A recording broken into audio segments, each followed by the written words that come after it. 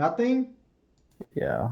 I mean, that was kind of sarcasm, but I don't think he's very good with buildings.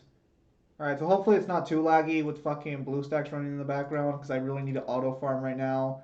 Because King of so Fucking. Oh, live stream or video? this will be a live stream, so if you want to Okay. look at chat, you can go on chat because I got time right now, thankfully. Should I add everybody to summon them for the live stream? I mean, do you want to switch over to like fucking voice chat text or something on the main chat? I mean, we don't. I prefer not to, but like Damn, don't want to get fucking challenged by the one fucking guy who joins. Balrog's not one. gonna join till 9 if he is gonna join at all. Why would Balrog challenge me about DMC related? I just mean in general, Mangler. I mean, who's gonna fucking challenge me? Like Oh wow. Pimp Demon, the Just you guy that being. like the guy that tries to be the chip on my shoulder that I just don't want.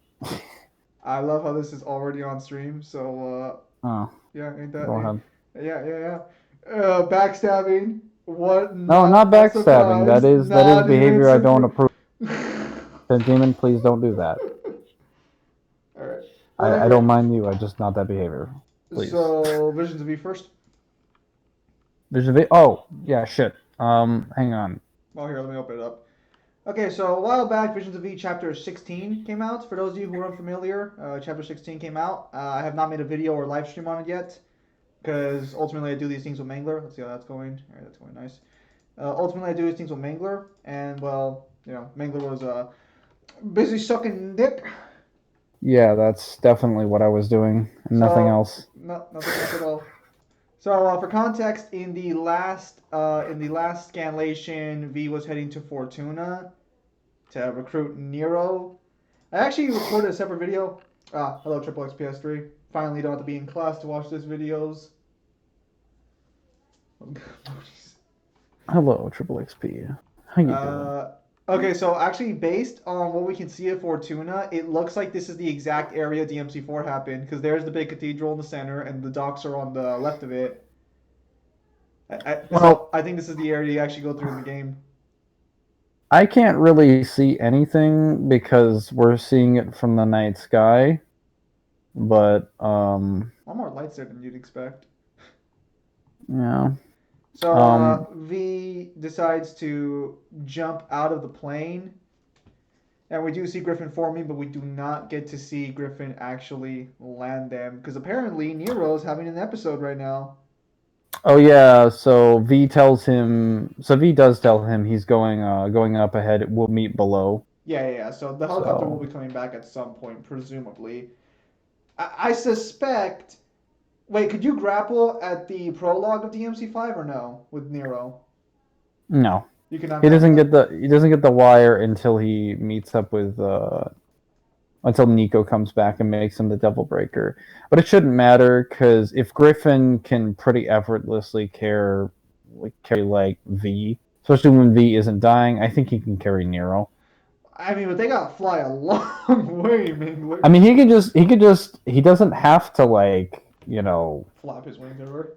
No, I'm saying like he doesn't have to take both of them at the same time. He can just take them up if the helicopter gets a little bit closer because the helicopter doesn't have to get Oh, you mean to like the next to. helicopter? Okay, I was thinking all the way back Yeah. to fucking Radio City.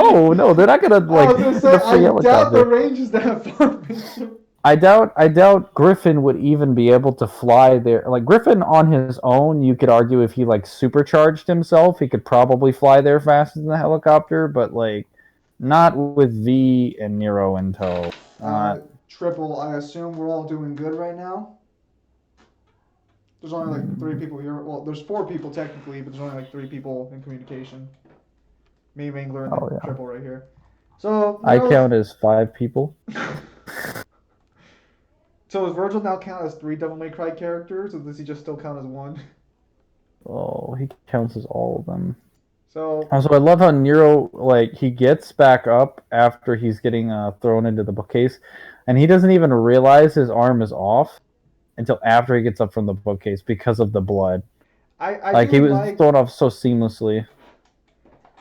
I do like the actual fact that in the manga panel, Virgil actually gets super close to Nero. Like, because in the game, they weren't that close, and he's like, you see something you like, but in the manga panel, he gets like right up in his face. Also, it seems to indicate that his bringer is turning like radiating with power, which to be fair it kind of was, but not to the extent that it's being portrayed in the manga. The manga it looks like he's actually being like his arm is being covered in electricity. Yeah, I noticed that too. And but Nero's reaction is a little normal. So I guess this is what it always looks like when a demon is nearby. Also, he fucked up the design of the Doublebringer. I just realized this because there's actually supposed to be a big old chunk of white right behind the palm of the hand, like on the backhand. There's supposed to be a big old chunk of blue there, and it's not there. Was that there in the game or no?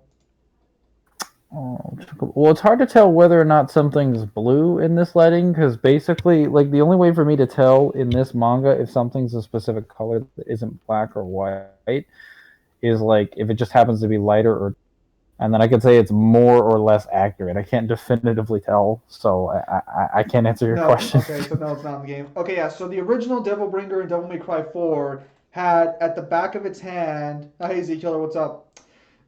You guys really have busy lives. So fucking the Devilbringer would have a something on the back, like an energy like color on the back of the hand that's not present in DMC5 or in this manga panel. But Nero seems to immediately recognize this effect, so I guess this just gets stronger with the more powerful the demon. How are we doing over here? Mm. Beautiful.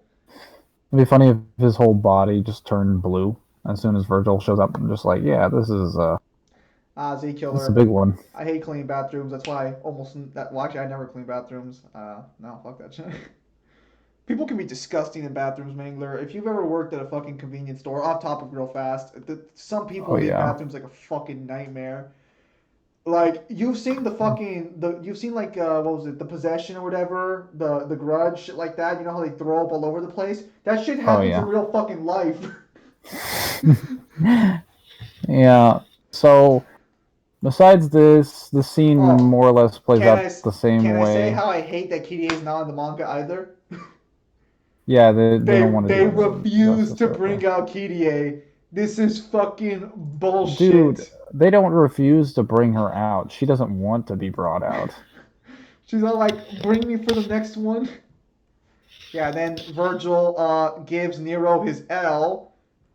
Now, again, like as Mangler pointed out, Nero is not reacting to the pain of his arm being cut off until he sees it. That is the face of a No, he man. doesn't pain the arm being cut off until the blood comes out of his like shoulder. Like he Well, literally didn't even know until afterwards. well, you kind of see in the panel that there's already blood coming out, but he doesn't really like notice it until he glances down. I think he hears the blood and then he glances to see what's bleeding, and he has officially been disarmed. Oof. Look at you firing shots over here. Love that joke. I Also, I think the if anyone's asking why the panel sort of ends before like Nero wakes up in like a cold sweat, why it ends with him just screaming and it doesn't follow on to end the scene. It's because the rest of the scene is already written in the first couple Visions of V chapters. We already saw this scene being shown, but we didn't see the beginning of it, which is why it makes sense now that we have it here. If you fuck. went back, yeah, if you went back to some of the earlier chapters, you'd be able to find the what's it called? That little scene where like it literally just starts with Nero already having his arm ripped off and then Virgil leaving. It doesn't show any of the point after that. Now we have everything up to that. So this just confirmed that Virgil would drop Nero's ass even if Nero was ready. Confirmed. No, it just means that if Virgil rips his Confirmed. arm off, he won't know until after he's already hit the bookcase. That arm is bleeding significantly more in this version of the fucking in this version of the We can story. also confirm that Nero is a heavy bleeder. That has been confirmed. He has a lot of blood. I mean, he's always been a big old bleeding heart, so it only makes sense. How far is Fortuna to the Red Grave? It does not specify. I think I don't think Morrison gives a time frame for it, huh? It's also at night when they're leaving, so it could be a couple hours. But then again, Well, like no, no, you, no, no. Remember, technically this first event takes place over 16 hours. um, yeah, I mean, it depends. If we get back to the Qliphoth and they give us a time span, that'd be nice. Yeah, no, Like, no, no, no, no. So in the game, there's already a time span because in the game, when Nero shows up in the prologue, it's like basically 16 hours after Dante first enters. mm, So if we assume, well, yeah, we actually do know now. V leaves immediately for Fortuna. Uh, wait, we could. Well, I don't know if we'd be able to calculate exactly where Fortuna is, but well, we can't calculate where it is, but we can calculate a measure of distance of where Fortuna is, so to speak. well, Fortuna presumably is supposed to be in the Mediterranean, but like, I don't know if it takes 8 hours to get there and 8 hours back Okay, so because let's think about he this. doesn't take long to get Nero. So So Redgrave City is basically London. I think we can all agree on that one, or it's the UK. Do I call it the UK now? Yeah, I call it the UK now. It's the UK. No, it's Britain. I don't know what to call it right now. it's London. It's It's London. London. We're just focused on London. All right. Yeah. So, No, it's London. are there any islands from London that take 8 hours by helicopter to get there and back? And that's where we could probably put Fortuna under. Well, I'm trying to think of like how easy would it be to take a helicopter directly from London to somewhere in the Mediterranean? Because depending on what government you're running through, you might have more air traffic. Because again, you have to be like authorized. I'm assuming I don't think Morrison Fortuna. is. I don't think Fortuna cares about Yeah, yeah. authorization. Fortuna probably doesn't care. I'm saying if they're flying over, because if London is their equivalent, I would assume they're equivalents of like Italy and Germany and all these other countries. They can't just like fly over those with a helicopter. Like that is airspace. Like you got to be like permitted to do No, no, no, that. no. So wherever, assuming laws are in place here the same way they are in our world, they have to be traveling over the ocean, more or less. Yeah, definitely. Which means that Fortuna has to be an island in a relatively straight line with no other islands in between within an 8 hour gap. The thing is I don't think a helicopter can cross from like say the UK to or fucking London to fucking the Mediterranean. I don't think a helicopter can make that distance in 8 hours, let alone make the distance. I I'm mean, starting to suspect that Fortuna would be where Ireland or something is to London. I'm starting to suspect it's somewhere up there. wait, you're saying it's somewhere north of like Spain or something, right? Yeah, I'm thinking it's like on a map. I would probably put it where Greenland or fucking Iceland is. I probably in that Well, area. that might make more sense in the practice of when considering like how Nell Angelo's armor ends up there, because even though if it got teleported, it did say that Agnes did say it ended up on the seashores. And what better way for it to end up on the seashores than if it like landed in the water somewhere and was pulled by the current onto the seashores of Fortuna? Whereas if it's in the Mediterranean is technically docked, because like you can't get into the Mediterranean through like the Atlantic unless you go through the ports at like the Red Sea and the Also, not to areas be between not to be Spain that and guy, Portugal. but most people in the Mediterranean are of a darker skin color, and as a result, I didn't see anyone like that in Fortuna. Correct me if I'm wrong. Besides Well, Agnes. Fortuna is an isolated society, so Dude, you can't isolate technically, yourself in the fucking sun. I'm trying. Well, no, I mean you can do a good attempt, but you can't really no, do no, no. it. I just mean like they're literally an isolated society, so they could be of like any race. Like that's why I don't know if it's really too I mean, but what? They relevant. don't believe in a fucking tan.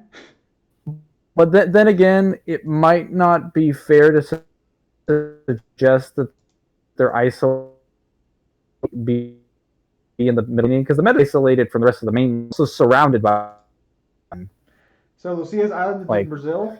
Actually, yeah, yeah. Lucia's Island is in South America, right? The map is of South America. That's better. it's somewhere in South America. I don't know where it is, but DMC2 does take place somewhere. DMC2 will take yeah, it takes place somewhere in Latin America. There's no way it doesn't. Just gotta make sure that shit doesn't fucking yeah. All right, so continuing, Nero apparently is Okay, so the writer made Nero way more fucking defined and jacked than he actually is in the fucking game. I'll just say that for the record now. Nero looks like an actual fucking stud in this manga. He does not look like that in the game. Johnny Young Bosch was like, let me pull some stuff over from my Ichigo performance and all that lifting, Okay, so in and my like recommended it to the author. I was gonna say in my video by myself, I never upload this. A lot of his poses reminded me of Ichigo, and a lot of his faces reminded me of Ichigo from Bleach. So I feel like the author might have lifted some of Well, that inspiration. We'll call I, it. I mean, when your main source material is a video game, which again, like the motion capture work from the English player, like again, he doesn't just do voice for Nero. He does his motion capture. I don't know if he did the motion capture for Ichigo, but he did the voice for Ichigo, and he was still doing motion capture for the Power Rangers at that time. If not, he was already finished. So I highly doubt that they wouldn't have had him do motion capture for like, because well, actually they wouldn't. They wouldn't. Be, never mind. Why am I thinking this? They wouldn't be doing motion capture for Ichigo because it was just adapted Yeah, it was a from fucking the. anime. Take it easy, bitch.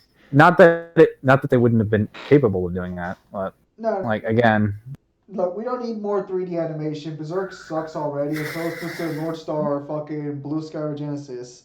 well, near a lot of Nero's attitude things are directly inspired from Ichigo because his mannerisms are similar, his reasons for well, his reasons Look at and those his character arc are fucking very thighs. relevantly connected God outside of his damn. outside of just like no family and the fact that he has a girlfriend, whereas Ichigo doesn't, at least not until the manga resolves.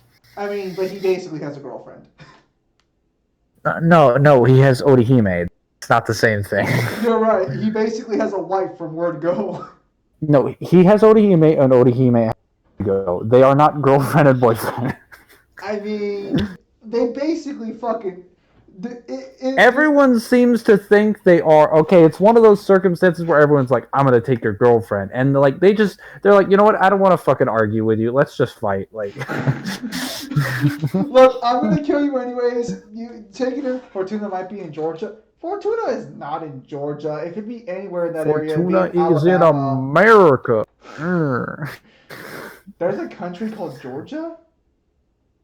What the fuck? So V just kind of jumps in like, hey, there's no real need to be a. If I wanted to hurt you, I probably. And Nero's like, all right, and he just kind of bed. You did know that? Yeah, no one knows about the fucking country named Georgia. Jordan? I think I've heard of a country named Jordan. Yeah, no. So V fucking threatens Nero, and Nero's still trying to be tough, even though the motherfucker's literally missing an Oh, arm.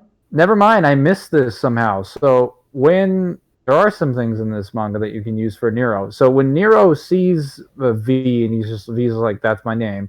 He's like, who is this guy? Is he human or? And then he starts putting a hand towards his arm, his severed arm, and then shows like an explanation point He to looks like he wants acknowledge to. that he's He kind well, of looks like he what wants to fucking cry there.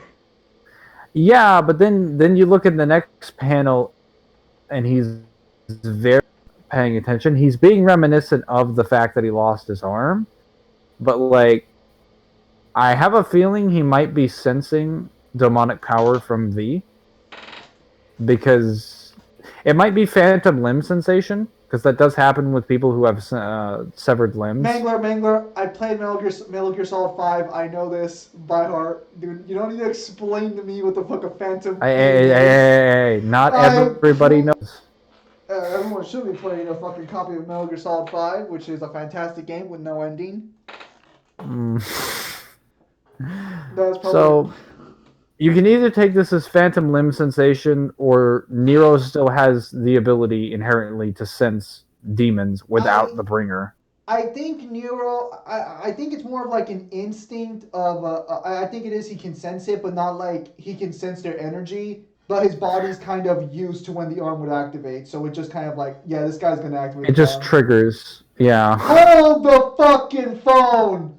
Hold it. Ryan Ruby fan, did you dare utter such an incompetent, irreprehensible Okay, statement? no, we'll deal with that later. So V just kind of baits him and is like, "Hey, know the demon that took your arm." So he says that Urizen absorbed the Yamato, which is sleeping in your right arm, and gained incredible power. Right now, Dante's heading towards that, and he's not. I know about all this stuff. I'm a devil hunter. I've been chasing him for a long time. You know, made a request to him. Made a request to Dante. Thought he would beat him. That's not going to work out. So we need as many people as we can get. As for me alone, defeating him would be simply impossible. Damn. If only he would have said that earlier. I intended to borrow Dante's power and take him down, but he far exceeded my expectations. Same. I guess he just doesn't like it when like people take his cane, because as soon as like Nero snapped his cane from him, he just is like, all right, and then he just pulls out his right arm and then just summons Griffin, and Griffin just snags it back. I mean, to be fair, Nero really shouldn't be taking the cane of a cripple. Yeah, no, that was rude. I don't know That why was he did that. incredibly fucking rude. That is your favorite character right there, Mangler? Taking fucking Shut shit up. from cripples? Look at him. He's really He's in the proud of himself. hospital. I like how I'm saying that like Nero's not a cripple. So he does kind of goad him into fighting, because he says, like, you should immediately come with me, considering what might happen if we don't, unless, you don't think you can fight him without that arm. And then Now- Nero gives him this expression, which is, I don't know what the hell that's supposed to be. That looks like on the last page, his expression seems to be kind of. It looks. I think I've literally seen this exact panel in a Bleach anime at some point. This looks. Now this could just be a classic look, but it looks. It's similar, but it's also very different. So normally it's like the left side of the lip is, I think, twisted down so that the teeth become more available. It's meant to insinuate like grit, like, oh, this is going to be really irritating. But like for some reason his lip is turned up, and I can't see all of it, so it's really weird. He's trying his best, Mangler. He's also doing the same. He's like, yeah, Griffin, make the same face as me, and he's crunching his beak over there. So, Nero has enough power to physically overpower Griffin pretty easily, actually. While in the hospital. Granted, Griffin's not fighting him. Griffin's just playing around, so I don't know if you can, like... I mean, yeah, but still, he's holding him literally, and he is holding him against his will, because Griffin is trying to speak. Look, he's even, like, you can even see the sweat marks on his beak as he struggles to try and get out. He's like, oh my god, this guy is super freaking strong. So yeah, Bird, no, Demon, Al, stop pricking me already. So I guess he's pricking him somehow. Oh, okay, so with the wings, that's why Nero puts his feet down on his fucking wings. I don't know if Nero really cares about the people in Redgrave. He never makes it clear. He's just kind of there to do a job. He's not trying to get emotionally involved or attached to the people there. I think we've already established the Spartas do not care about anyone who's not there in the circle. They don't. They care about people who are personal to them and the job that they're doing, which by default technically means they care about the residents. But like, again, even if he did care, what's the meaningful difference between Nero, who cares about the residents of Redgrave City, and Nero, who doesn't at the end of the game? Dude, literally if nothing. Urizen would have literally said, I'm not going to leave Redgrave, I'm just going to chill here. Gerard, that is the last page. This is the last page in the volume. Gerard is here as well. Yeah, dude, if Nero wasn't paid to go and no one told him to go and Urizen was like, I'm just gonna chill here, Nero would not give two shits. Nero would have to be informed. To be fair, all the Devil Hunters would have to be informed. It's not like their fault. They need to get the information. Otherwise, they're just not aware of it. Like, if Dante could sense Urizen from that far away and knew it was him, he'd go over there and kick his ass. I don't disagree. It's just, like, he can't do that. So, he's got to be in... You think relative they need a proximity. license? You think they need a license to operate? Uh, Under the guise that they're like detectives and investigators, I think so, probably. Because I But was gonna say demons have occurred on this planet several fucking times, and there are demon hunter organizations and demon hunters as a whole. yeah, but most of in the cases of like the Order and the Guardians of Vita Marley, those are a lot more secretive because both of those are like isolated areas, and they're from places that Oh, were again more Jor, relevant back in the day. you didn't really miss much. It was basically just V going to recruit Nero. As we can see, he is goading Nero. And Griffin is just fucking on point here, just like making fun of him. That's right, V. Too much of a load for the kid the bear. Well, if he says he won't do it, nothing we can do about that. Let's tuck the kid out back in the bed and hurry on back, and then he gets assaulted. Then Nero's just like, why don't you just shut your mouth? Like, Yeah, okay, so hang on. So going back to when fucking Virgil disarmed Nero.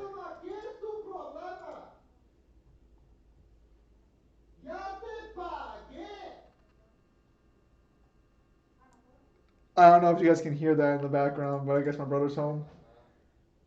As of right now, there's now one more chapter. So yeah, so Virgil shows up. He gets this close to Nero, which I think this panel is better than the actual cutscene. The cutscene didn't do a good job of demonstrating how close he was. it gets roughly, I could say maybe like 8 to 10 feet from him, probably a little bit further.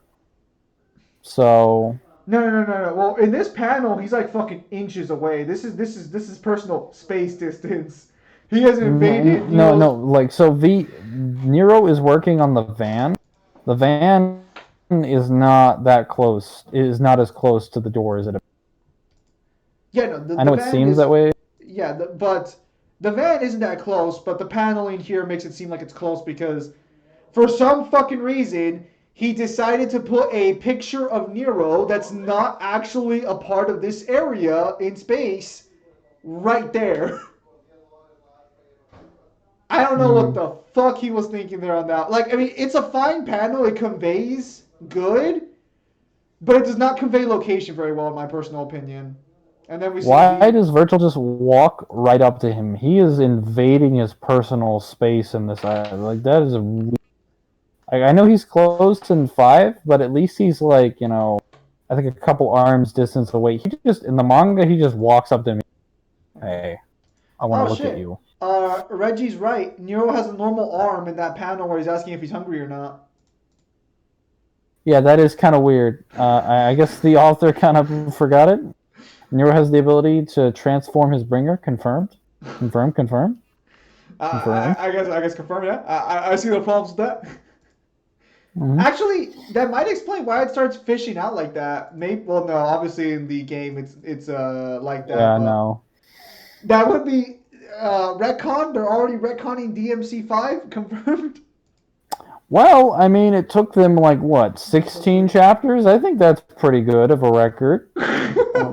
Like that's more than half the source material before we had any inconsistencies, and then it gets fixed in the next page. So Yeah, props to the fixed writer for being like, completely. "Oh crap, let me just I already wrote the page. How did no Whatever one? they How want to did no one in editing go back and just color in his fucking arm?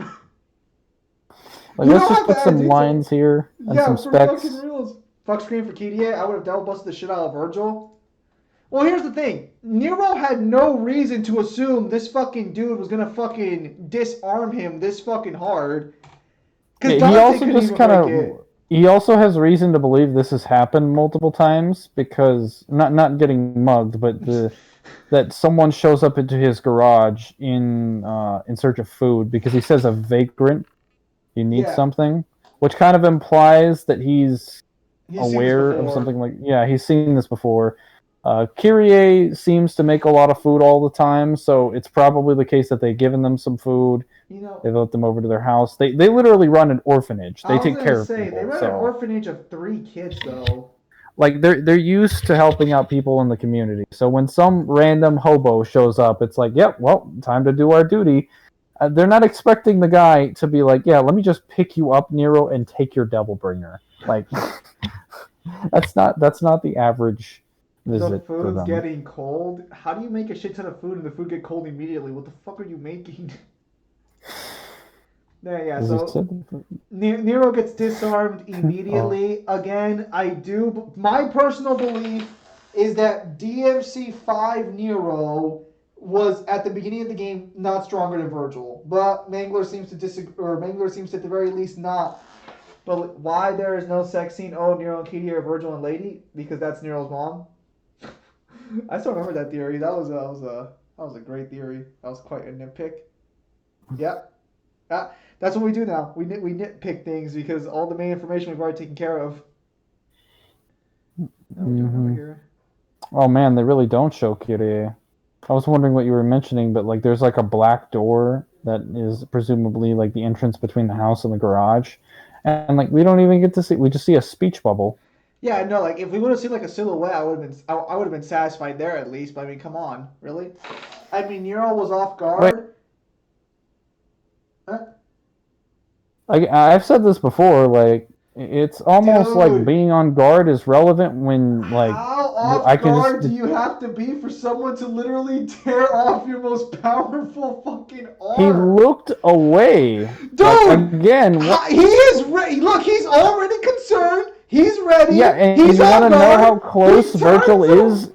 You want to know Dude, his he panel? all Virgil he is right next to him. dude. Right next to He him. already fucking knows shit's about to go down. He's not off guard. Virgil just straight up fucking bypassed his healing factor. He's not prepared for a battle. That's for certain. Well, the That's way for things are certain. going, it looks like he was never prepared for a battle. Hold on, BRB. Seems Oh like my my friend's trying god. to have a dick. I mean, all right. Good luck with that Oh, one. Dude, look, man. He knew shit was about to go down. He turns around. Virgil grabs his arm and throws him so fucking hard that it detaches from his body. are you prepared to tell me dying Virgil could tank a punch from the bringer? Yeah, I am prepared to say that 100%. Oh boy, that's talking some mad shit for someone. Dying Virgil could have soloed all of DMC4, including Dante. I still believe Nero's stronger than that Virgil. Nero got bitched due to plot. Like literally, they ripped off his arm to give him a new game mechanic. Like holy shit! Bro. How much more convincing do you need?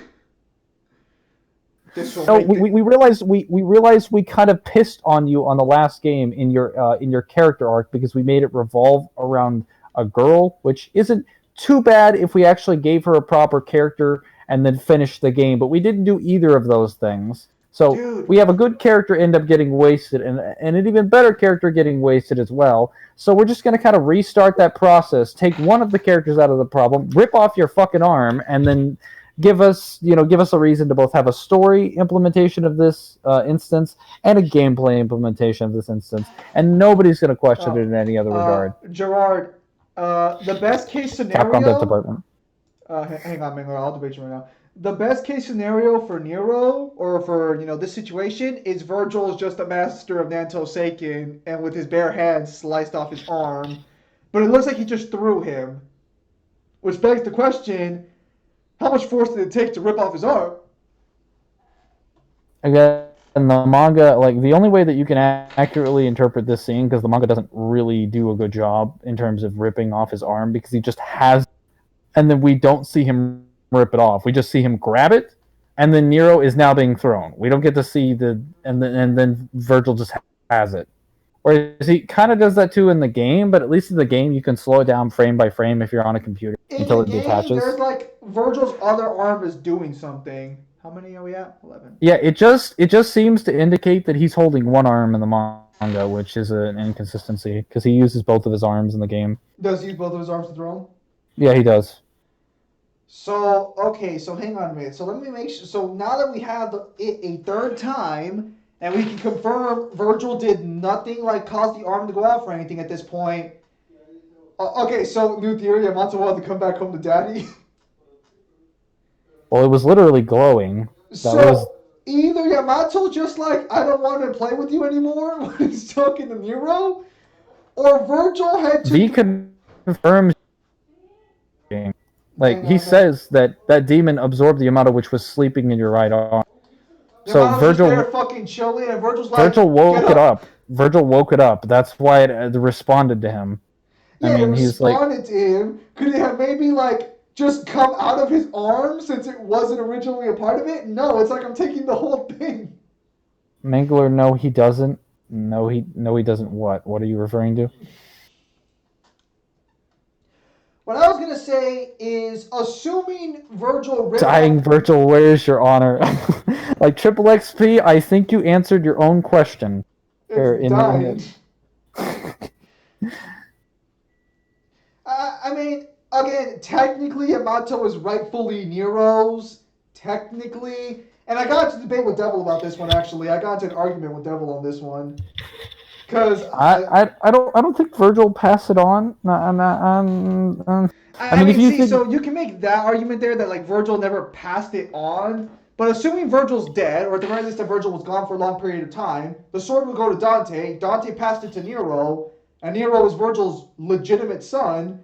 So the sword belongs to Nero at this point, technically. well, Virgil, not now that Virgil's here. He has every nah, right to take it back. dude, he had it for fucking 10 years. Fuck out of here. Yamato's just being a bitch. Yamato's like, you don't touch me like Virgil did. I mean, like, You I'm don't hopping out clean of this me for like them. he did. So, what was I gonna say? Oh yeah, he never gives the Yamato to Dante. Dante just finds it and then is like, here. Well, actually, Nero finds it first and then repairs it, then loses it, then Dante gets it, then gives it back to Nero. Look, okay, listen. When Virgil's AFK for more than 5 minutes, his stuff does not belong to him anymore. Yeah, we were all fine with that in DMC4. Then DMC5 came along. Oh, Virgil's back. Time to give him back his sword. Like, nobody looked. Nobody looked at. Well, I'm sorry, but like nobody looked at 5, and at the end of the game was like, yeah, Virgil, give Dante or Nero the Yamato because they belong to. Like, no one. Why is no one saying that? I wonder. Well, no one's fucking saying that because Virgil went through all that trouble to get the sword back. But technically, given that Sparta passed the sword on to fucking Virgil, Virgil's most likely gonna pass it on to his son, especially since he doesn't even Virgil ain't dying though. Like Virgil is not dying through most of the game. Virgil should have given Yamato to Nero and been like, "I'll just summon my summons." He's not at the end of the game.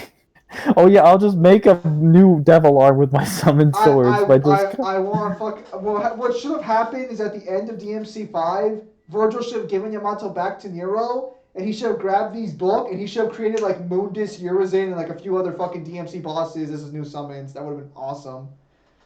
But like V's just like, I summon Griffin, Shadow, Nightmare, Virgil. I summon all of my enemies. I summon Mundus, Argosax, Abigail. I'll get a few more Demon Kings in here. Don't worry, we'll get this right. I'll just put Void Mundus in there too, but we don't talk about Void Mundus. I was debating with fucking Devil about that shit. Devil and his friends, because he called me in a carpool, and we were debating whether or not fucking.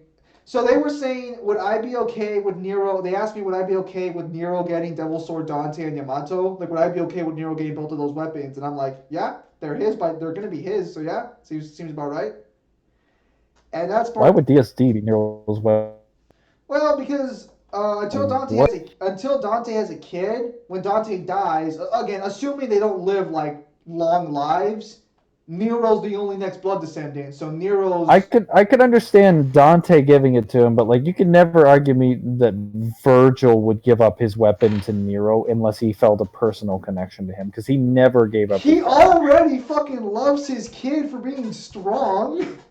That's all he needed to be like the perfect son. You can make stronger arguments for him doing it in the next game, and then was like, yeah, no, I'm dying. Take my weapon. I think you've earned it. But not like, Here, oh yeah, I just met you for the first time. Let me let you have that sword, and I'm also dying. So like, you know. Let me see. Honestly, Virgil should have kept the Devilbringer on Yamato because Devilbringer on Yamato was always two separate things. I mean, jeez, we got 13 people in the stream. They're real excited to hear about that. Unlucky number. Let's get it up to 14 or drop it down to 12. It dropped to 11, I think, Mangler. No, it's still 13. Okay, so for some reason, YouTube as a whole does not show me the accurate number, but the actual streaming program does. Mm, Yeah, no, technically V's rocking both them there things. Technically V's rocking both of them, so or not V, I think Virgil. that's probably all we have to discuss in regards to the chapter, but we do have some other things to discuss for the thing. Yeah, because So, unfortunately, fucking Nero over here just not giving us what we fucking need. But mhm. hang on, we'll just. But he has to manifest either to use them. He can't do it at the same time.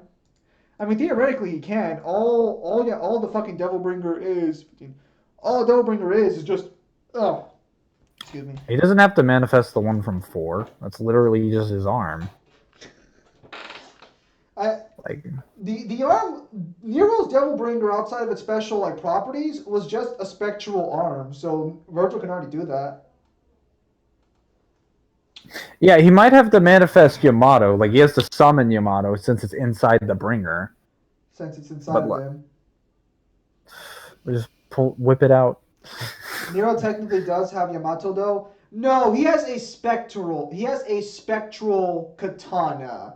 Oh, are we referring to that thing he pulls out in gameplay? Yeah, no, that's not Yamato. That's literally just like Now you could an attack of argue pure energy. you could argue it's modeled after like his time with using Yamato, but the game doesn't tell us that. Yeah, it doesn't tell us any information. You can reasonably say that if he were to use that, if we could confirm that he could do that, then well, I would argue he can because it's just pure energy, and that's all his bringers are manipulating. It's just that, like, it's not. We don't know how powerful that is, or if that would really be useful to him, other than to say, "Oh, I have another sword I can use," because he would still be combining it. Like, if I'm not mistaken, he still uses Red Queen when he uses his showdown in 5, right? No. Whenever he does any special moves in Devil Trigger, he's technically using Yamato. Because Maximum Bet uses Red Queen and Yamato. Well, Maximum But Bet's the one where he charges them with both swords, right? yeah, well, no, well, yes, okay, so he does the Getsuga Tensho thing. So he pulls them back behind his body and then charges an attack and Wait, throws okay, it so which one forward. are you talking about? Are you talking about the one where he runs forward and fucking The omnipotent barrage of flashes, the as it's good labeled. attack. Yeah, where he's just like, it's beginning, dust to dust or whatever, and he like charges it up for a million years and then doesn't hit the target. Yeah, that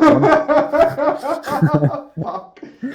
I mean, you're not wrong. Like, gosh darn, I fucking hated Nero special attacks in DMC4. They all It's sucked. really good if you manage to get someone in a stun or you did some long-winded air combo and somehow managed to juggle them. Now you can do it efficiently because you can just juggle them with summon swords or bringer knuckle, but like you still have to be really precise about it just to get off showdown. And it's like, why not just use the buster? It's literally too fucking close range for its own good. You can't fucking just like if you're not like right next to your opponent in their face, like Virgil was to beat like fucking Nero here, it's not going to work. It also takes way too much time. That attack takes several seconds to charge, which is outrageous. Well, I'm assuming in like the lore of the series, it's probably faster. I would Well, assume. yeah, but still, it's like, it's not Yamato. What he's using is not a obviously just like he knows what Yamato looks like, so the Spectre is just a representation of what he assumes Yamato's designed to be. Um, just made of energy. That's But it. it's cool. Are you It busy is with cool, Are you busy with but homework with anything? Technically, my homework's not due until Monday, so technically no.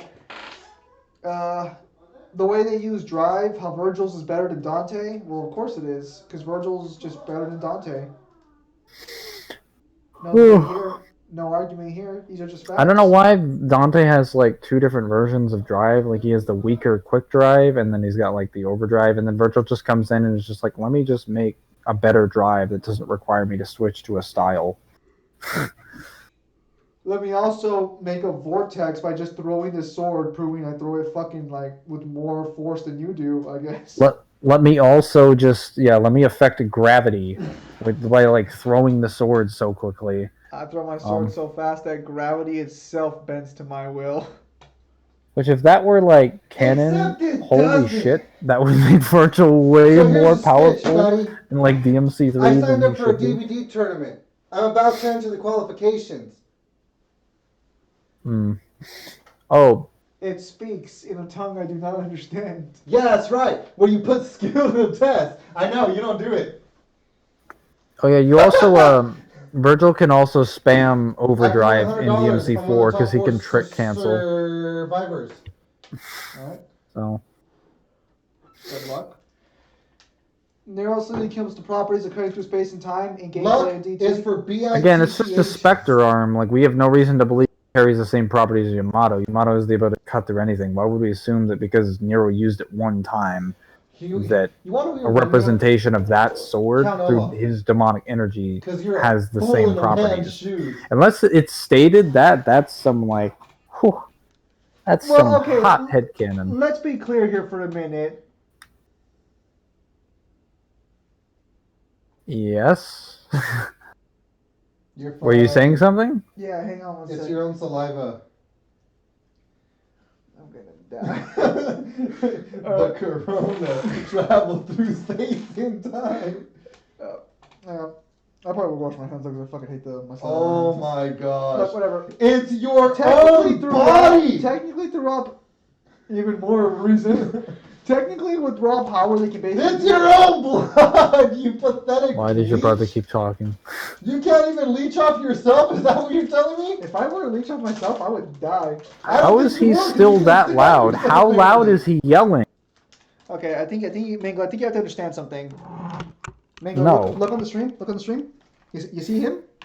Boom, boom, boom, boom. Are you seeing this or are you not seeing this? Here, let me make sure. Who's who? Let me Yeah, make he's sure. not that So, far. here- He's further away than you are. Why does Look, he look, make? look, you see the distance traveled, Mangler? Are you on stream? Yeah, I'm on stream right now. What's up, y'all? I saw dude. See, that is where he is at. This headset right now is currently unplugged, and also that's all his fucking trash because he doesn't fucking clean up. Straight up. Mm. Wait a Alright, well, second. I either way. fucked this guy before. This is gonna be the host of that tournament? He doesn't mean literally, guys. I mean, I figuratively Unless- put a fucking...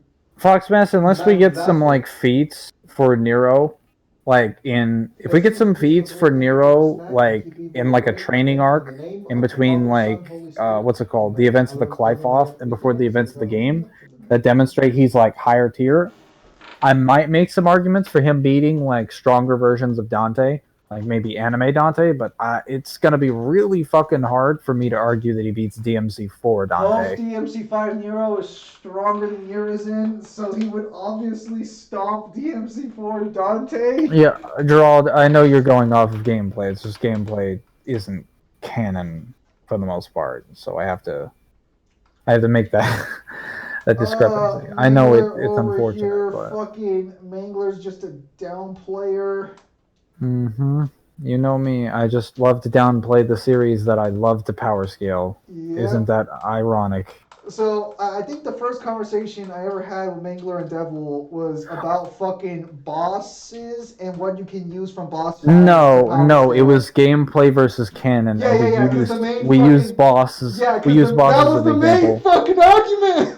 No. The bosses weren't the argument. They were simply an example. Yes, because I was bringing up the fact that if a computer has the ability, the boss should have it too, like in canon. And then I also provided some examples on like would we assume then that like items are fucking canon or like all items. Hasn't stopped any versus debater yet. And the difference on items, that fucking items, like if a boss pops out holy water, are you gonna tell me holy water is not canon?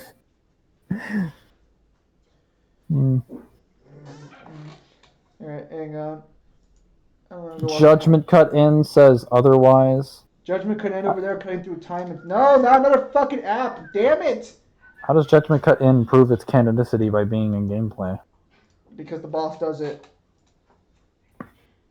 No, Yes.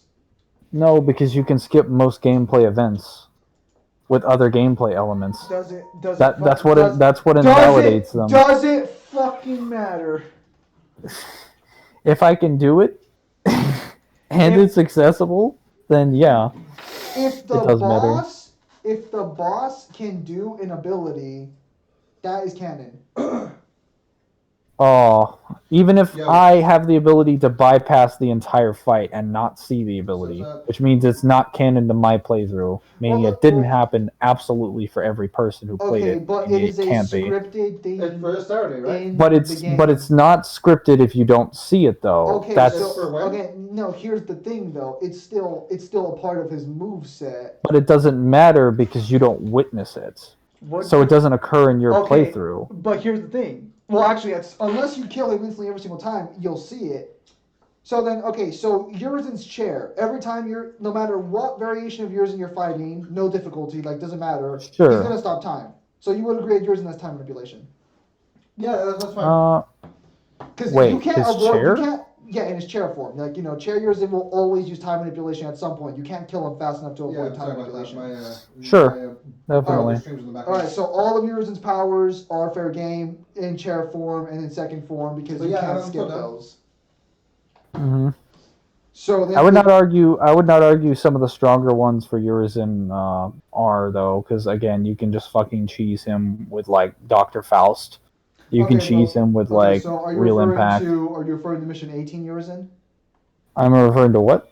Are you referring to Urizen like the one who fights you fist to fist? Or Yeah, you for sure. Mission 17, Yeah, yes. I'm so What's it so called? how's this, Street Brawler drafting Urizen. Whatever Yeah. he is. Yeah, okay. So me and Mangler have disagreements on this one clearly. I would scale the bosses to all their abilities, whether or not you see them in gameplay, because you can technically in this game kill a boss before they can do shit. But Mangler's like, no, that's not canon. No. That is an accurate representation of Mangler there. Yeah, so now on to what are you looking at on the Reddit? Oh, that's just Visions of V. Yeah, that My was bad. relating to Visions of V. So on to the real news for anyone still watching. But 9, 10, dozen different people, whatever. We were under the impression, Zim and I were under the impression, like reviewing the next major Switch news for DMC3 on February 13th, which I believe is next Thursday. Yeah, let me check and see. Okay, that makes sense. Yes, Yeah. it's next Thursday. So the 14th is next Friday. We were under the impression that we were going to be doing that. 12. But apparently, Capcom seems to have a different idea. They're convinced that they'll be doing something on the Friday. I'm not sure why, but I assume it might have something to do with the fact that this little Twitter information thing, if you're looking at Zim's computer, you should be able to see that there is a picture of Matt Walker, Insuno, Edwards, I'm assuming Casey Edwards, and the two of the biggest DMC YouTubers being Mills and Devil Never Cry. Is Mills a DMC YouTuber or was he just a Reddit guy? Well, so he's a DMC YouTuber. He's not a big DMC YouTuber, but he organizes most of the community streams with Capcom. So. Is he a Capcom employee or how the hell did that one? No. So he's not a Capcom employee. He's just like the community outreach person that connects to Capcom. Like they're the person when they want to do something involved with the community and with the Reddit, like the team that organizes with the Reddit. Yeah. Like the if you've ever seen the videos on the YouTube from the DMC like community that involves like interviews with the voice actors and stuff, most of those are usually handled by Mills or by someone from the Reddit. No, yeah, if Mills doesn't do it himself, he's usually organizing it or he's participating. What happens if you're hooked or you get hit and like fuck? Well, hang on. Is that guy in the middle supposed to be Edwards? No. Is that what? Is that guy in the middle Edwards? Yes. The guy in the far right-hand corner is Mills. The guy on the left side is Devil Never Cry. And if you don't know anyone else on the page, you're a heathen.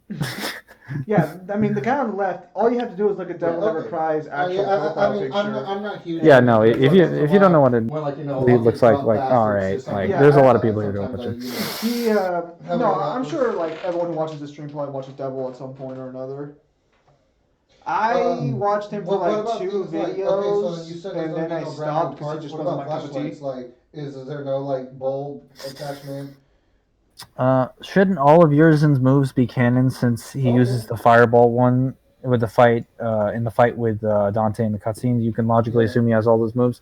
No, because all of those moves come from various different bosses and shit. We don't get an explanation for how he has those. Yeah. Yeah, so if I remember correctly, when I was debating them the first time, they said that only the fireball is canon because you only see the fireball in a cutscene.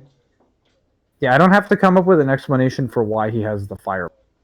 It's the fact that he's simply it's the fact that we're being shown it, so we know for a fact it occurs because we're Yeah. literally being shown it.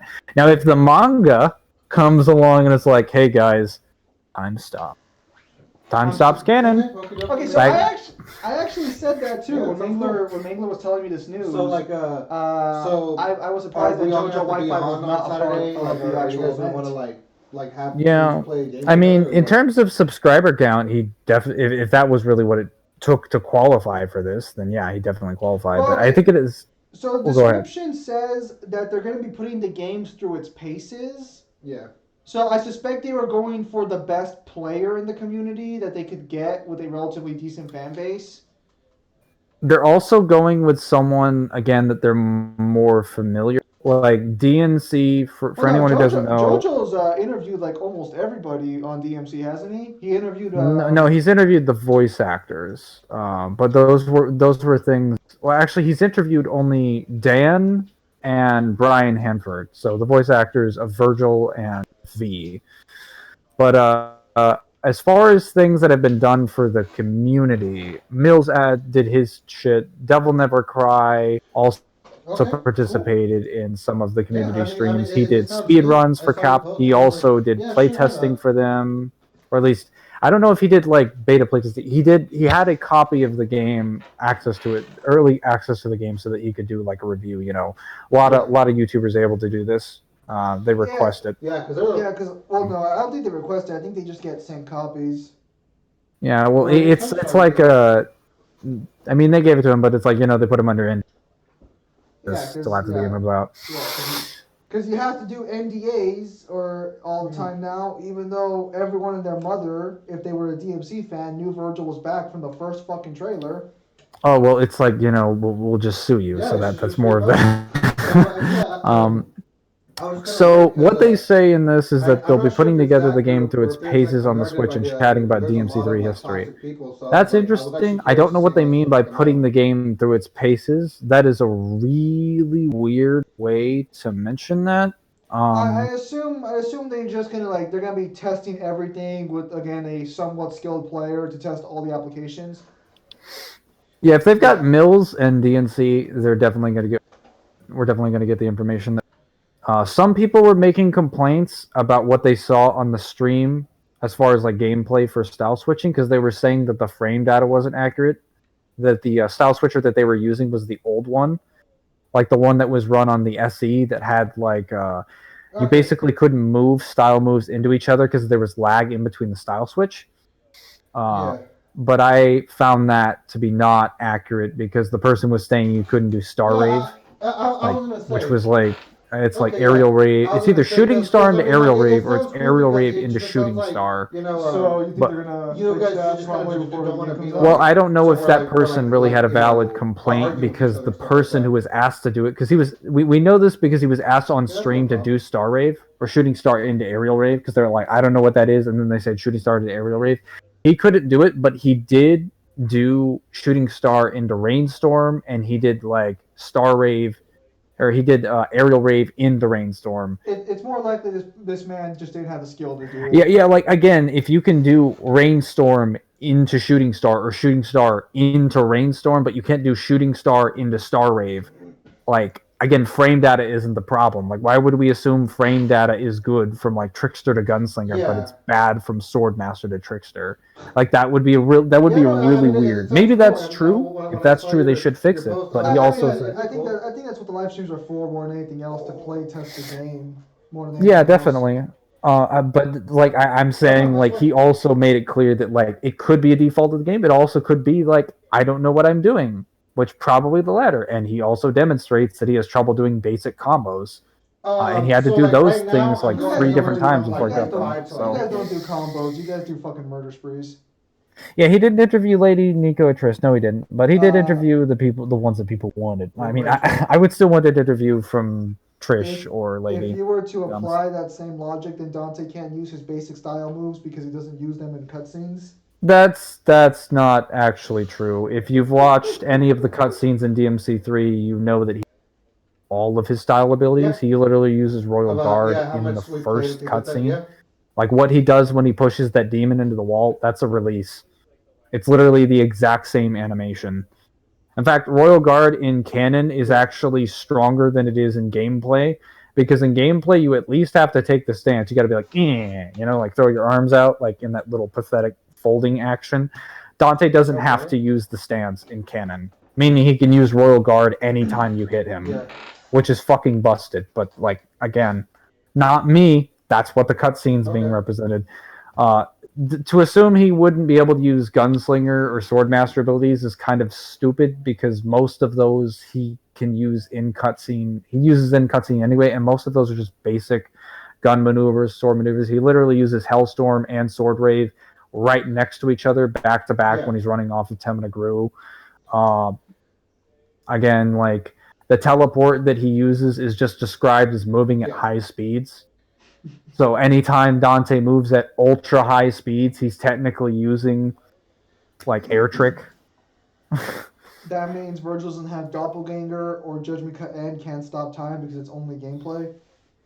Yeah, until we get a confirmation. Okay, Well, wait. Well, yeah, no, we Doppelganger weird, because technically there's some weird unorthodox argument that you could make for no, it doesn't have anything the Virgil like killing like someone that has Doppelganger. It has to do with the fact that like since he was V and he controlled summons, that you could argue that he could manipulate his demonic power through like a set object and use it to produce a doppelganger. So let me get this straight. You're willing to jump over all those mental gymnastics to get I'm willing to what? You're willing to jump through all those hoops, but you're not What? willing to. games in their Well, playoffs. All those hoops? How is that all those hoops? He literally is controlling consistent. summons.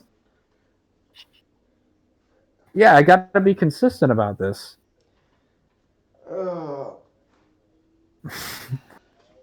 5 minutes. He's just telling me the rules, not even here, and then you can talk. I'm not talking to anybody else. He's getting off right now. 5 minutes. What is even happening? My brother is apparently having to acquire the rules for a tournament. Okay, and like. Oh no, go, sorry. Rough stuff. So, so some people tried to ask me whether or not, or many people have asked be me, able to, like, tried see how to the other prove teams whether are or not doing, or is it Virgil's gonna be- judgment we're just cut gonna is wait and canon. see how they do? I just have to wonder if the people have played the games and or read any of the secondary source material, because it's confirmed that Dante literally performs a judgment cut in the Deadly Fortune novel against the Savior, and he says not bad for an imitation, which implies he saw judgment cut somewhere. And where could he have seen that from? Probably Nero, definitely Nero, not anyone else. Yeah, go, sorry. Yeah, I mean, teleporting, we see that with Nello Angelo, despite the fact that Nello Angelo is literally operating off nothing but muscle memory. What's the, like, average rank of the survivors? And that Mundus is just controlling the powers he already has, which confirms that weaker versions of Virgil would have them. So, yeah. I mean, you could say, yeah, us not counting, like, Gerald, I understand if you're like, if you want to say that like Dante could end up losing a lot of his abilities because they're not shown in gameplay, but like most of the abilities that he has, like most of the, arguably the most important abilities that he has, the most relevant ones, are shown in gameplay. Like, yeah, if he didn't, or no, in gameplay, in cutscene, if he didn't show Royal Guard, or like, if he didn't show that, if he didn't show his abilities to seal and a lot of his resistances, that would be a bigger problem, but he does show them multiple times. if not multiple times, he does them at least once, which is all you need to canonize them. Unless we have a statement or something that comes along specifically that says that they can only do this I'm sure you'll go find during so and such way. DMC4 Nero without Yamato, Jester from DMC3. Who do you think would win? Yeah. Personally, I'd pick Nero, but still what? Are you still like, but still like that matchup confuses me? I would agree because Jester is very funky. That matchup would be very awkward to watch. I would not want to watch that fight. No. That being said, if we're assuming that Burial is stronger than the Gate Guardians because he controls the Circle of Hell, Nero picks up Jester and like crumbles him into like plastic. To be fair, Jester, we don't have any reason to believe Jester scales above Beowulf or any of the stronger demons. We don't have any reason to believe Jester at Arkham would be stronger than Cerberus. We don't have any feats for base Arkham.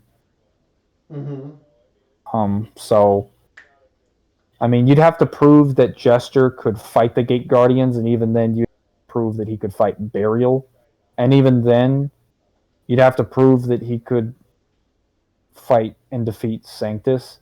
If you're saying like full power Arkham at the end of the game, that's a little different. But Jester gets stomped. So wait, so like Reboot Dante versus New 52 Lobo. So I don't. What about like the super OB builds? Inconclusive for me. OP builds, like Tombstone Myers. Like, what about things like that? Nero is more powerful than DMC3 Dante. Technically, he's in the same tier, but in a fight, you could probably argue he would beat Dante, just on the fact that, again, like, the Bringer absorbs, or seems to absorb, extract, cancel, whatever have you, demonic power. In enough of a way that if it did any number of these things, when Dante is activating all of his hacks abilities, is going to be a problem for Dante. Dante also can't reliably use Royal Guard Nero because Nero can just grab him, and you can't guard a grab. Like, that doesn't work. Because his attack isn't hurting Dante. He's just grabbing him and then chucking him like a frisbee. So Dante can't properly interact with that with his Royal Guard.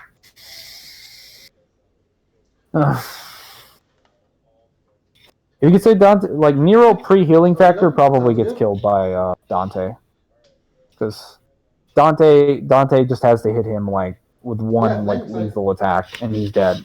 Granted, Nero will be fighting not to take lethal damage because he always fights as if he's a human anyway.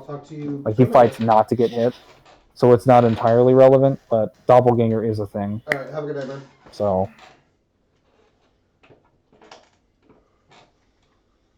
Would you include the fact that he's also physically stronger than both Dante and Virgil? In the fact that his Bringer hits harder than anything they have in their arsenal, yes. I wouldn't say he's more durable than Dante or Virgil. Nero's durability is not scaled to the Bringer. The Bringer is quite a bit more than he is. You want to argue like DT Nero, but like DT Nero isn't even like a proper DT. The fuck are you guys talking about? So they were saying like, what was it? Reggie was asking, is Nero more powerful than C3 Dante? So that's where that conversation went to. Yeah. Did Nero die? He did die because again he got impaled. He didn't have a healing factor. Agnes was like, "Let me stab you," and then obviously Agnes has never run into a descendant of Sparta, so he didn't expect him to have a healing factor. Either way, it worked. He did die.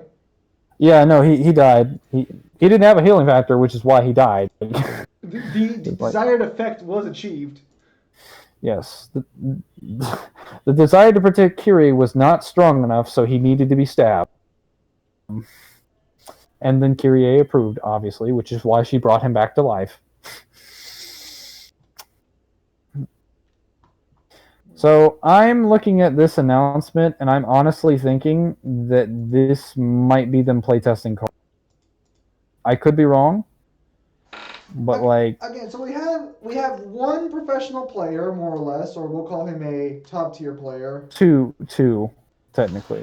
This one will definitely require a professional speedrunner. Mills is a professional combat player, so We got a speedrunner and a combo mad maker. And I think both of them have both done freestyle. So I don't know about like I don't think Devil Never Cry's ever done a combo mad, but he's definitely got like freestyle gameplay. Like check any one of his videos. The dude's got a pretty damn good mirror. What And the Mills is a great fuck? Dante as well. I just hear these fucking terms and I'm like, fucking what? I mean, You know what a speedrunner is? I know what a speedrunner is. I just like I've never heard the fucking terms you're using. Well, combo mad is just exactly what it sounds like. It's a mad attempt at a combo. Like you just perform a long extended combo until its end and attempt to kill the demon with the last hit. Freestyle is just basically performing any number of combos, but they don't have to be linked together. But they're generally linked together. Fox Mask, Nero, DMC4 Nero beats DMC3 Dante. If you're saying like Nero pre-Yamato, yeah, Nero pre-Yamato gets stomped because all Dante has to do is hit him once. Like it's so much harder at that point. You could probably argue Dante has more demonic power and has inherently more control over it and can just hit him with Quicksilver. He's arguing for Quicksilver Dante winning, so by default we would have to put Nero like halfway through the game. Yeah, like Nero could do decently, but like again, Dante just has to hit him once. But like Nero, once he gets the healing factor, nah. Because like it's also the fact that like Nero, even if we remove the bringer, Nero has like Nero's human arm has better feats than like Dante's half human, half demon arms. Like he fights Burial with one hand with the Red Queen unexceeded, and it's like, yeah, no, this is cool. I mean, the Red Queen was like singeing from like the burn, but that was just the durability of the sword. He was physically able to hold up Burial with all of Burial's strength, and Burial was like, I can't hold this man back. Doesn't he actually like send Burial back? Like yeah, no, he literally he hits him with the tip and just flips him off. Like just they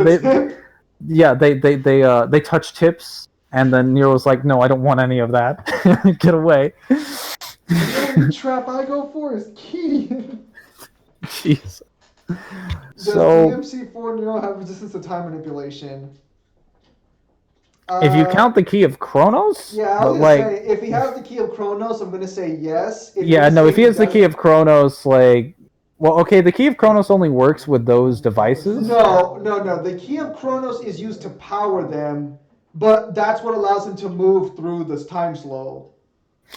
Oh, well, I guess if you want to argue that, then yeah, he would just name Quicksilver, so all he would have to worry about is Doppelganger. I think Key of Chronos should neg time manipulation on, at the very least, a decent But I'm saying even if we took away Nero's bringer, like, you have to understand, Nero knows almost all of Dante's abilities because he fought him twice in 4. Even if he doesn't know what some of the styles are, he knows what all of Dante's basic weapons are. All he knows is when Royal Guard comes out, it's time to run. It's time to grab. But it's not time to do anything else. Did Capcom ever have Dongiri play for them? I doubt it. It sounds like the really why would we have Dongiri playtest him? I mean, why wouldn't you? Honestly, if you're gonna playtest a game like Devil May Cry, you kind of need the best of the best to playtest it. You would look for the compliment players. Is Mills and Devil Never Cry, are they not some of the best of the best? Like, no, they're not good enough. They're also considerably more accessible because they're better known. Didn't he quit DMC5? Yeah, he quit like I want to say a couple months ago, maybe. Yeah, because he was like, oh, it's not DMC4. Yeah. Well, so I think I saw his statement. And it was something about the fact that DMC5, because I guess inertia really fucking made or broke DMC4. Nah, it broke him. Sakaki didn't seem to believe that, which is why he made better mads than them. Then again, Sakaki's the more creative player between the two of them. Wow, already.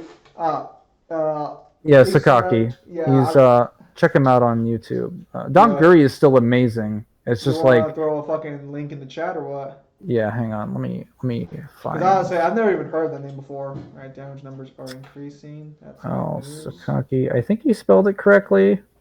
Yeah, no, you spelled it correctly. So I was about to say, if DMC3 Dante used Quicksilver, that could give him an edge. But yeah, if you no, even with Quicksilver, Nero still wins. And this may due to the fact that Dante can't really put Nero down in the. Oh well, when I said chat, I meant like on like the Discord chat, or not Discord. Oh, I meant the YouTube chat. I didn't. Oh no. Yeah, Well, I guess I can What the understand the hell? confusion. well, I don't have like I didn't set up the right name for this YouTube account. I might need to set up a new one. So Western gamers suck. It's not that Western gamers suck. It's just that Eastern gamers seem to put their entire existence into something, whereas Western gamers, we kind of just like we play, and those of us that are good, we're just like, oh, they're pretty good, and we move on with like our see day. see Sakaki's video on his like side D, because he does side D, side V, and side N for the respective characters. See his video with what Nero can do in just the first 3 weeks of DMC5 being legal, pre-patch, before any of like the updates that made the consistent frame Oh my rate gosh, better, what is it? before any of like console updates for those respective consoles to make their frame rate better in association with the games that they play. And he did better than any of the Nero combos that I've seen in like the 6 months afterwards. I still don't think anyone has surpassed some of the combos that he's done in that specific Fucking video. monsters. Same Somebody thing needs to save with her. what he did with Dante's. Some people might argue otherwise, but like his non-inertia based, like non-modded, like vanilla 5 combos with Dante were more impressive than most of the modded ones that came out afterwards. Which kind of proves to me that the argument that as long as his stuff exists, as long as I have memory of the fact that he did that, the inertia, like ruining the depth of this Nobody's game gonna argument, get her. is completely irrelevant, because it just proves to me that they were not able to adapt to what they currently didn't have, or that they didn't fundamentally And it's understand worse that because I'm not inertia here. loses its utility when And you she let get herself more die. air control, which is why they kind of got fucked. But you know. When you never even knew what inertia was. Well, the thing about inertia is that what it made inertia so good was that you had a piss poor moveset, but a lot of good like air control moves and a lack of control in your jumps. So this, along with things that could buffer your momentum, made inertia a really good mechanic in 4. But since we now have the ability to directionally jump the way that we want, we have moves that can delay our momentum before we go into the air, because I can shoot you with Blue Rose 5 different ways. I can use like 5 of my 6 different abilities with the breakers to make sure you get juggled in the air. I don't have to keep my momentum because I don't have to come up there to meet you. I can literally wait out any number of combos with delays because I can just punch you with punchline and keep you juggled. Inertia already loses its value as a mechanic in this game because I don't have to be moving at 90 miles an hour to combo you. In fact, it's easier to not do so. And even if I do, I can just cancel out of it to reassert new momentum. Bitch! So there's so many reasons for why inertia doesn't. Oh, fuck It's not that you. inertia doesn't work. It's that like it just You isn't better as useful as save it me, used to fucking be. It's nowhere near cocksucker. as useful. Okay, Because again, wait, it worked because you had a poor moveset, but now we don't. So Wait, so did he quit DMC5, Dongiri? I remember the video. I think basically what he said is that he's not going to do it anywhere near as seriously I haven't looked at as. his channel in a while. I mean, maybe he came back. I mean, truth be told, it was all he Get me, fucking bitch. did. Just get me. Just get No, me. he did a boss rush for Thank DMC for Sekiro. He did a Quicksilver Fuck Dante it, go ahead. Quicksilver Dante boss. What? And Whatever. Regarding Judgment Cut End, well, Judgment Cut End isn't stopping time. It's slicing apart time and space. Virgil doesn't stop time. He slices it away. bold of you to assume he would need to slice it. Virgil just needs to push his hair back and time bends to his will. I mean, at this point, fucking yeah. Regarding the Comic Vine poll, Fox Mask, people are always going to downplay DMC, but DMC4 Dante would probably beat Golden Frieza. If we're using, well, no, he crushed Golden Frieza. I remember again, every Dante after the anime gets exponentially stronger, which for Dante is not like 10 times or 100 times or 1,000 times, even though any one of those measurements would shit on DBZ characters arc to arc. He gets hang on. sextillions of times stronger, which is way higher than quadrillions, which is way higher than billions. Hang on. Frieza does not have that kind of jump. Did Golden Frieza come back for the latest arc in the manga or no? So far as I remember, he has not come back for the moral, but he could have come back in the most recent chapters. I'll have to check. Nobody spoiled it for me? Anyone here play Sakiki didn't upload 8 months, so maybe he quit? I mean, you'd have to check if he has like a Twitter or something. I mean, it's entirely possible. I mean, not to disrespect DMC5, I think it's a good game. But after DMC4's limitless combo potential, DMC5 kind of felt like the breaks, you know? You mean the Dante potential, right? Again, I will still say that Dante feels the best in DMC5 that he's ever felt. But let's be real here. I would be sharing that sentiment alone. Again, like, Sakaki, I don't think... It's possible Sakaki could have just did everything he wanted to fucking do with this. Again, yeah, because the game... Dude, no extra unlockable weapons, no unlockable characters, no unlockable fucking anything except for super costumes.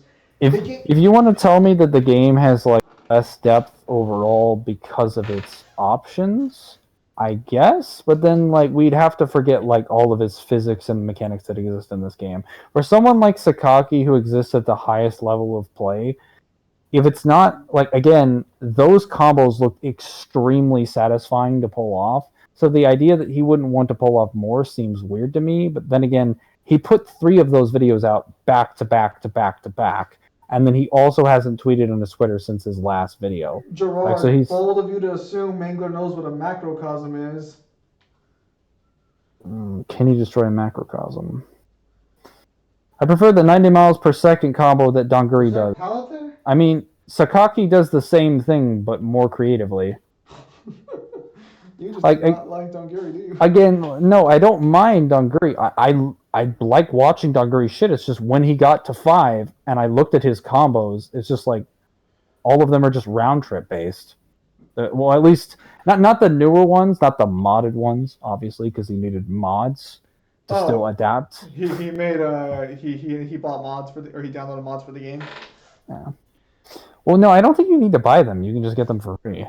Well, I'm pretty sure Mangler already knows what that is. Mangler, you know what a macrocosm is? Vaguely familiar. You should probably explain it to him, Gerard. I would explain it myself, but I only know it from Seth the Programmer, so I don't know if like he did a good job of explaining it. I think you could probably argue in some ways Donguri's more Sakaki. But, like, probably he's more varied in his Dante play. But I don't think he's willing to adapt the same way that Sakaki is. That's why I'm always going to consider Sakaki the more creative one.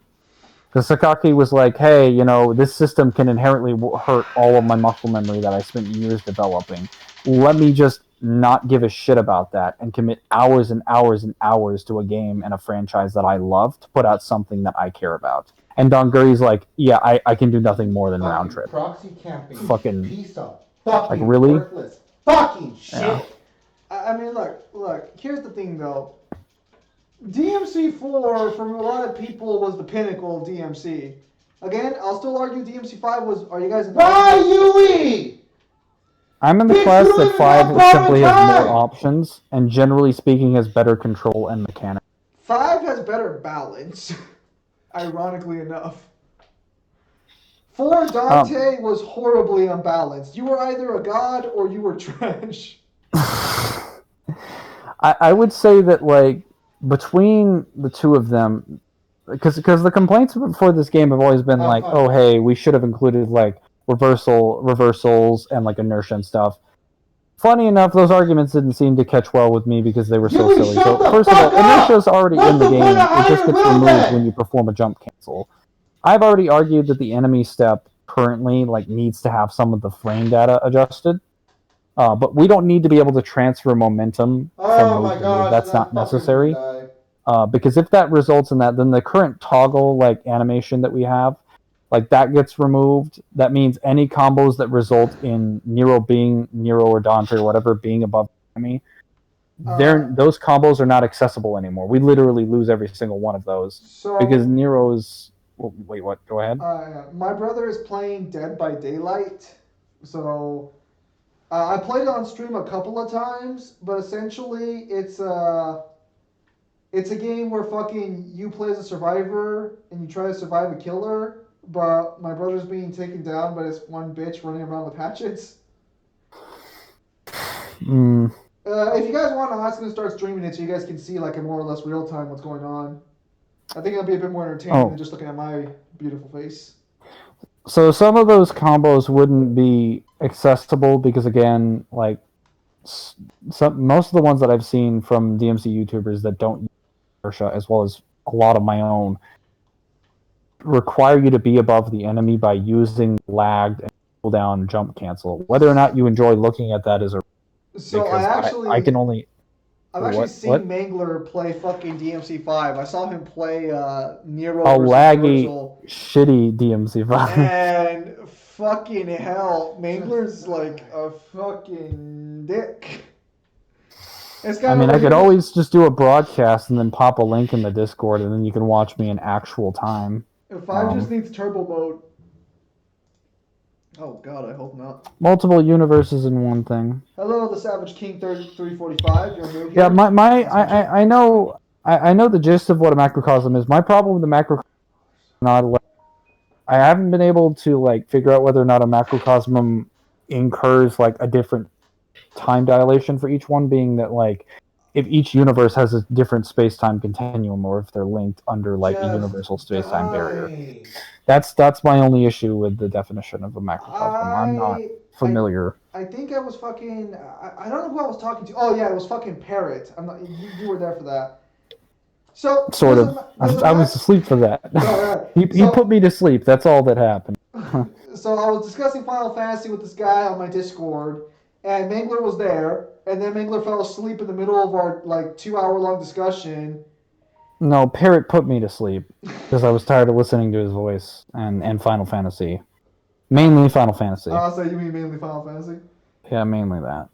Okay, so regarding so he was under the impression that if the universes inside of themselves are bigger, like so let's say Macrocosm is 3 universes.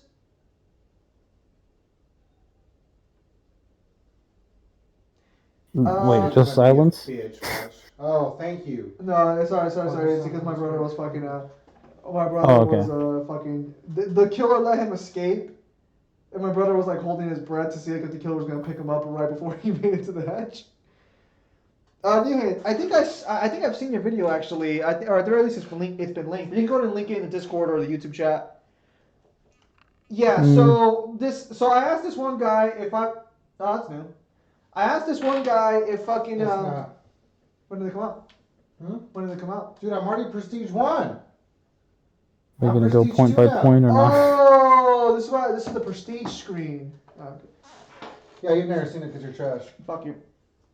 But we're not talking about the manga anymore? I mean, we spent a good 50 minutes on the manga. Come on now. Yeah, whatever you're ready to make whatever point you're making, and not like keep carrying over to something else. I'll be waiting. Son of a bitch.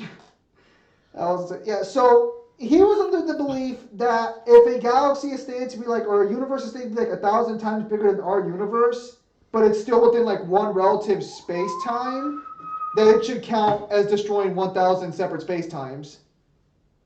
And I was Wait, so if it's within one space-time, but it's the size of 1,000 universes? No, that's only one space-time. Apparently not. Because I was basically asking for Bayonetta. Want me to stream while you're talking? What? I have my mic off. Want me to stream while you're talking? I mean, you can stream if you want, and I'll show them what you're playing. Because they apparently want to know why you keep fucking yelling, so they might. Because if all of those universes are lined among like one axis, like the axis of one space-time continuum, then that counts. It doesn't matter how many of them are in there; it counts as one space-time continuum. If it's like 1,000 different space-time continuums, or even 1,000 space-time continuums that are under the same time, it really doesn't matter. If they're different ones and different constructs, then yeah, that would count as 1,000 different universes. Goku was gonna annihilate his in the beginning of Super. No, no, Goku wasn't.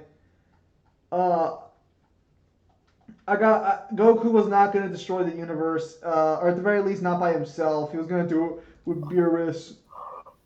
I would argue that Goku was short because again, even if you want to say that he had to punch Beerus, I mean the fact that like with 80% of his power, his shockwaves were being felt across the universe, and he was confident that Super Saiyan God was, and he was confident that Super Saiyan God was like a better tool Are to you fight dishwashing? Beerus.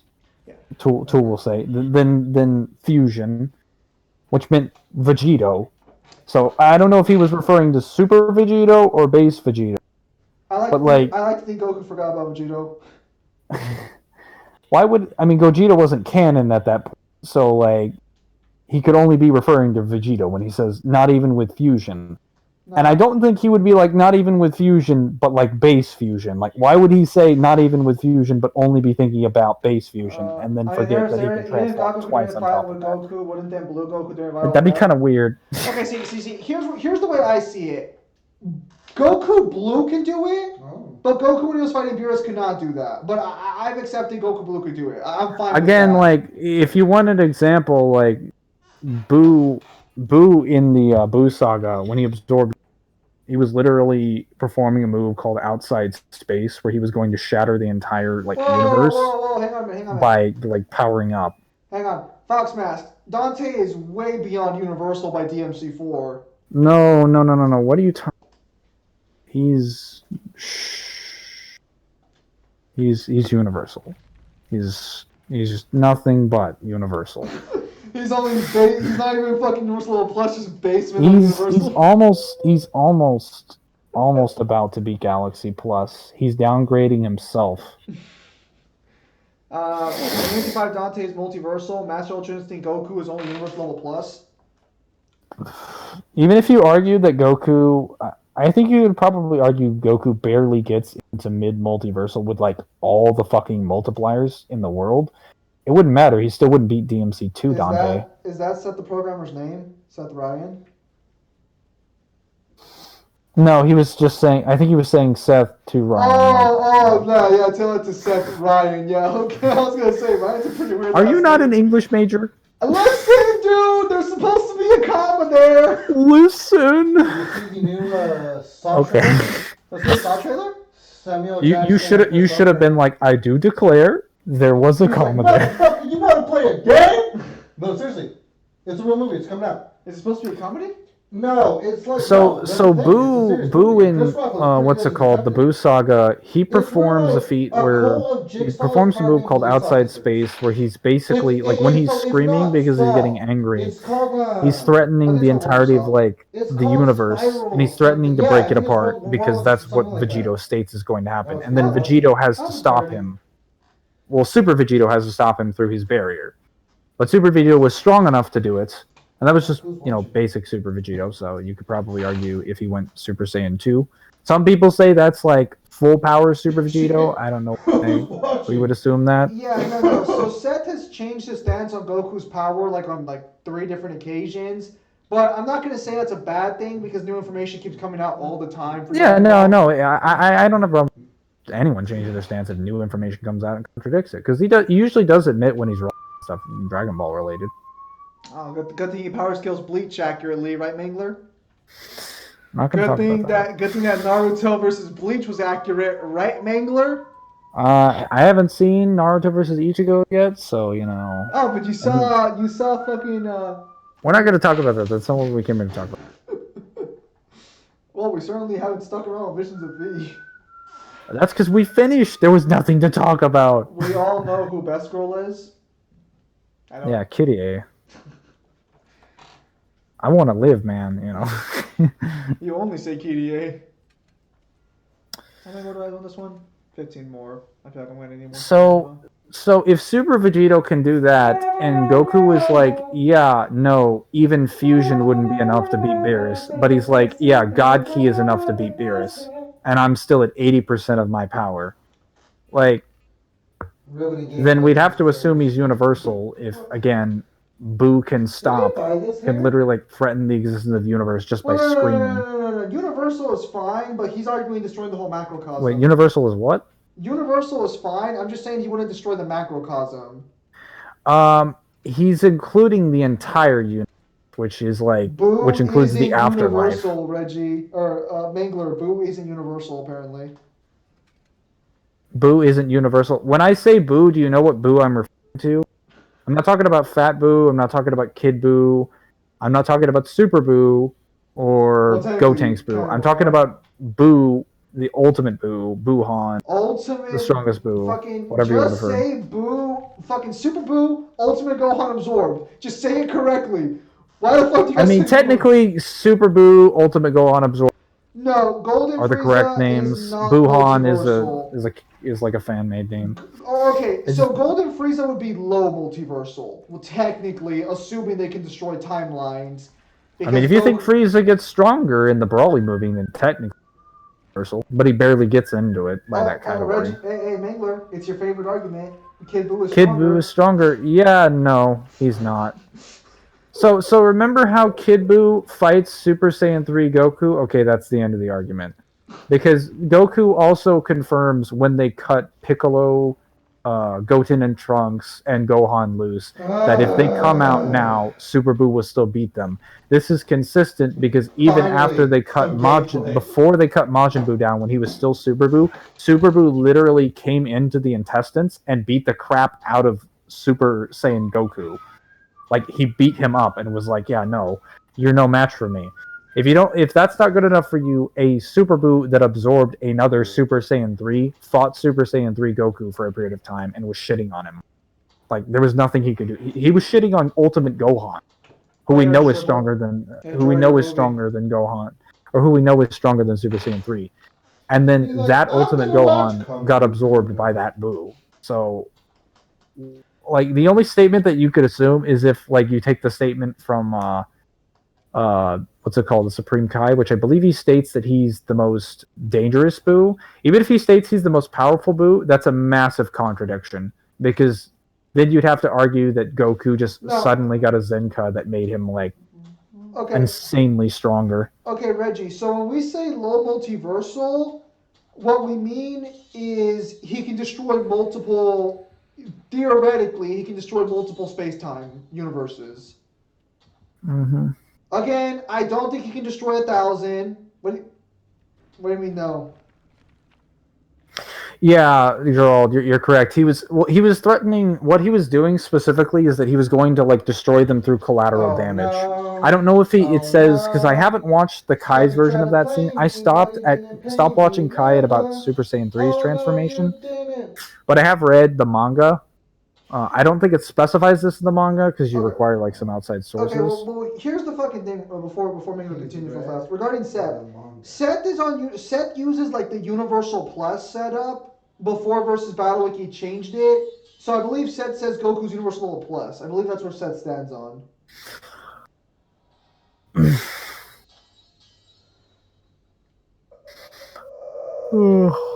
The Grand Priest should be able to clap his hands and destroy all the 12 universes. Is there a statement for that? Because I mean, if we just assume that he's like that strong because he's labeled the Grand Priest, I mean, the Supreme Kai is labeled the Supreme Kai. He can fell Frieza in one swing, and yet he didn't know of a level beyond Super Saiyan, and he thought fucking like. Is it stated that the Supreme Kai could have defeated Frieza with one swing? Yeah, it's stated in the manga that they could have defeated Frieza with one blow, yet he didn't know there was a level beyond Super Saiyan. Because Kibito didn't know there was a level beyond Super Saiyan, and Kibito is his aide and What if assistant. the killer's watching? He was literally like shocked. Gohan's just like, would you like to see my Super Saiyan form or my next one? And he's like, there's another one? Like, what? I don't think that goes Then to they get- multiversal, only Xenos confirmed the beat. Yeah, if you want an example of how credible the Supreme Kai is, just watch the entire Babidi arc and how many times the Supreme Kai makes a mistake in regards to power scaling. Like, the Supreme Kai is a perfect representation of someone who doesn't know anything about Dragon Ball's power scaling, and the Z Fighters are people who do. Okay, because every single time he makes a claim, it gets corrected or is immediately, like, rescinded by someone doing something else. Yeah, or disproven just outright. Yeah, it's literally like he says like, "Oh, Pui Pui is like one of the strongest fighters in the universe," and then Vegeta just kills him in base. Oh yeah. Yakon is one of the strongest fighters in the universe. Goku just kills him by powering up. Okay. And then So I'm yeah. not sure if you heard about this, Mangler, but are you in the fighting games at all or no? Some fighting games. Do you watch Evo at all or no? Sometimes I haven't really tuned into it So in a while. I didn't tune into the last one. Marvel vs. Capcom 2 is coming back to Evo as its own separate tournament thing. Like the old Marvel vs. Capcom 2? Yeah, the arcade one and everything. I might check that out. Yeah, so it's going to be an 8-bracket tournament, and they're bringing back 4 people who won Evo multiple times to play in it. This will be lit. If Beerus continues to destroy his universe without going full power at all, and Whis is far beyond Beerus, and other angels are stronger than Whis, and the Grand Prix shits on all of them, Chris is cool, but his brother is cooler. Correct. I logically assume he has enough attack potency to annihilate all 12 universes. MK11 won't be at Evo 2020. Why do you care about that? Dead or Alive 6 won't be at Evo 2020. That's the real story. I only care about probably Persona, Fighters, and like Tekken, and then Smash. Tekken, That's it. Soul Calibur, Samurai Showdown's gonna be there. I only like Persona because of the fake JoJo stand. That's it. I said it. They need to make another JoJo's Fighter game, and there are 2D JoJo's Fighter games. I also just do. I love the animations for Persona. They look really nice. I love playing Persona 4 Arena. I could never get into some of the mechanics in that game. I just didn't know enough. I just button mashed. I probably could have sat down and learned it if I committed the time. You bitch! When the fuck is Spawn coming? Whenever they decide to give us a date. Fuck you, die! Or, I mean, give you a date, because I don't have Mortal Kombat 11, and I... Okay, so I've never seen Persona. Okay, so I'm sorry. Hang on one second, Mangler. What the fuck did they do? What do you mean? Okay, so my brother's playing Dead by Daylight on the stream. You can see it. But he got upset at the person he was healing, and he called them a bitch and then ran away and let them die. So I don't know what the person did. Might have messaged him. He was down for a minute and hadn't recovered! Oh, okay.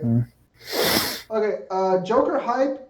So, I'm gonna be honest here. I thought the Joker looked fine on his initial release trailer, but I guess everyone hated the Joker's young design. Wait, for what? Persona 5? For MK11. No, for MK... Fair enough, there is a character named Joker in Persona 5, but no. Oh, no. Like, it's... Ever since I've seen so much of Joker in Smash Ultimate, whenever someone says Joker, I completely forget about the actual Joker. Like, before Smash... I got Smash Ultimate, I would have been like, yeah, no, the Joker. But now I'm like, oh, there's 2.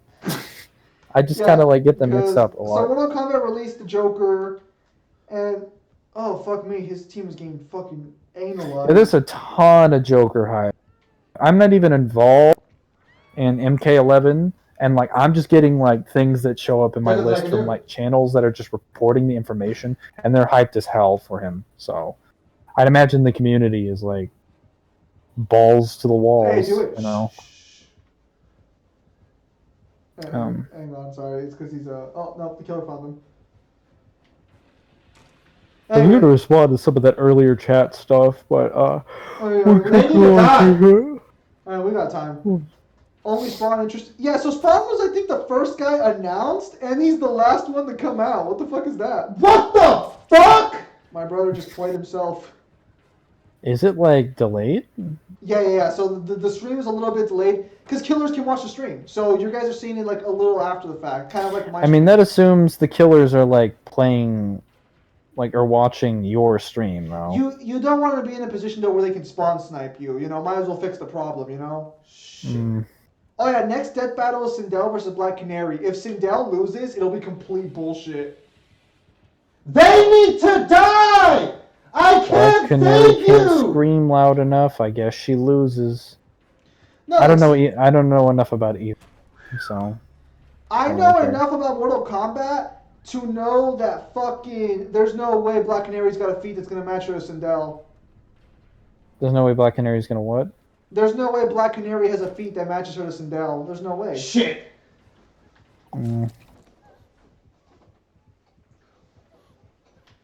Fucking hook me then, you piece of shit! Oh my god.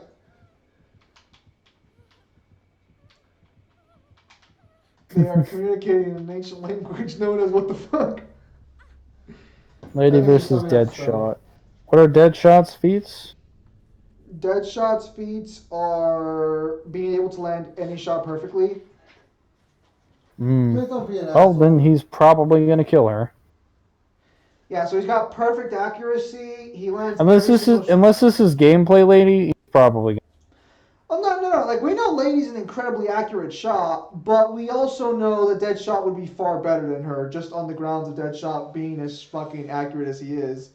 You could probably argue that if Deadshot hit anything but like her head, she could probably just tank a shitload of bullets. Because again, she fires her fucking like missile launcher in close proximity to herself multiple times. Okay, in here's the thing. In DMC3, Lady versus Dante, Lady's not hitting Dante's bullets. Dante is hitting Lady's. No. I'm talking about like her durability.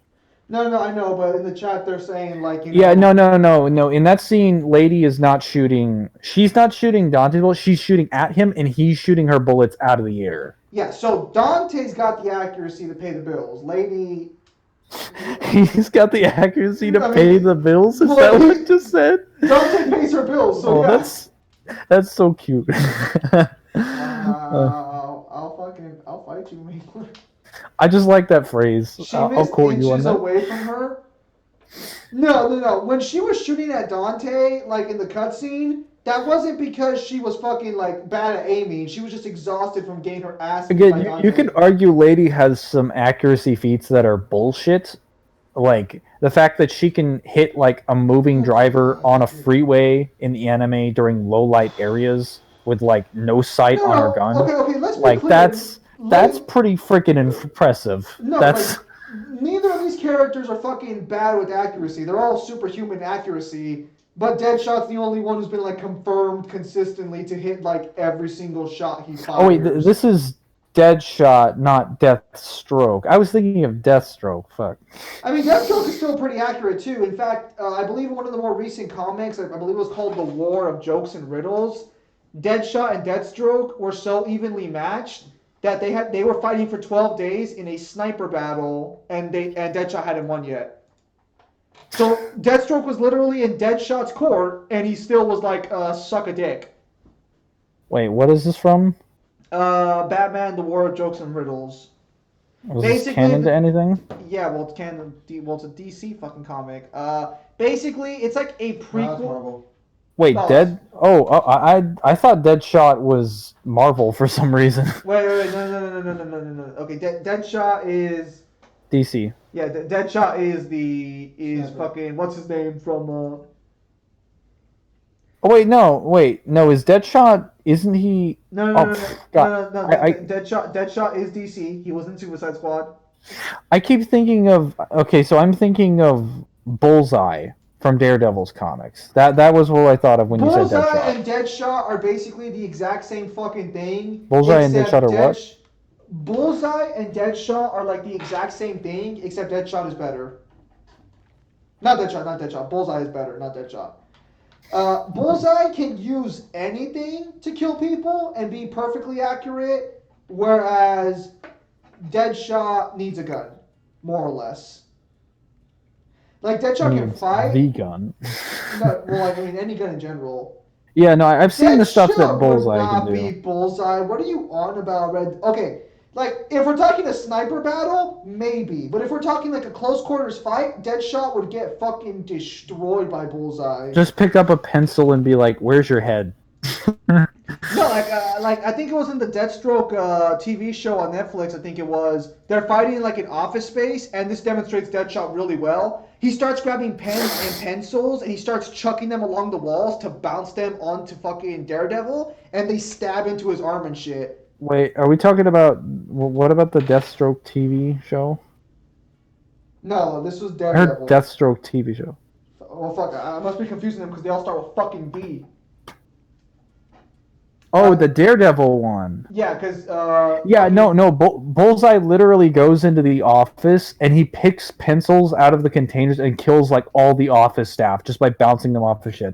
And then like Daredevil comes out and he's just like, "Who are you?" He's like, "I'm Daredevil." And then he's taking cover behind. He has to force him to take cover because every pencil is like more accurate than like most policemen are with their fucking bullets. And he's Yeah. like bouncing them off of walls and like ricocheting them around corners, despite the fact that they're pencils. Yeah, no, exactly my point here. This is why I'm saying Bullseye would beat Deadshot. Because Deadshot's good, but Bullseye is better at what Deadshot does. I mean, again, when Bullseye can literally like I don't know too much about Deadshot's feats, but again, if he can do the same thing that Bullseye can do, but he doesn't have the ability to turn everything around him into a weapon, like it's like what's it called? It's like the example that I usually use is putting like fucking like Leon in a room with like Frank West. Like realistically, if we assume they're relative in terms of their accuracy, or not their accuracy, if they're fighting like close quarters combat and like they're just adapting to the circumstance, Frank West is kicking Leon's ass. Like he literally was stuck in a mall for like 72 hours using everything he can to fight zombies. Versus sandwiches. like making sandwiches too. Like yeah, you could probably say optimal circumstances Leon would do better, but like his best circumstances versus Frank are not as good as Frank's best circumstances versus Deadshot Leon. has more protection than Bullseye. I mean, again, but Bullseye's gonna hit his weak points. Like Bullseye's that good. Oh, unless no, even if they don't see each other, Bullseye can still hit different parts of the body. If I'm not mistaken.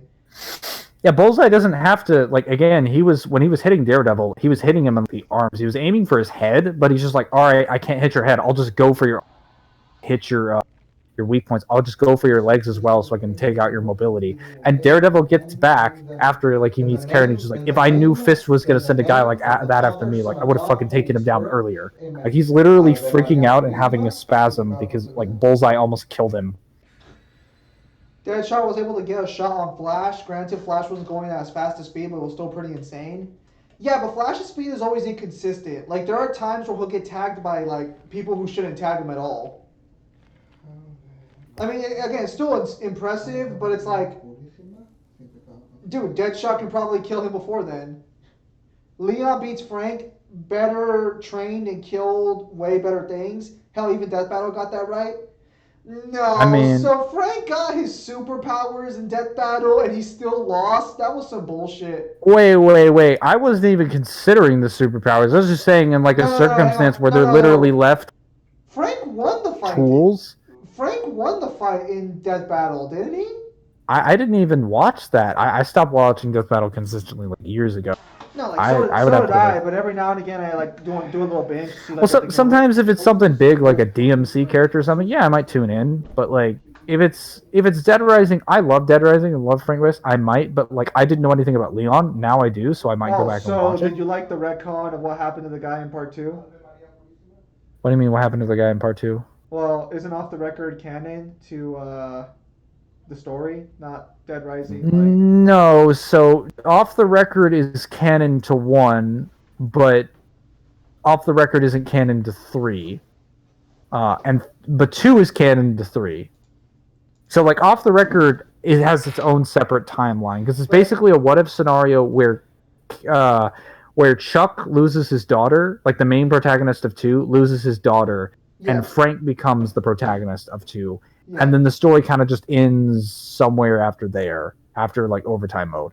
Whereas 2, the only significance 2 has in the plot is introducing Chuck's daughter, who then becomes one of the side protagonists in 3 that Nick Ramos, the main protagonist, runs into. And the only reason you know this is because when you get close to, when the time limit ends and you're getting close to the overtime mode, Chuck comes back to like the area where you're in, or it's like Los Perdidos, I think, is the town, and you see him, and you're like, "Oh, who are you?" It's like, "Oh, it's Chuck." It's like, "That's Annie's my daughter," and it's like, "Oh, so that's the only reason why 2 is relevant, just so that we could have a reference and that you could show up at the end of the last minute." Wait, so hang on. So Dead Rising 1 is canon to 2, and then 2 is Yep. canon to 3, and then 3 I'm assuming is canon to 4, and then... Obviously, but nobody cares about 4, and 2 is just kind of... So what about the side games? Like, what about fucking... Because, okay, so there's Off the Record, and then there's the other one, which is 2 players, the Frank West and... I'm pretty sure the Case West and Case Zero, I'm pretty sure those are canon to... Because I think those take place afterwards. But I could be wrong. I haven't... So I would have to verify those. Mangler over here, I love the Dead Rising series. I don't even know what's established time. Well, I hated 2. I hated 2, but I loved Off the Record. Off the Record is the same base game as 2, but I just don't like playing as Chuck because he's so dead inside. I get to play... I get it, dude, your wife died, but, like, you're so cheesy at this point, you don't even take it seriously. At least Frank comes back, and I'm like, I know why he's cheesy. Because he got all of his... faster on the quick draw than Bullseye. He was able to draw his gun. Frank would lose to Tokugun, knife, or fist fight versus Leon. Again, like, have you seen the shit that Frank can do in Dead Rising? Guys. We'll just have to wait for Death Battle to settle this one. Like, have you seen the shit Frank can do in Dead Rising to zombies? He can literally disembowel. Like, is Leon strong enough to rip your intestines out? Arguably against zombies that are several times stronger than humans. I mean, like, he's literally speaking, Leon has enough force to shatter even bioweapons' heads off with just his feet, so he's pretty fucking strong. I understand that, but like the kinds of abilities that Frank has in close quarters are not... Leon's don't compare to that. They're just like basic jabs and kicks and shit, whereas like I mean, if you look at the move list and the shit that like Frank has, again, he's got like football tackles, he's got like fucking somersault kicks, flip kicks. The dude is like a karate master, and he can just rip your intestines out. He also fought... If we want to go there, you know who else Frank fought? He fought an entire like squads of like spec ops death troopers in like Dead Rising 1 with fully loaded assault rifles, and he took them on and still made it back to the warehouse unscathed. So you had to assume that he at least killed them. He's asking, have you seen Leon versus Kreiser? Huh? I have not seen Leon versus Kreiser, but I mean, it's got to have better feats than him taking on like fully conscious, again, not just trained humans, not just like military experienced humans, like spec ops death squads that are specifically sent as the best of the best to wipe out a zombie apocalypse. He killed all of them, or at least killed more than enough of them to get back to the... and then took out their commander in hand-to-hand combat on top of a tank surrounded by zombies. Are you talking about Frank West still? Yeah, this is Frank. He did this all in the first game, and then when he was older, he came back and was like, Frank was able to hold a giant mutated shark. To hold a giant mutated shark's jaws open from the inside. How would that be relevant in a fight when like he can just rip your when he can literally rip your intestines out? Like yeah, what? I mean, again, so you'd have to argue in favor of strength, like all Frank has to do is grab you. Like, okay, yes, Red Dusk, I understand that Deadshot uses guns, which are meant to kill people, but the thing about fucking Bullseye is everything he uses can kill you. It doesn't matter if he's throwing pencils at you, they'll be just as effective as bullets. Now I remember, the reason why I brought up Frank West, is that Bullseye is literally just the Frank West of projectiles. Like, he just turns everything he has into a projectile. He's like, oh, paper shuriken? Real shuriken now. Pencil? Bullets. Again, Red Dusk, you're acting like Bullseye can't just plan for the pencils to be broken and fire them in such a way that the pencil will still go after being shot. We're talking about some unrealistic shit here, and Bullseye can adapt as well. Even if Deadshot... Also, we would have to assume Deadshot would be prepared for that sort of shit. And let's be real here. Motherfuckers throwing cards, you don't expect that shit to do damage. Plus, Leon took on 2 Mr. X's at one time. Yeah, I mean, did he... The movies confirm Leon can't do shit to Mr. X's. Just want to be clear on that one. Wait, which movie? I thought we were referring to the games. Well, I mean, I'm assuming he's referring to Leon in the canon. Because if we're talking in the canon... Ooh, that's a creepy-ass thing. It's like... I mean, if we're being fair here... he I've doesn't seen it in just the beat battle pass like because I don't know the spec battle pass, I've ops seen it. again, squads of spec ops troopers in full body armor, strong enough to stop 12 gauge rounds I think repeatedly, has been tested in fucking game. But they can't Even stop my orange juice. and this would make sense because again, standard military issued Kevlar can stop those rounds anyway. More than a couple, but not like, you know, clip after clip after clip. But the fact that he took these guys on and he killed them and still killed their commander, he killed like an insane Vietnam vet. He killed, let's see, various psychopaths. He killed various. Mangler. You want to look at Reggie's response? Reggie's response. I just see like Leon took on two Mr. X's. Can you scroll down, or is it not pulled up for you yet? I can't scroll down. Okay, there is nothing to suggest Frank can actually do any. Shit! No, I knew Frank can it! actually what? Fuck! There is nothing to suggest Frank can actually do any of that shit, like make weapons out of shit. Oh no, I'm not even considering. Again, I didn't She consider sucked that. I too didn't much even ass put that to on the not run table. fucking I'm just saying Mangler. his basic like abilities. They're not gonna fucking get me. Like the meme that he has, he's highly adaptable to any circumstance. That's not a meme. It's literally stated multiple times in the game. Like he can adapt to pretty much any survival circumstance, which includes getting stuck in a 4%. fucking room with They Leon. didn't do it. Like it's not that like he's gonna make a combo weapon, although he can literally do that. If we're using Dead Rising 2 off the record. I think they're gonna argue that's only gameplay. Hang on a minute. Even though he doesn't cut.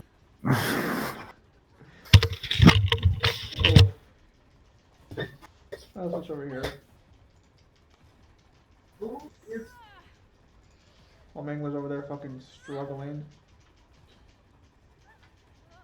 Alright, so that's better damage than normal. So that's good. We'll do another 60 farms. Unfortunately, my brother seems to have... My brother and his team seem to have gone a bit fucked up there. Again, Base Thor has some very inconsistent power scaling. He's kind of like Superman, except Thor has, I think, more anti-feats than Superman does. Okay, so 60 farming. What do we got? What do we get out of that? For those of you who don't know, this is the King of Fighters All-Star game. That's fucking nothing. I didn't finish the fucking challenge. Oh, which one's a Vader?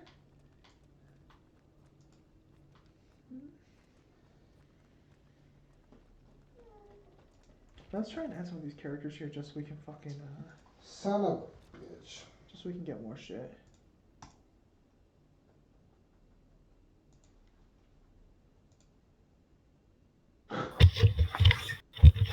Sorry, I had to do something. I have to eat dinner, but I'm... Yeah, you have to eat right now. Sort of, kind of. I'm trying to see if I can like bring it back here without making a mess. Hang on, I'm gonna be muted for a little bit. All right, I guess we'll wait for the reveal of what Mangler's fucking eating in a bit. All right, great.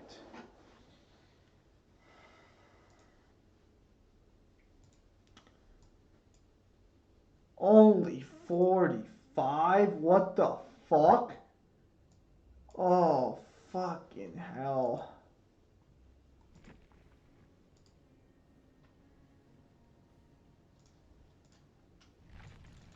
So this guy's kind of trying to make sure like this farm stays consistent because I really need to. I really need to secure this shit. Alright, hang on. Can we buy any more right now or no?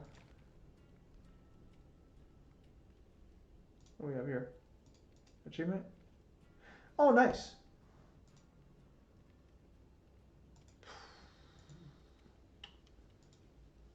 Back fast. Can we buy some more or not yet? Hang on, I'll look at chat. Oh, okay, well, daily login has occurred. Oh, what do we get? Alright, that's what we got. Fine. That is better skin for her. Well, might as well do the free pull real fast. Why are these popping up like I can pull on them?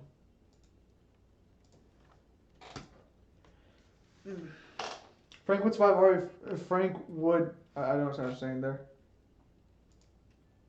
Oh, this is a battle card. Is it gonna turn red? Father, Son, It's not Father, turning Son, red. Holy Spirit. Amen. Right. Continuing forward. I already pulled so many times on this fucking banner.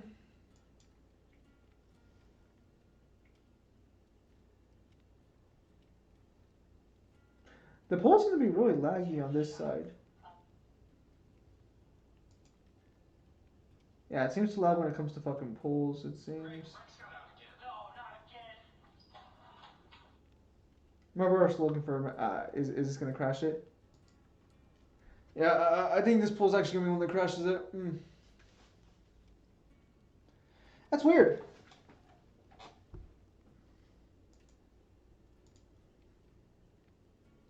Damn. Okay, we gotta exit out that one. Oof. Gotta try and reload it. Okay, so I guess for some reason, Deadshot's kills explosive rounds, which are gonna fuck up Bullseye and his helmet. Not only provide protection from headshots, but also enhance vision and hearing. I mean, but Deadshot's not gonna need enhanced vision or hearing.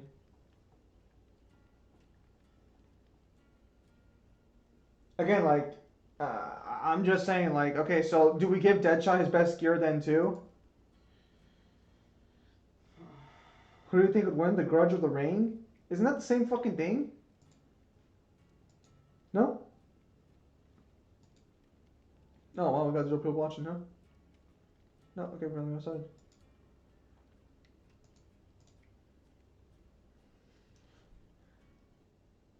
I'm pretty sure it's the same fucking thing.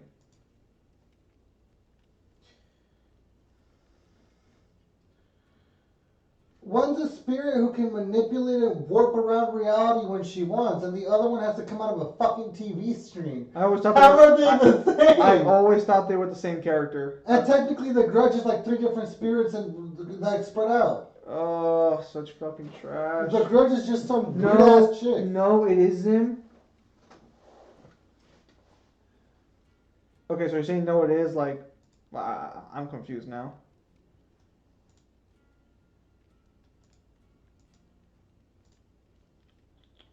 Oh, we got roulette spin. Trash. Trash again. Oh, I fucking hate this game. Alright, looks like both on the match. Godzilla versus the Savior. I mean, well, obviously the Savior's gonna win that fight. Well, alright, hang on. Hold your horses there. Are we talking about normal Godzilla? Or are we talking about Shin Godzilla? Or fucking Earth Godzilla? Because I'm alone with you. Oh, you mean Godzilla Earth? He's that fucking. I don't care what kind of Ghibli Jimmy magic you're doing. That motherfucker would shit out a savior. Hang on. Okay, so we did get the free pool. So let's Holy see. Spirit, help me pray. Jesus Cristo Rey, What the por fuck are we favor, in the keep game, me all the actually? way. Hang on. Amen. In the name of the Father, Son of God, Holy Spirit. Amen. I don't know if we actually got anyone fucking new.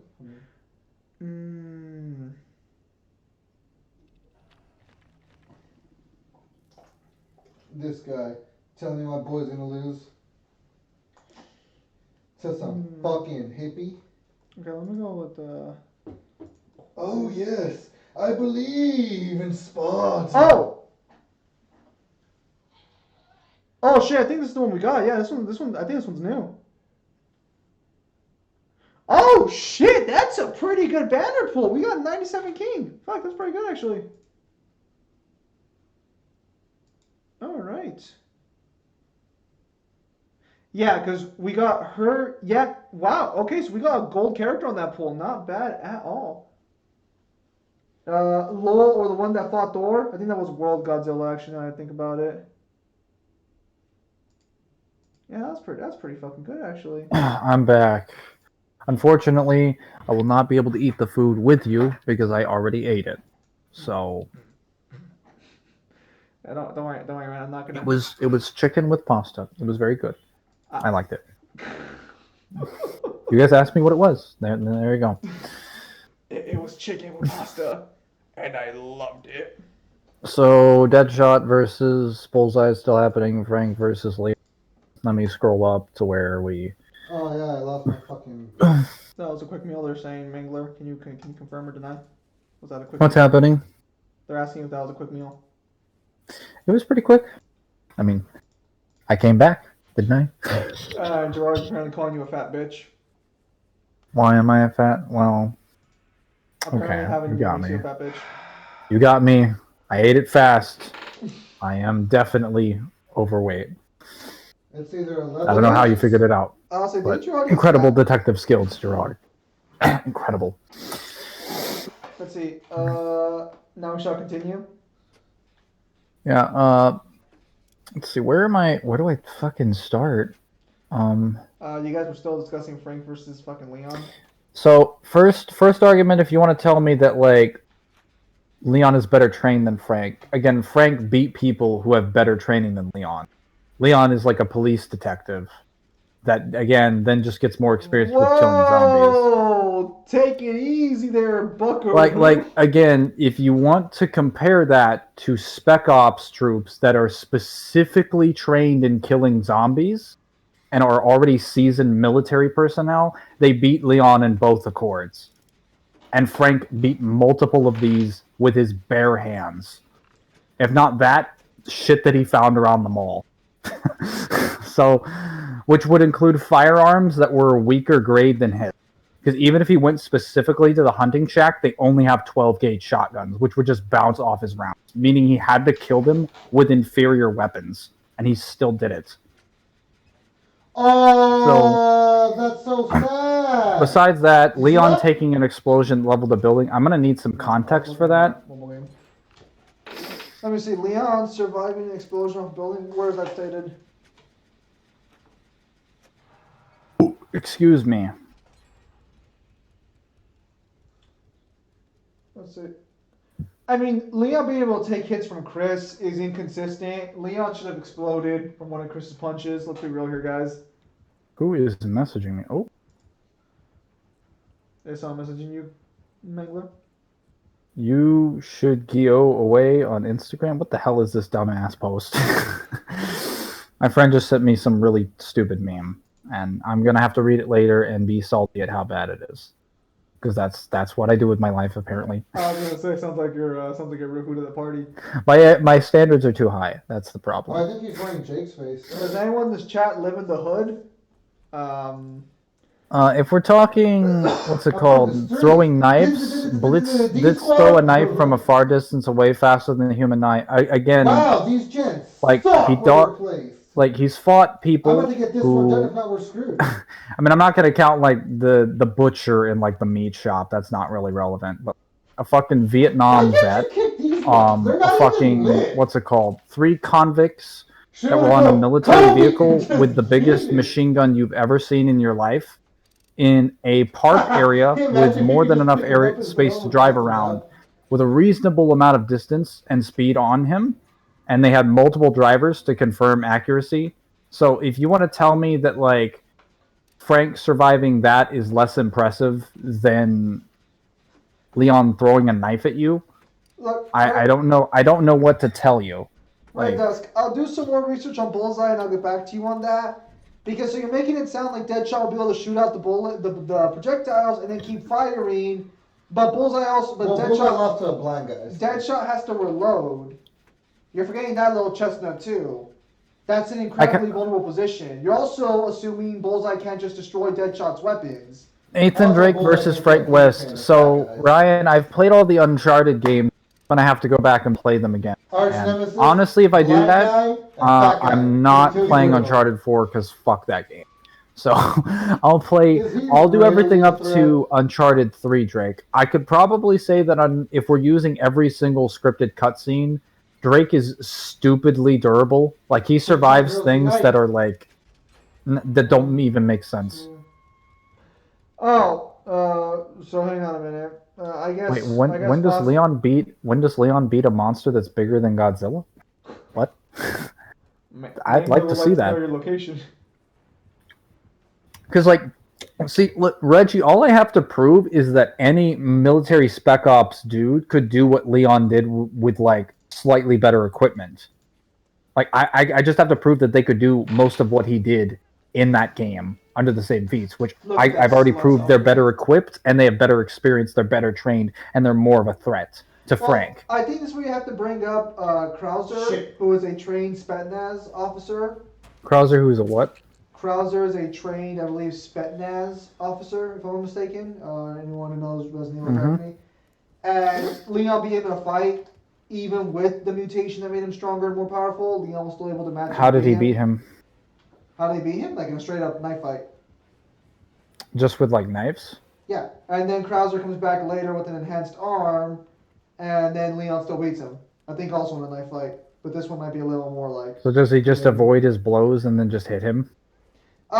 They kind Fuck, he found me! Damn it! They kind of like exchange blows from the first fight. I think the second one doesn't have a cutscene version of the fight. So Leon tanked a couple of his blows. Like, But Krauser kept also going back. basically confirms throughout the game that there are equal because Leon receives further training as a special agent. so even if that's true, again, Lord Iron will fucking that's- work this time. like a Spetsnaz is not going to compare to like the kinds of training that you can Am I afford to using, like the highest Skeletor's favorite perk of PMCs all time? or the highest like Black Ops military unit that the U.S. can provide, because they're literally Dude, that was sanctioned. a crazy. Their training was sanctioned by the U.S. government in Dead Rising 1. And of course they deny any involvement in it, obviously, because that's what they do. Standard And U.S. government moves. they sent like a fucking legion of them. Well, I when I say legion, Yeah, take yeah, that with a grain of that's salt. I don't mean like 5,000 fucking like troops. There's only like roughly 54,000 zombies in Willamette, Colorado at the time of Dead Rising 1, because it's just the population, save for about 100 human survivors and some other people. Newhan, I would, but I don't want BlueStacks to crash on me because Yes, Reggie, but the thing is, Leon has never fought dozens That's upon toxic. dozens of soldiers, wonder. one after another, with full body armor and weapons, with like basically nothing. laughs in Los Plagas. What is Los Blagas? It's the virus in Resident Evil 4, Mangler, and I'm glad you asked because it makes people superhuman in terms of strength and speed. And he fights a whole village of them and wins. With what? With what? With a pistol and a knife. Hmm. I remember correctly, it's at the beginning of the game. But I think the bell rings before he's done killing all of them. The bell Wait, signals so- them for church. How does he kill them? With a gun? No, how does he kill them with a gun? Like, Okay, does he so- just shoot them in specific so portions a of their gun- body? Specific portions, I don't think so, but good night, you guys. Hope everyone here sleeps well. There's Gerard. Letters Thanks for stopping Gerard. by. What was I gonna say? He shoots them with his magical thing called a bullet, and this bullet pierces things, Mangler. And when a Yeah, so bullet where does he pierces- shoot them with the Uh, bullet? Because I don't know enough about this Los Blancos thing, so I have to Did you just assume call it Los Blancas? Los Blancos, Los Blancas. What is it? Sorry, It's Los Plagas. Los Blancas. There, no. No, it's Los Blancos virus. Okay, hang on. Let's destroy my accent virus. Like, In the stage play, one of the protagonists did. He fought like 6 or 7 at once, and he's weaker than Leon. in the stage play. They do not play RE4. No, I think Resident Evil 4 is shit, personally. Isn't that the one where you're quoting the virus from? Well, Los Plagas appears in Resident Evil 5 too. I prefer it in Resident Evil 5 because I prefer Resident Evil 5 in general to 4. How many of these? I know Leon is in. But Also, Hunt can easily kill them by snapping their necks, so I assume that Leon could do the same, but he never did. again, Well, like all Frank has to do is grab him and rip out his intestines. Well, if we, Right. yes, stage plays are canon somehow. All right, so Like, do you know the strength that it takes to rip out someone's intestines? From like look, man, the kind of torque that takes. you over here. Go! like we're not talking like you pull your hand through a hole they already have in their body. You make the hole. Like, you are the hole. I think the correct phrase here is you are the hole maker. That's what I said. You are the whole hole. Double hole. Did you not get it? Leon literally explodes heads with a kick. Yeah, no, I already told him that He Leon. literally lost me twice, and I still Yeah, got so does points. fucking Frank. Dude, I need a Like, he finish literally this crushes stupid people's fucking heads. challenge. Like zombies' heads, again, who are more durable and are. That's frustrating. Yeah, but Leon can too. Yeah, I'm saying that's not really impressive because Frank can But do it Leon too. does it to Los Plagas, which Again. is better than normal zombies. These aren't normal zombies though; they're buff zombies. So is Los Plagas. All right, so it's irrelevant to compare it. Isaac Clarke can do that too. Get the fuck out of here with that trash ass protagonist. Yeah, Isaac Clarke just comes in and is like, I could take you with just the fusion cutter. Get that fucking trash out of here. He's completely worthless without weapons. Plus, Leon wouldn't let Frank grab him. He's way faster. Oh Is no. he faster than a heavy machine gun? Like, Actually, yeah, I think he is. Because this is also specifically the Frank from Dead Rising 1. Him from Dead Rising. Dead Space is way better than Gears of War. Days Is that of War. why one of those games still exists and the other one died with its third game? Just saying. The other one died because EA killed it. Well, okay, EA killed the studios that killed it. But that was years after, so I guess it's like... Both of them lose to Jill from Marvel vs. Capcom 2. Again, I'm saying in most circumstances, like, no prep, none of that shit, then, like, Frank's probably gonna win, because, again, he can just adapt to his fucking environment, whereas Leon has to come prepped with the shit that he, like, finds. He dodged bullets and literal lasers before. When did Leon dodge a fucking laser? Oh, yeah, I think I've seen that. I think I've seen that scene.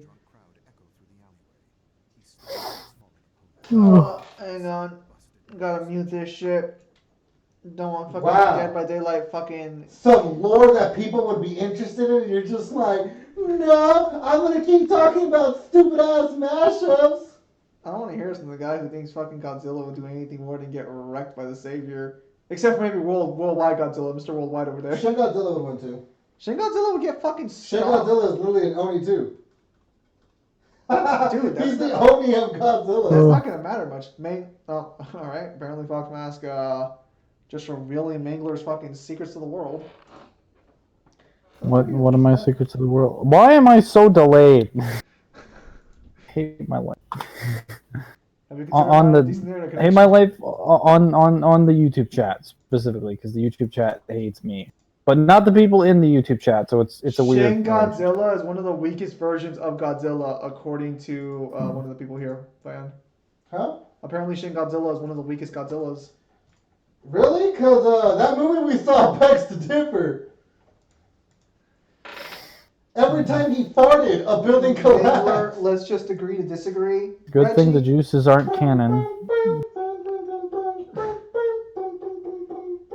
Reggie. Why is he making so many noises? I don't know. He was hurt by fucking Mohabs. What was hurt by Mohabs? Shin Godzilla, basically Demon Godzilla. Reggie here is calling a truce, saying let's just agree to disagree. I think he's just tired of arguing. But this is how Mangler wins his arguments. He wears down his opponent. I mean, there are people who are way fucking stubborn than I. You think I'm stubborn? Again, just listen to any of the people, the major power scalers I've mentioned in previous debates. They have a stick so far up their ass, they have a stick up their ass. I just, I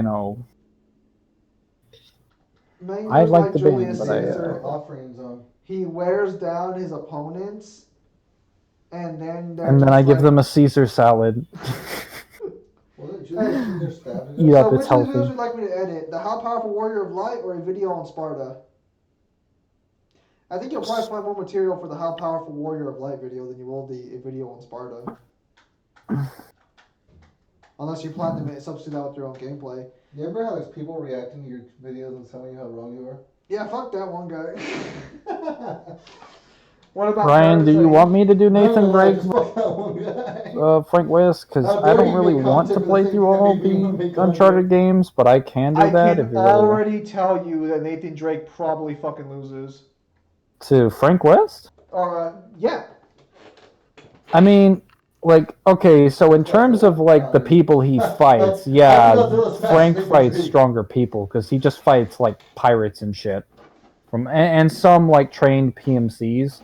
So compared to like the Spec Ops death units that show up in like one, and then the various fucking psychopaths and the convicts and all the scaling ass in that, it's more important. But like the problem with Nathan Drake is that he has like that insane durability where he literally every scripted game sequence, ones that are canon, he survives stupid amounts of like explosions and fucking like rubble. We get it. He's in a Michael Bay movie. Yeah, no, seriously, he's literally in a Michael Bay movie the entire game. It's the perfect way to describe him.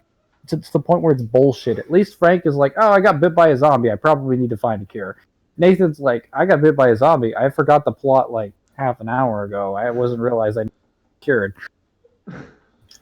Nathan loses to fucking Laura. Well, okay, which version of Laura Croft are we talking about? Old or new? Because new Laura Croft probably. I never played the Tomb Raider games, so. You never played the old ones? Well, I never did either, but I at least know that old. Your guess is as good as mine. Old Laura Croft would stomp Nathan Drake. New Laura Croft would probably lose.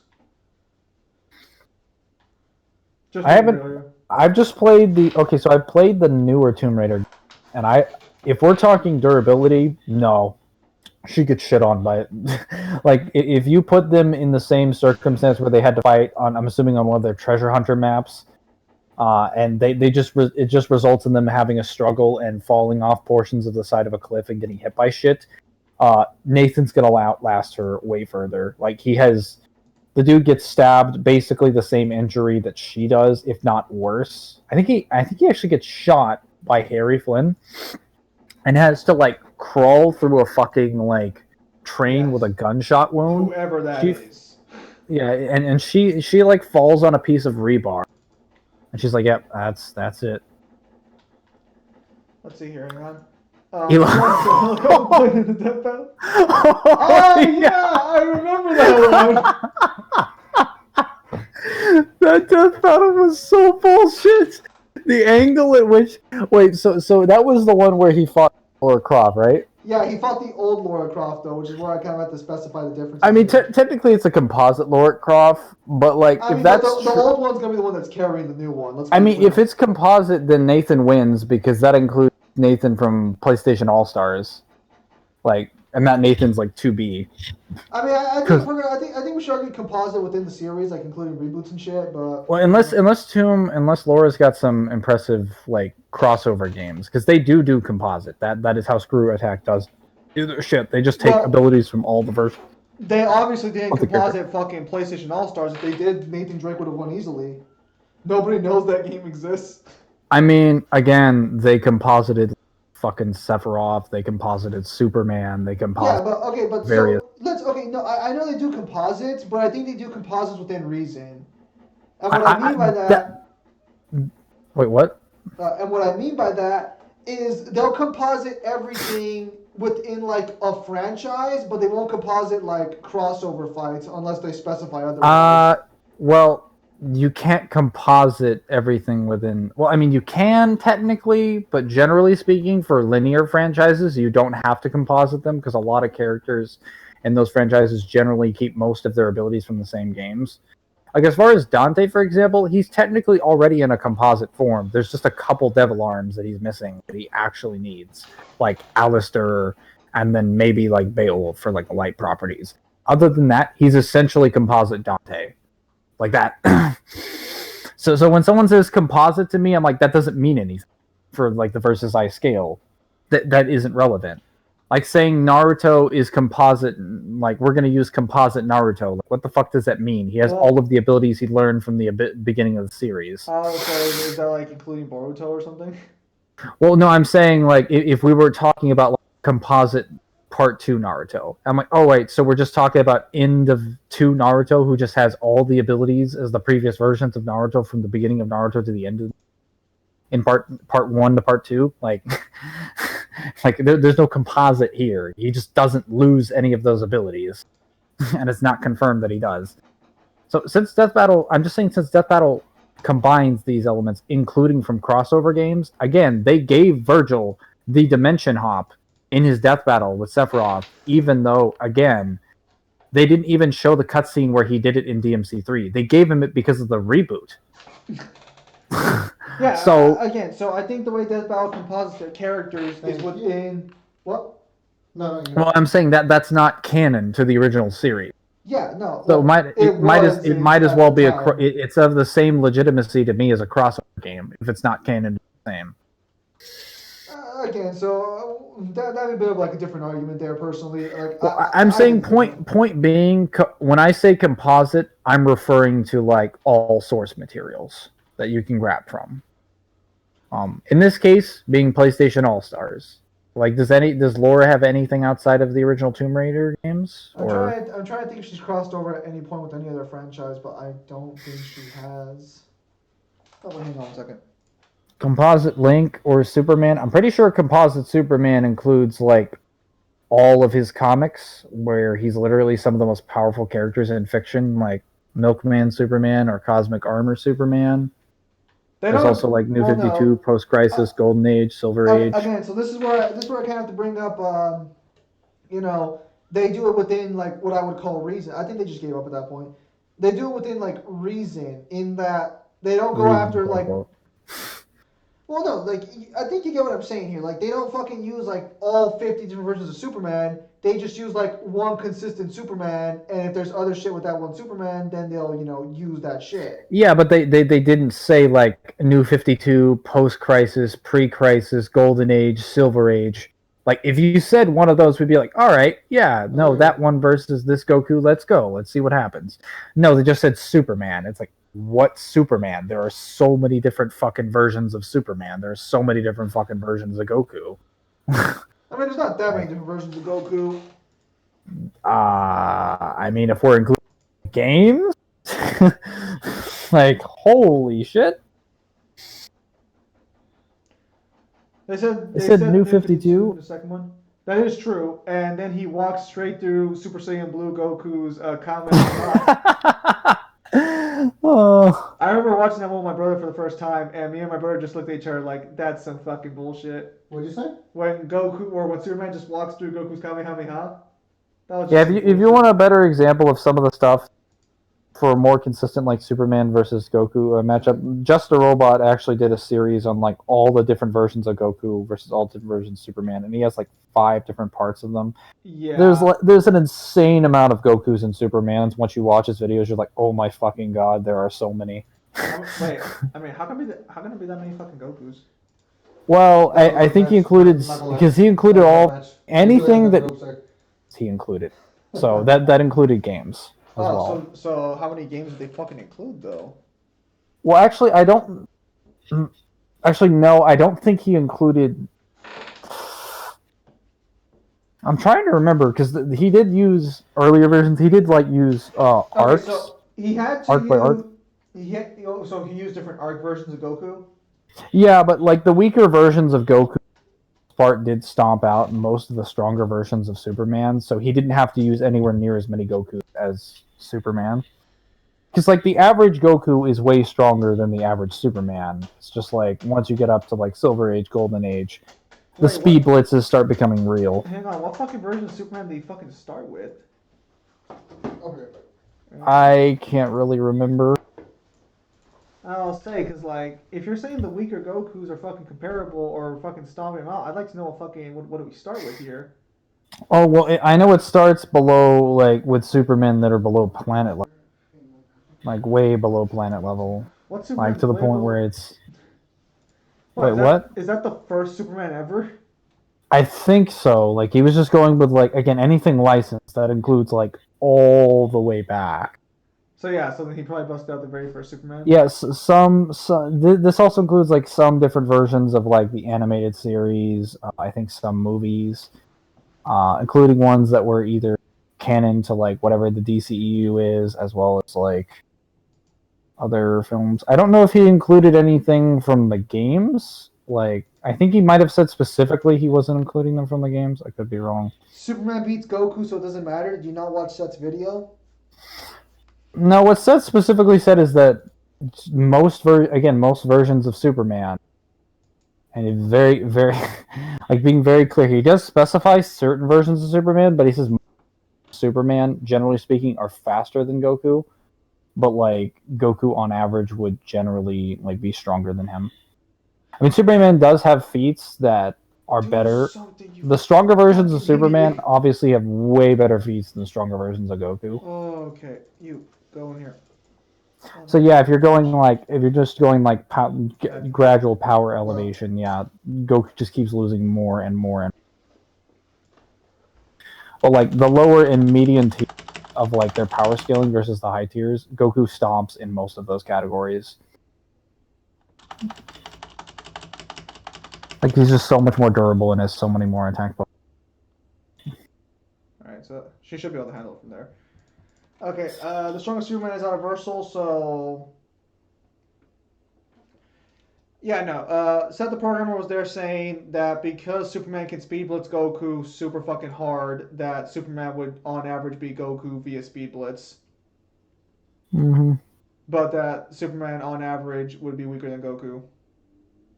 Technically.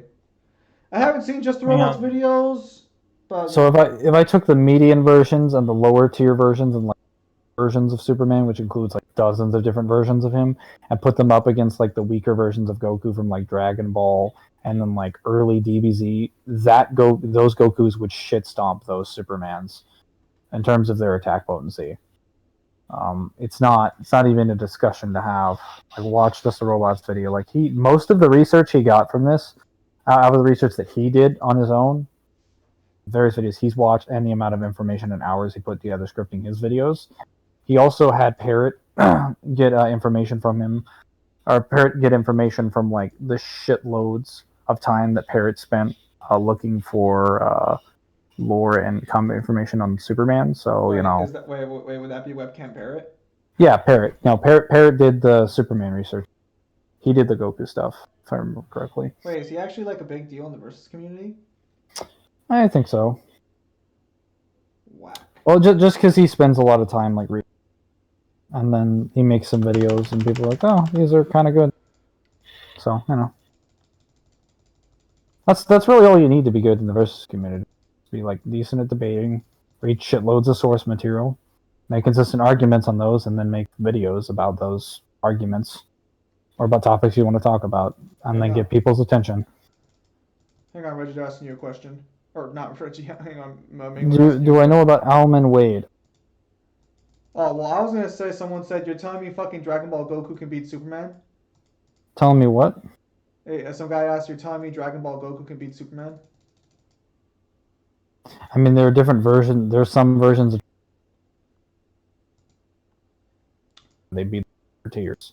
It wouldn't be like, again, any of the tiers I just mentioned, like pre-crisis, post-crisis, Silver Age, Golden Age, New 52, Milkman, Superman, Cosmic Armor, Superman, any of the Supermans that were fucking like the Superman who laughs, whatever you wanna.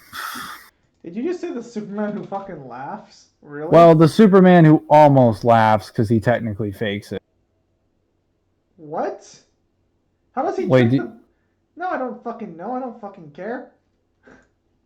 Wait, do you not know what that is? No, like I know he gets like fucking gassed at some point, but I guess he doesn't.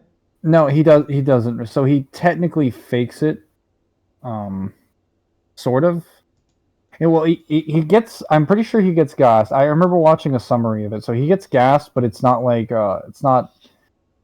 How can I say this? Because the Batman, the same thing happens with Batman, more or less, where, well, Batman gets basically infects himself with like every single Joker neurotoxin that they have, and then he that along with like a blood transfusion from Joker he basically becomes an inverted version of the Batman who laughs, so he can fight the Batman who laughs.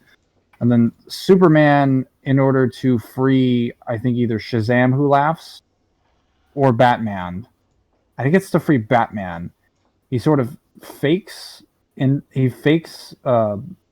idea of him being infected with the Joker toxin, where he's still sort of resisting it.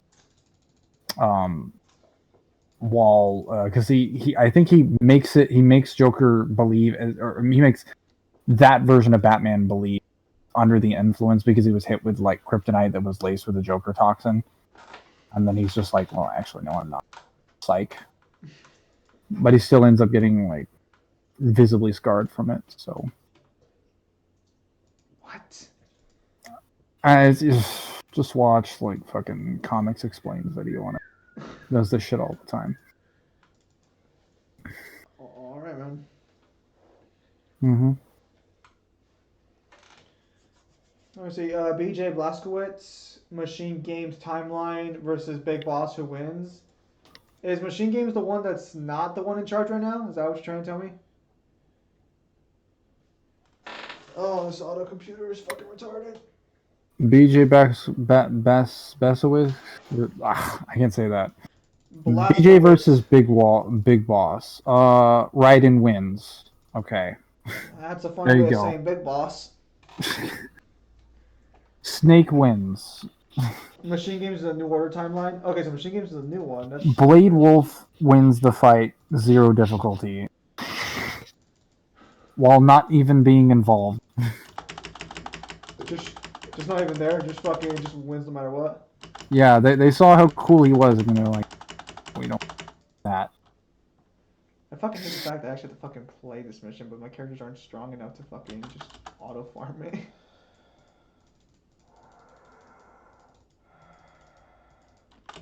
So fucking weird to play on fucking PC.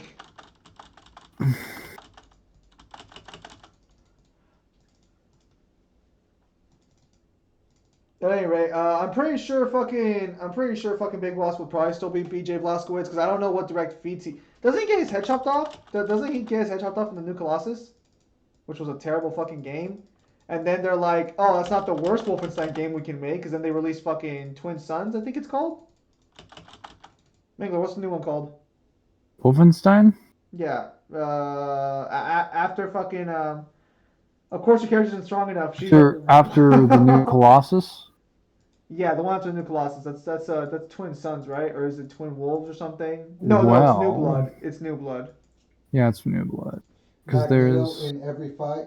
I'm about to monologue, son. I think there's like 4 Wolfenstein games, if I'm not mistaken. Okay, so there's Wolfenstein the New Order. No, okay, so it's Wolfenstein the New Order. Wolfenstein the New Order, Wolfenstein the Old Blood, Wolfenstein 2 the New Colossus, Wolfenstein Young Blood, and then Wolfenstein Cyberpilot. Old Blood is not an actual fucking new game. Let's get that one clear. Old Blood is what? Old Blood is a expansion pack, isn't it? It's not a new game. No, it's well, hang on. No, it's an expansion pack. It's not a fucking new game. It's a prequel set to 2014's Wolfenstein the New Order. Yeah, but it's an expansion pack. It's not like a full game on its own. Well, hang on a minute. Expansion pack of what? Well, it's an expansion pack to the New Order. It's like DLC. Well, it's like a DLC, not an expansion pack. And Red Dusk, this fucking Christmas style fucking blue-haired girl right here is technically my strongest fighter. So, don't know what to tell you there.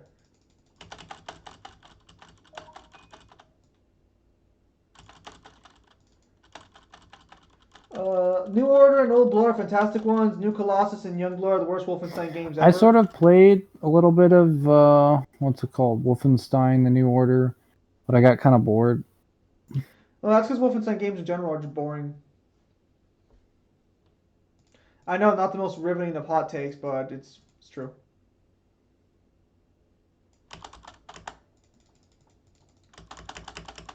I'm too focused right now because I have to at least beat this fucking twice before I can fucking just ignore it. And then I can go back to farming the other mission. I would love to have them farm this mission because this mission will probably give me more resources, but... There's also Wolfenstein Cyberpilot, apparently. You say Wolfenstein Cyberpunk? Cyberpilot. What the fuck is Cyberpilot? And is that part of the new canon or is that part of the old canon? That's the new Wolfenstein game, apparently. fuck? I mean, Wolfenstein, I think the New Order and I believe the new Colossus are on Game Pass. I don't know about Old Blood. Old Blood again is a DLC, so I doubt it would be. That it would be. I doubt it would be there because it's a DLC. It's a DLC. Oh, nice. Hmm. This game has so many fucking ads in it. It's ridiculous. Granted, they do give you free stuff. No, just let me fucking.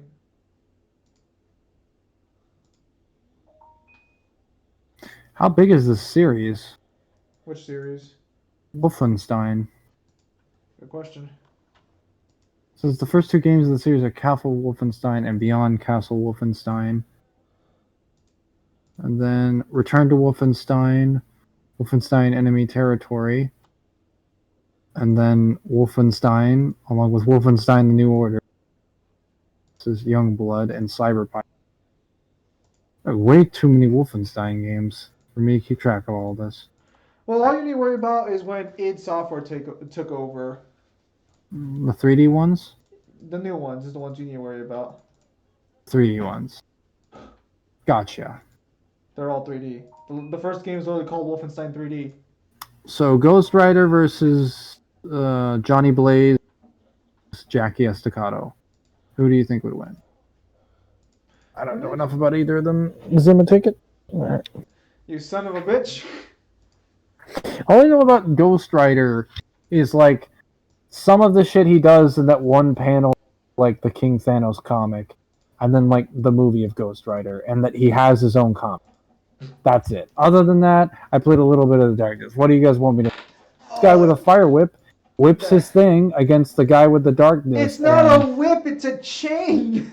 Oh, I'm sorry. Does it function like a whip? Does No, it it functions like walk? a fucking chain. Does it walk like Oh, a that duck? was Does good. it does it quack like a duck? Okay, yeah. It doesn't quack like a duck or walk like a duck. It does exactly the thing a fucking whip does. It just binds you. Have you ever used a fucking chain in your life? I'm concerned. Dude, it does literally the same utility It as a does whip. every It can just single power bind for you. You know a That's chain it. can do that too, right?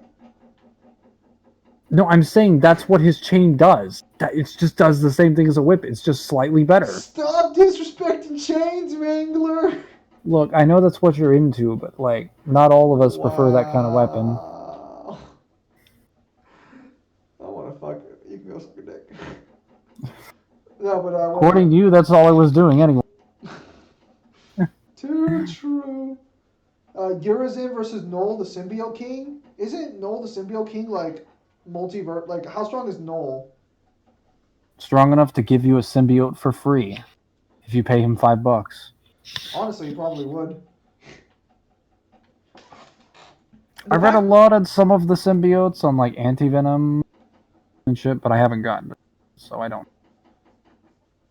That's probably the first one. Oh dear goodness gracious me, it's gonna take a while.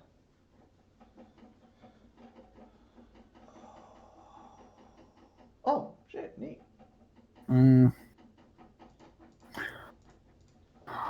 Remember angelic weaponry shattered upon touching Jackie's darkness armor? I mean, Ghost Rider doesn't have angelic weapons. He is technically Isn't Ghost Rider just a fucking demon? Technically, he's the fallen angel of justice. Technically. So he's a demon. Technically. We have a term for fallen angels. We just call them demons. Depends on your mythology. Sometimes they separate them. I know, but a lot of mythologies are. Well, it's 'cause I don't know if Marvel separates the two. Like, I don't know if he's still considered an angel. Because I think he's called a rogue angel in the comics more often. Well, outside of Ghost Rider, I don't think there are too many comics that expand on Marvel's. Because he's really the only one that I can that directly deals with Mephisto. There are some others. There are tons. It's just that I don't think a lot of them deal with heaven. Is the thing. You don't think what? No, like there are tons of them. It's just that I don't think they deal with heaven. Again, from what I understand, Divide and Spawn is only Universe level plus. Virgil would stomp him out. Divine Spawn. So for context, Spawn gets God's powers at some point. And Oh yeah, after he like bullies God. He doesn't Like, if really. I He doesn't really bully God. He more like tells on God's mom, and God's mom takes away his powers. isn't God like girl in Spawn? In Spawn, God takes multiple forms, but the form that he takes when he fights Spawn is an old woman. Yeah, I just remember being shown like Yeah, because that's what Death something Battle from a showed. YouTube. Yeah, Death Battle from was like the one who showed it. yeah. Spawn And where you- normally Oh, it was right or there. God in Spawn is normally this dude with black hair and is ripped, but I think he just takes different forms depending on it. He's vain and all that jazz, you know, the standard criticisms all these comic writers have about Christianity, because it's always the same fucking thing. Just saying. Okay, so can you tell me why Foxmask? Can you provide the feat that proves Divine Spawn would stomp out Dante and Virgil, please? Because as far as I'm aware, Spawn is only Universal Level Plus in his divine form. He That- has that- the power of God, and that's all he can. Well, you're assuming God's all that powerful in Spawn, but again, Spawn by himself before getting it could still. No. I just figured that Oh, they'd be a my little word. bit. Well, it's because I don't. Okay, so technically, technically the fucking, what the fuck is the what's the company called? Image. Technically, Image Comics all exist within the same multiverse. But I don't know if Divine Spawn has control over that multiverse. But even if he did, I don't know if that's enough to make him stronger than Dante. I and mean, Virgil. unless you're at bare minimum 2A, like you're not going to do anything to Dante. That just simply means that you'll be able to beat attack potency, but like again, And shouldn't be it's able to also- beat Virgil because Virgil is Yamato, which literally fucking ignores your tier unless you exist outside of they reality in sampled ways. the hook. Which, to that point, you'd have to be fucking out He's of. gonna get out. Where you just Yep, you're like you yeah. exist beyond the concept Fucker! of being cut. So like yeah, no, at that point Yamato wouldn't affect you. Yeah, I'm not going to comment too much on Divine Spawn, because from my understanding of Divine Spawn, he would lose on AP skill alone. I don't know if that would be the case as a whole, but again, it's just what I know of Divine Spawn. There might be more to the story. And then there's regular Spawn, Omega Spawn. He literally is creation itself and has the power of God, him or herself, so I don't see what they can do to him. Oh, well, I know this one guy who would argue that Virgil's technically God, so wanna do that Yeah, one? the Alpha and the Omega, so he can apparently do everything. If we're going by titles, creation himself, so was Void Mundus. so was Mundus, so was the Beast Heads, so was Chen, so was Argosax, so was Abigail, and Dante killed all of them. In fiction, the term God is literally useless. Because not all fictional gods are created equal. Some are way stronger than others. I We mean, all know yeah, this. take Supernatural for example. That literally a show that like mainly features like Christian mythology, but in the canon of that show, all of the other mythologies exist. There's just different tiers of them. So like some of them work together, like the Egyptian gods work in tandem with jobs that they are hired by the Christian gods and shit. Right? But then there's like a bunch of pagans that are adverse to them that don't scale to them anywhere. Like literally, for example, like the devil goes into like this hotel. That was a good episode. So the devil goes into this. You've seen this, right? Yeah, it's a Hammer of the Gods. Yeah. Basically, the main characters get abducted during the apocalypse. That's supposed to happen between like Lucifer and Michael. Okay. And Lucifer goes into the hotel and fucking murders an entire pantheon. Well, no, he doesn't just murder one pantheon. He murders like all of the pantheons essentially. Well, okay, so he murders a bunch of pagan gods. I don't know if they're all connected to one pantheon and they're different pagans through or if they're different. Like they're different ones because there's Hindu, there's Greek, there's Norse. Because he kills Odin. He straight up fucking the old man who's crying on the floor as he breaks his spine. That's Odin. Doesn't. Oh wait, no, I'm thinking of Zeus because Zeus shows up later in a couple seasons later. And I think they beat him through some misfits, but Zeus isn't there. There are no Greek gods that are there. No, technically there is, I think, one Greek god there. Or I think there's a Roman god. Zeus is not there though. Zeus None is of the not there. stronger. Yeah. Well, no, but Zeus shows would up still, later. Zeus would still lose though. Oh, definitely. Like no, if all of those gods back to back to back, Zeus is not going to do anything. Now, Because don't Lucifer. Well, go ahead.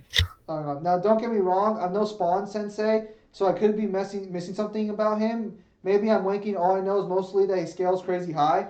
Again, I'm not here saying you're wrong. I genuinely. Well, we're from just what I using this know- as an example to show those are the strongest gods in their pantheons, and Lucifer just comes in there and rips them a new asshole, and this he's isn't not even at like. full power either, because he's still Yeah. not in his vessel yet. Yeah, no, guy he's is a in a piece of vessel shit, that's dude. literally burning. He would even be weaker than the Lucifer in like later seasons, even in the same vessel, because that vessel was Fucking hate burning, this game. so he couldn't exert his full strength. Whereas when they brought him back into that vessel, they repaired it and they made it stronger so that he could use it properly.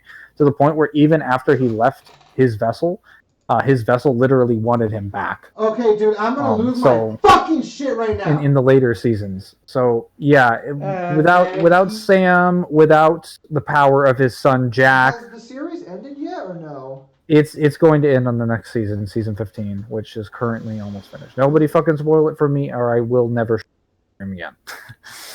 No, yeah, no. It's because like I was wondering on that one because I know because Michael's gone. No, Michael is Michael So gone what? yet or no? So which Michael? Finally, he Okay, fucking died. The devil Which gets taken which out. season did you end on? Okay, I never watched the seasons, but I was right before. I guess I'm on season 14. So is the Let's go evil get your Michael paper, dead motherfucker. now? Or Yeah, not? the evil Michael season Here you go. 13, I Take it think, off, you piece of because shit. Yeah, and then season 14 involves just God well, himself. no, he doesn't.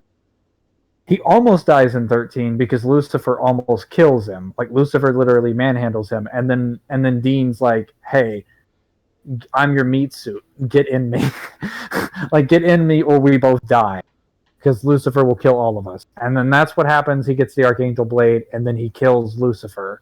Lucifer dies permanently, or at least Lucifer gets sent to the Big Empty, or not the Big Empty. What the Oh fuck is it? wait! I thought he was getting wrecked. I didn't know he came back and started winning. Yeah, the fight. no, Lucifer's beating him, and then Sam just gives him the Archangel Blade and stabs Lucifer in the heart. Because the Archangel Blade Is can this kill any after he Archangel. takes his son's power? Yeah, this is after he takes his son's power. The fight that they have is literally like so fucking comically stupid. Like the special effects are amazingly dumb. It's so bad. Well, okay, guys, look on the stream. You're seeing what my brother is dealing with, so you guys can like look at his frustration firsthand. Yeah, I'm gonna have to take my dogs out in about 10, 15 minutes. Okay, so basically he beats him. So Then do your dogs go to the restroom at night or something? Is that what you're taking them out for? Stop Or- with these- yeah, that's Bitch. what it's for. Oh. So after he beats him, Michael takes control of Dean's body. Yeah, And then- the new season starts, and then so how do they Yeah, get so- Michael?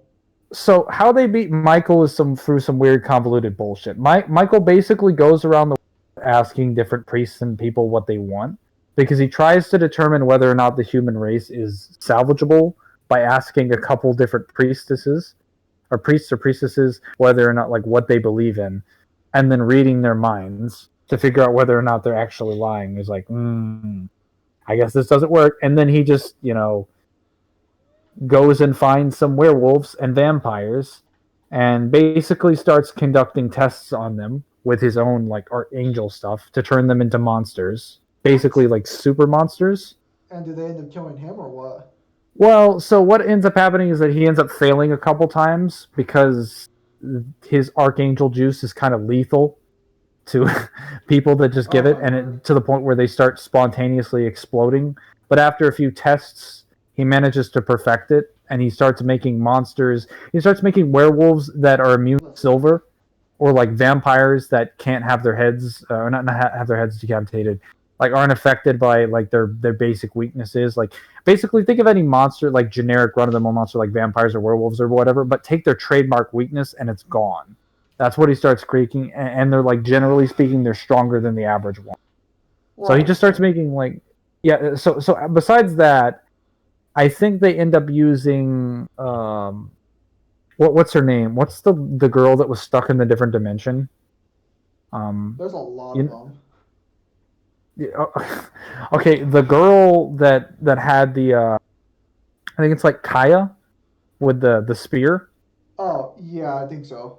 Yeah, so Michael ends up running to weapon because he considers it a threat to her, and so she ends up stabbing him in the process and damaging Dean and his vessel. So they end up looking for him with the rest of the Archangel egg that they used to get Lucifer out of the president. And then with that and a couple other things, I think they managed to force Michael out. Or no, they don't force him out. They force him out of his headquarters. And then once they get him back to fucking God, it's a long process. Once they get him back to his thing, I think they finally get what's it called? Michael leaves Dean's body randomly, and then just kind of just kind of like repossesses him later on. What? It's a long process to the point where once he repossesses, he's doing other stuff because he needs to think out portions of his plan. Jack comes back after Jack tries to perform a lot of his powers again, and then I think what ends up happening is that like he basically gets a spell performed on him that like allows him to use up his soul, to burn off his soul to get more power. And he does this in order to basically kill Michael. But since his soul is like a Nephilim, he's way fucking stronger. So he ends up ripping Michael out of Rowena when he possesses her in the middle of the bunker, and then he just crushes him, and then he eats what's left of Michael's essence, and he buffs himself up to full power again. So Michael ends up getting killed by Jack. And then I'm assuming that's when God steps in. No, so what? God steps in a little bit afterwards because then Jack is having like his full character arc on display because like Castiel ends up getting I think he gets killed again. For the 2000th fucking time. For the 2000th fucking time. Because Jack ends up going to like where his mother's heaven is. And the what's it called? The thing from the black. It's like the cosmic entity. Buddy, come on. From the black ether place ends up like demanding that Castiel show up there because Castiel woke him up, and he's like, "I didn't want to be waked up. You shouldn't have done that. So I'm gonna I will destroy heaven, which will effectively destroy like hundreds upon billions of human souls if you don't fucking like come with me to the ether." And he's like, all right, I'll do that. So what ends up happening later, if I remember correctly, is that God steps in because Jack, who's currently hunting down what's left of Lucifer's vessel, which is what's his name, the dude that what's the name of the guy that Lucifer possesses? Yeah, names don't matter here. Wait, what? Names don't matter here. Yeah, so you get to see his story when he goes back to his hometown to find out who murdered his family, and he finds out who does it, ends up killing them. It was like a demon ordered, and then you discover that he likes the fact that he liked Lucifer inside of him. So, which I think was a missed opportunity for them, but. So what ends up happening is that he tries to find a way to basically summon Lucifer again from the ether. I'm just gonna keep calling it that until I remember what the name. Oh, they were just assholes. They were just. Oh no, yeah, he did. So after this happens, Jack shows up, closes the portal, kills that guy, and he kills him in such a way that Mary, dude, why did you do that? And then Jack starts due to the power of like what's it called, due to Jack sort of burning off portions of his soul. They're like, oh my god, he's gonna turn out like Donatello, where like what's it called? What's the name of where Amara sucked out portions of his soul, and so it's like, yeah, he doesn't live the same way. We don't want that happening to Jack because he's also a Nephilim. So Like him running around with no conscience and all that power just seems really bad. And Jack also having like some character struggles and a character arc doesn't make it any better, because during this moment, when he's like thinking about all of the issues in his mind, and his Nephilim powers are going off, and Mary's trying to help him, he sort of tells her to like shut up, and when he does it, he vaporizes her completely. Like he just kills Mary flat out. Yes. Yeah, but she dies painlessly, but he kills her immediately, and then to the point where like once Sam and Dean figure it out, they're like, "Yeah, we're gonna come fucking kill you, but we have no way to do this." And then Castiel finds Jack, and then he ends up like trying to convince him to like stand down because they have to do something. And then obviously Dean shows up and it's like, Castiel, we gotta put him down. And God is obviously the one who shows up at the last minute. It's like, here's a gun that I think can beat him. Obviously, there's a little bit of a catch. I had to make it on short work, and it's like, well, what's the catch? It's like, well, it's sort of, if you shoot it this way, like it goes out, it will kill you. It's like, what do you mean? Like, well, it will, anything on the end of this barrel will, but it will also kill the one who fires it. So they're like, really?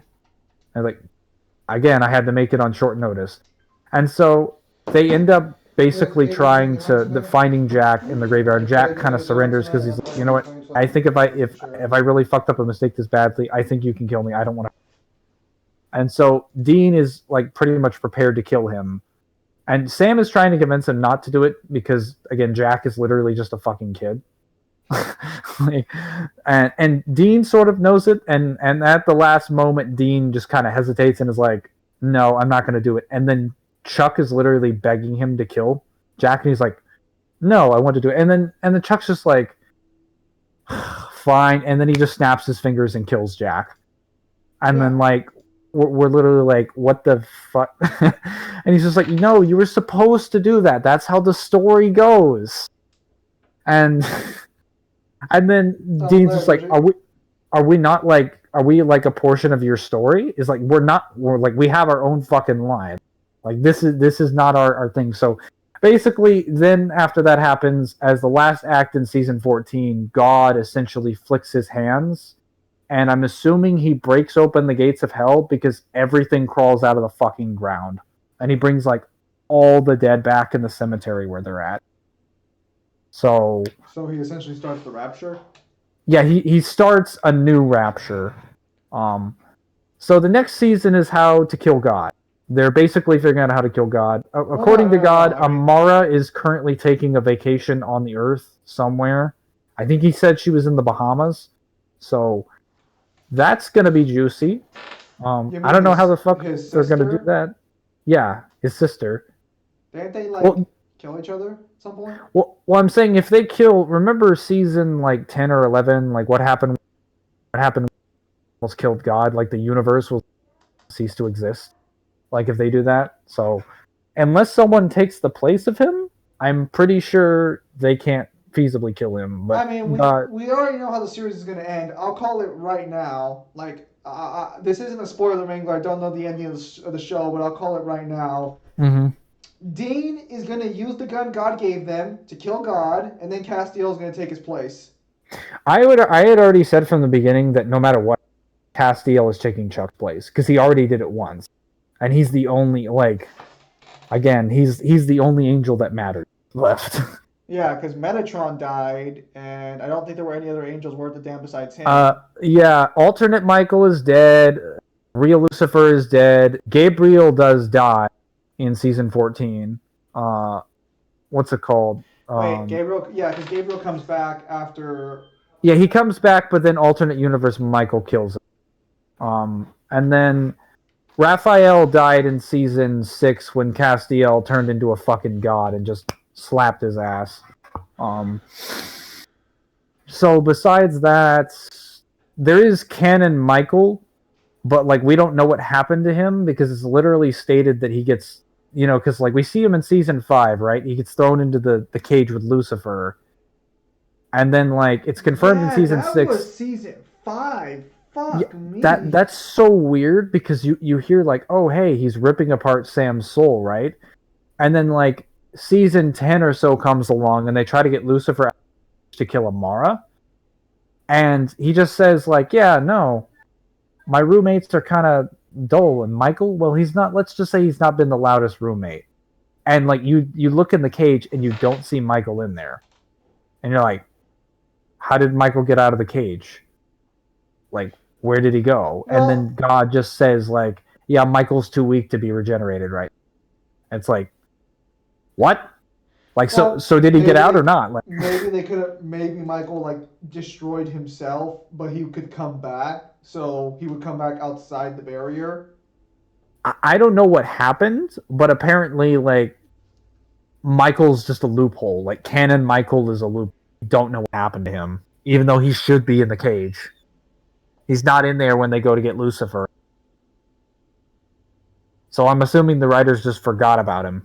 Wait, Like, so I don't know how you hang on, forget so- about the strongest being in your verse outside of God.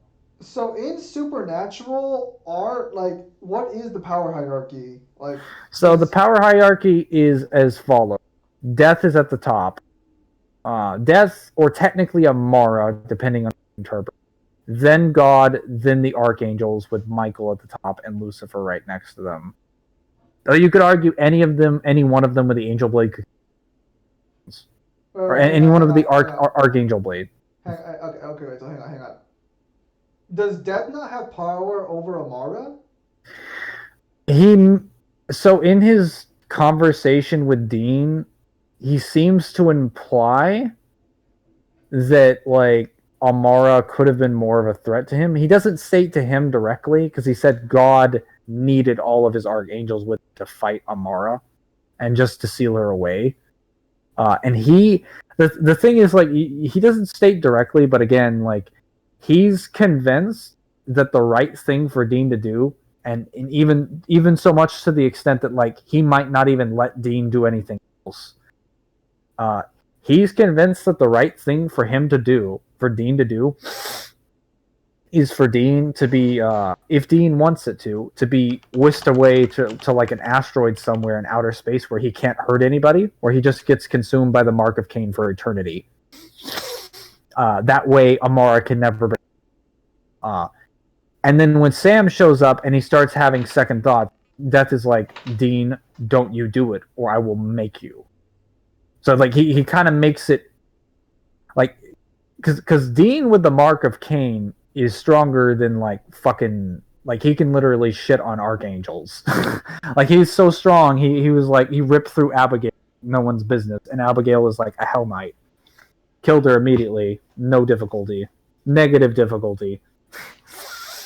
And she's, like, got the strongest force push ever, and he's just like, yeah, let me just slap you real quick. So there's no reason he shouldn't be able to kill an archangel, especially when the mark of Cain is literally like, or not the mark Cain, the first blade should scale to the darkness. Yeah, because I was again, gonna say it should be the first blade because the mark of Cain is literally just the darkness sealed in the form, like, it's just the seal of the first blade in the form of a weapon. So, like, just stabbing someone with that is like the full attack potency of that. So you could probably argue even then that Chuck. It's just, like, again, depending on statements, we don't know how much stronger Death is than Chuck. It's just very specifically stated in season 6 and season 5 multiple times that Death will reap God when his time comes. So you could maybe argue he could reap a. Yeah, because Like, I was gonna say, because I know that Death does say that, but I never interpreted that as Death is stronger than Chuck. No, Death's got the way Death died was, I mean, Death didn't even die due to plot. Death died because Dean killed him with his own weapon. Like, he killed him with the only weapon he could kill him with, which was Death's scythe. Like, he literally picked up. Yeah, no, he picked up Death's scythe, which he was going to cut off, which he was going to slay Sam with, so that he could fully control the mark of Cain, because that's what you need to do to get to, like, the final stage of being, like, the controller of Cain, is to slay your sibling. And he was going to do that, and then he just kind of spins around and kills Death with it. And it's like, I mean, I could be wrong, maybe the first blade could kill them, but, like, we know for a fact the Colt can't kill Death, which already means Death is way too fucking strong. We know an Angel Blade can't kill him, We know the Demon Blade can't kill him. We know the Archangel Blade can't kill him. Wait, how do you know that one? Because the Archangel Blade has all the properties of the Angel Blade. Just kill Archangel. So why would it be able to kill Death if it can't kill God? Like, I mean, again, like, because again, I guess I stopped watching Supernatural consistently around season 6. Then it always just kind of seemed like Death just had that hacks ability of just rolling over Death. It never Yeah. seemed like AP was like the main issue but he says I'm not. It's not just that I have the ability to reap them. I existed even before God did. I'm very, very old of a being. No, doesn't he specifically state that they don't know which one's older anymore? I think Well, said that he's season not. 5. He's not aware. It's been a time. It's been around even since when God was a thing. So you could argue he was even older, and even more ancient. It wouldn't make sense for Death to be older than God. Like, it would make sense maybe. I mean, God created the universe in 7 fucking days. So, like, under their thing, so... I mean, yeah, but here's the thing. If there's no life, Death shouldn't exist as a concept. Now, again, Amara existing, fine, that's fine. But Death, well, I guess if Amara exists before Chuck, and she should be able to, given that she's, like, what, pure darkness or whatever, I guess you could argue Death it's not really elaborated. Yeah, my biggest problem was that Death was the strongest of the 4 horsemen. Like, the other 3 were just jokes. And then He wasn't even a horseman. They said he was a horseman only in the sense that he has a ring. There is nothing that he has in common with the 4 horsemen. He's just, yeah, he has the name, but the 3 horsemen, those are speculated to be fallen angels, whereas Death is not a fallen angel. To call him an angel is a massive understatement. Arguably, he would be above God's level, which is like above archangels who are so powerful they dwarf Sephirin, who dwarf basic angels. So, like, to call him an angel or to call him a horseman. So then, even with the archangels coked up on all their power, they were still weaker than God? Even the what? Like, even like when the archangels were all coked up on their full power, they were still like vastly inferior to God? Yeah, no, like, again, Chuck literally killed Jack. Jack is a Nephilim, and he was boosted by the power of, like, fucking Michael. He would be way stronger than Michael. And as a Nephilim, he was stronger than Lucifer in the vessel that Lucifer did. Now, Lucifer wasn't as strong as alternate universe Michael, but, like, Jack was so strong he was literally burning out Michael just by, like, existing. Like, he was so strong he could just shit on all 4 archangels at the same time. He's just also a kid, so, you know, like, in character, I don't know if he would kill them all if Sam and Dean are there. He doesn't want to use violence unless he has to, and he makes it very clear. He's also very gullible, but then again, as the seasons go on, he grows and matures considerably more, so he's more ruthless when he has to be. He doesn't fuck around. He's almost to, like, Trunks' level, where he's a little bit gullible, but, like, if it comes down to it, he will murder you. If he has to. That guy got completely, like, God just snapped his fingers and killed him. So, I don't think you could argue any kind of buffed Archangel is going to touch him, unless you want to say, like, Castiel from Season 6, when he absorbed the Leviathan. That's a little... Like, when he absorbed all the souls in Purgatory. Like, God Castiel? Maybe? But... Wouldn't he be weaker than the coked up archangels? No. Because he killed Raphael in one. Like... to the point... Is Raphael an archangel in Raphael's an archangel. Yeah. Alright, fair enough. Okay, so he also makes... There's 2 statements that you could say... Technically, Castiel is no longer an angel when he absorbs the souls in Purgatory, because when it's either Bobby or Sam stabs him, he stabs him in the point where he gets with the angel blade, because they're committed to killing him, because they're like, oh, killing you is better than, like, he's like, I'm sorry, Sam, but I'm not an angel anymore. And I'm like, shit. Like, that did nothing. Literally is a one-shot kill move for, like, most angels, unless you're an archangel. But, like, for you to be so high that you're, like, literally flipping off archangels. Like, Also, Death makes a statement when because Castiel, the problem with Castiel in God Castiel is that he's a little bit inconsistent because his vessel can't handle the souls of purgatory. Like his body's literally like bursting at the seams. And Does he Death even points have a human vessel? he has a new body that was made for him, but that vessel can't hold it. It's only a vessel made to hold like a Sephron's power, I'm assuming, or like an archangel. It's not meant to hold all the souls in purgatory, which includes all the Leviathans, who basic Leviathans can eat angels.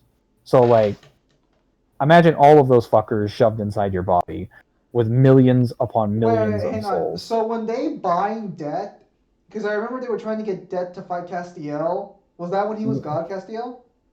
Yeah. They were trying to kill God Castiel because they literally and he says very specifically, I have met God, sir, and you are no God. So you could argue based off of that statement that technically God Castiel is weaker than Chuck. I feel like that statement could also be implying that just Castiel's character as a whole Could also be implying what? I feel like that could also be implying that Castiel's either body or like his character as a whole is less than that of Chuck.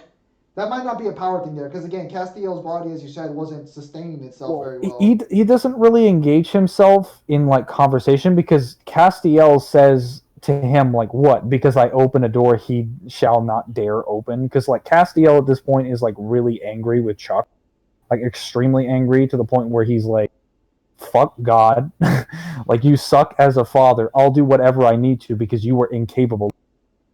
To the point where he's literally going on the same rampage that Raphael was doing, where Raphael's like, no, I've been abandoned by my. So you could argue it's a statement of character. I think you technically could interpret it. I'll have to go back and look. I'm kind of like indecisive again. I don't do supernatural power scaling too much. No, but you certainly know a lot about it.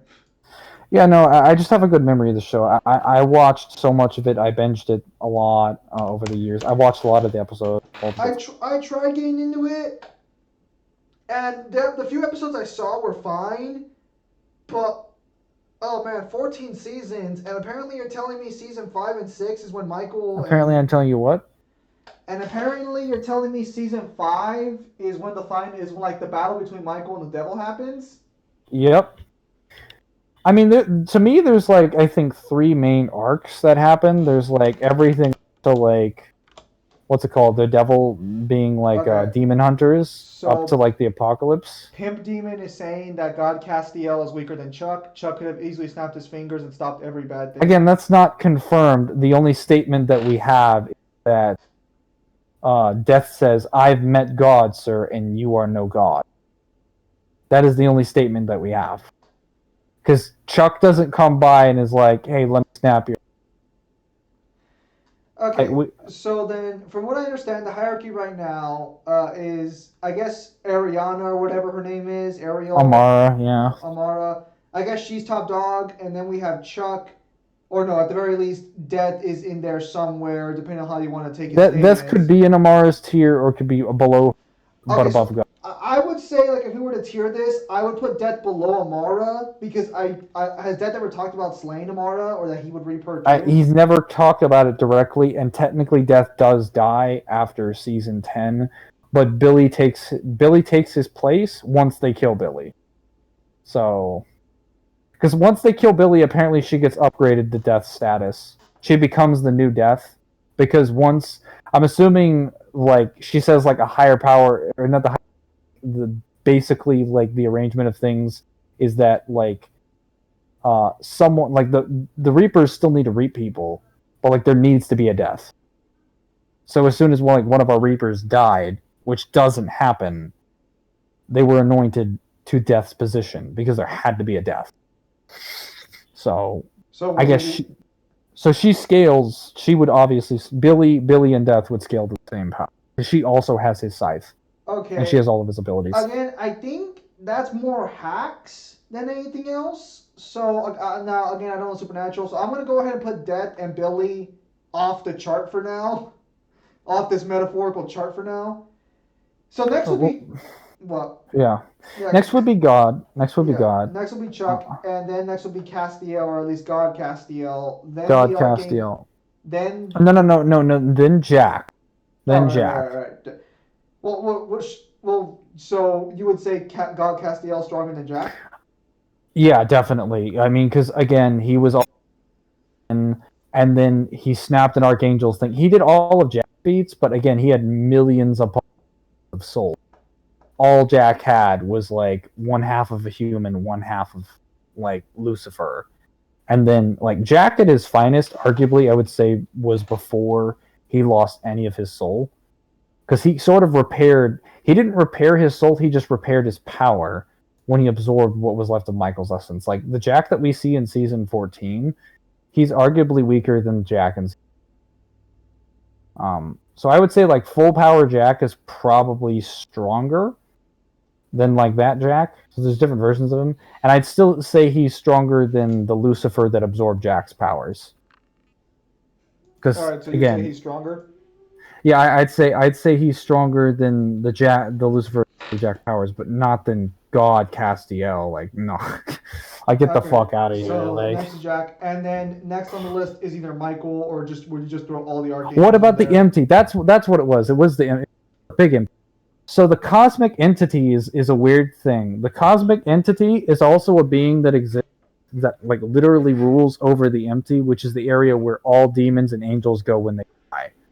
He's basically the other entity that exists outside there with death, and I'm assuming has the same level of power. He's made statements in regards to his thing, so I would just put him up there with Chuck. If not that, then death. All right. And then besides that, And then just tier the archangels differently because they all have different forms and shit. yeah, I mean most of the archangels, again, hypothetical. If any of them have the archangel blade, and any one of them could kill any one of the other ones, and then buff Lucifer would obviously be at the highest one. Especially buff Lucifer with the archangel blade. But then after that, then it gets tricky. Then the power scaling gets kind of whack. Because then there's like different versions of like Castiel who are like stronger. Because the Castiel that fights during season 6 is probably the strongest version of Castiel in a non-buff manner, because he's literally a savage. Like he just kills his own troop. He kills Balthazar in like 2 seconds once he realized Balthazar told Sam and Dean where their location was. He literally like speed blitzes him. And it's like one of the only times where they had I think proper like effects for it. Whereas Castiel in every season after he comes back from the Leviathans, like after season 8, after the fall, Castiel is a joke. Like without his wings, he just gets bullied by every single person. It's like, oh wait, here comes the men of letters who also have angel gauntlets. Let me just punch out this angel real quick. Oh wait, here comes a werewolf who's doing decently against an angel. And then like Castiel has that one episode where it's like, yeah, I'm gonna come in and beat the fuck out of this demon to get information, which is what happens in season 14 in the first episode. And he literally gets dicked on by a group of demons in a bar. They kick his ass in a bar fight. It's like weird. Like Castiel becomes massively inconsistent after season 8. Like once he loses his wings, it's extremely difficult to power scale him. All right, hang on. What does the beast heads do for Dante exactly? Just for reference. Everything. Well, the beast heads essentially turn him into a god. Through sheer raw power, it gives him the power to rewrite all of creation as he sees fit.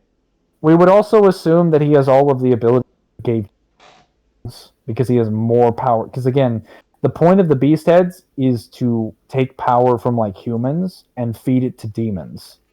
So, since Dante is half human, half demon, and the beast heads already gave him powers from Chen, who is 70% demon, we would obviously assume that they would do the same thing for Dante.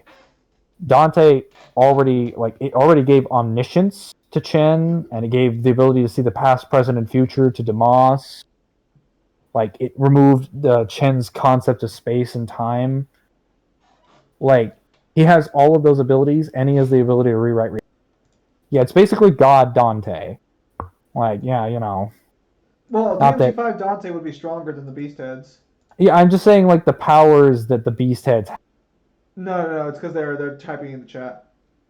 Oh, Yeah, because Ryan says DMC5 Dante with the Beast Heads would be OP as fuck. Actually, hang on a minute. So, since DMC2 is now canonically below 4 or before 4, you think the reason he has creation abilities after fucking essentially 2 in the timeline is because of the Beast Heads? Because I don't think he creates shit prior to then.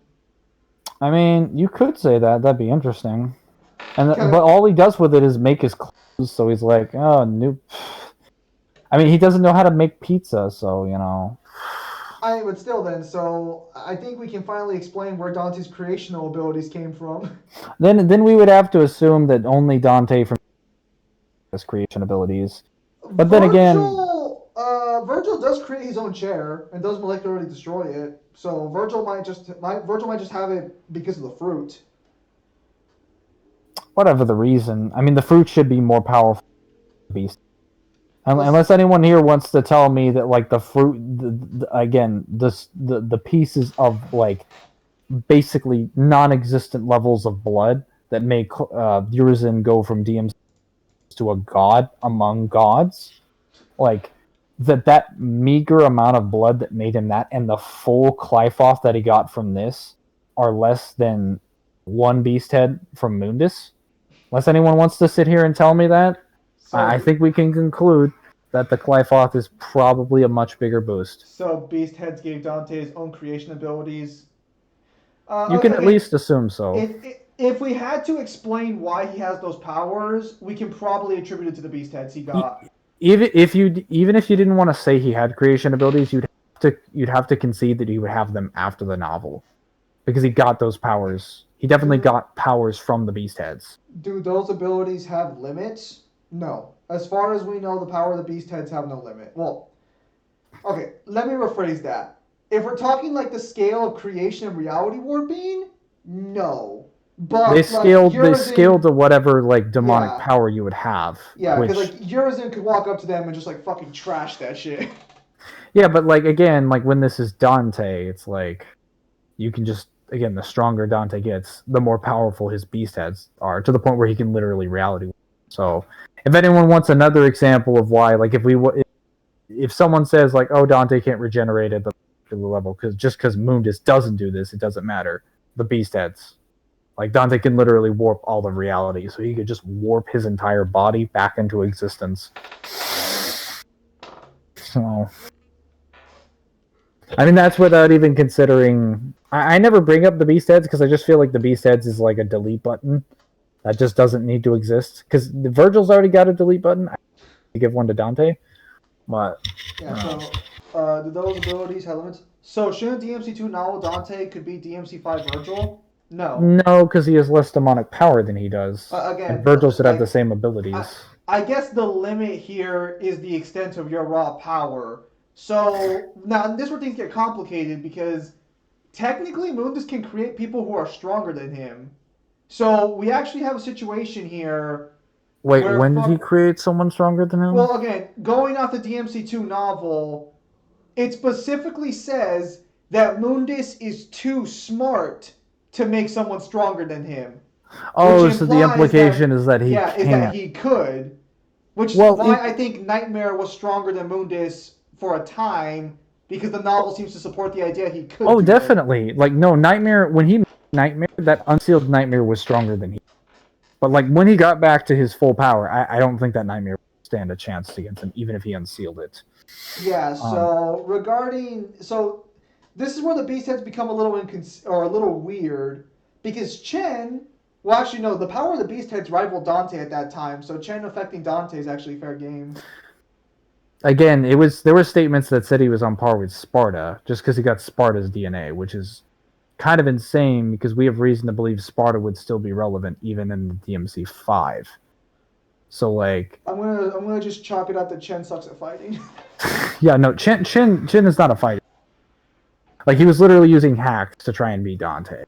But the thing about the beast has is the same thing that applies to like Quicksilver. Hang on, The seriously. abilities are properties of things created by demonic powers. So if you just have greater demonic power, you can just kind of ignore the shit that you do. Like Quicksilver doesn't affect you if you have greater demonic energy, and you can control it.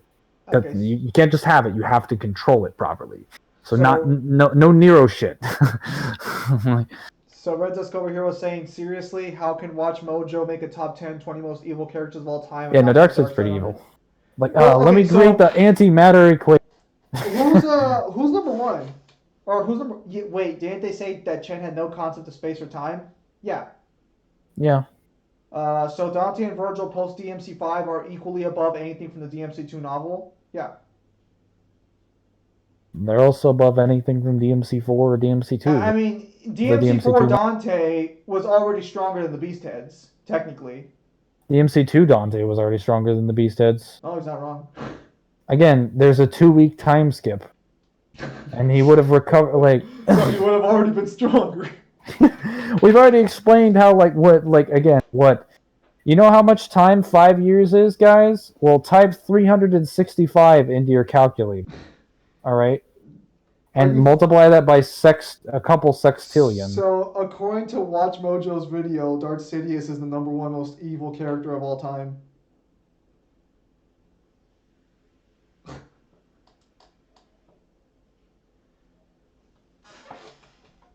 Oi, Mangler, you dead? Yeah, no, I'm here. I mean, I even mean- if I wanted to say that, like, it was only by 2 weeks, I'm pretty sure based on those maths, if I did that correctly, Dante should still be, like... I mean, he should still be... Even if we ignored based on the measurement, he'd still be, like, 30, 40 times stronger, at least. Okay, Foxmask, that's false information. The Savior was not powered by the Sword Sparta. The Savior was powered by the gems around it. They needed the Sword Sparta as like a remote control to control Yeah, it. no, it specifically says in the description that with the Sword Sparta, it will be possible to control the Savior for the first.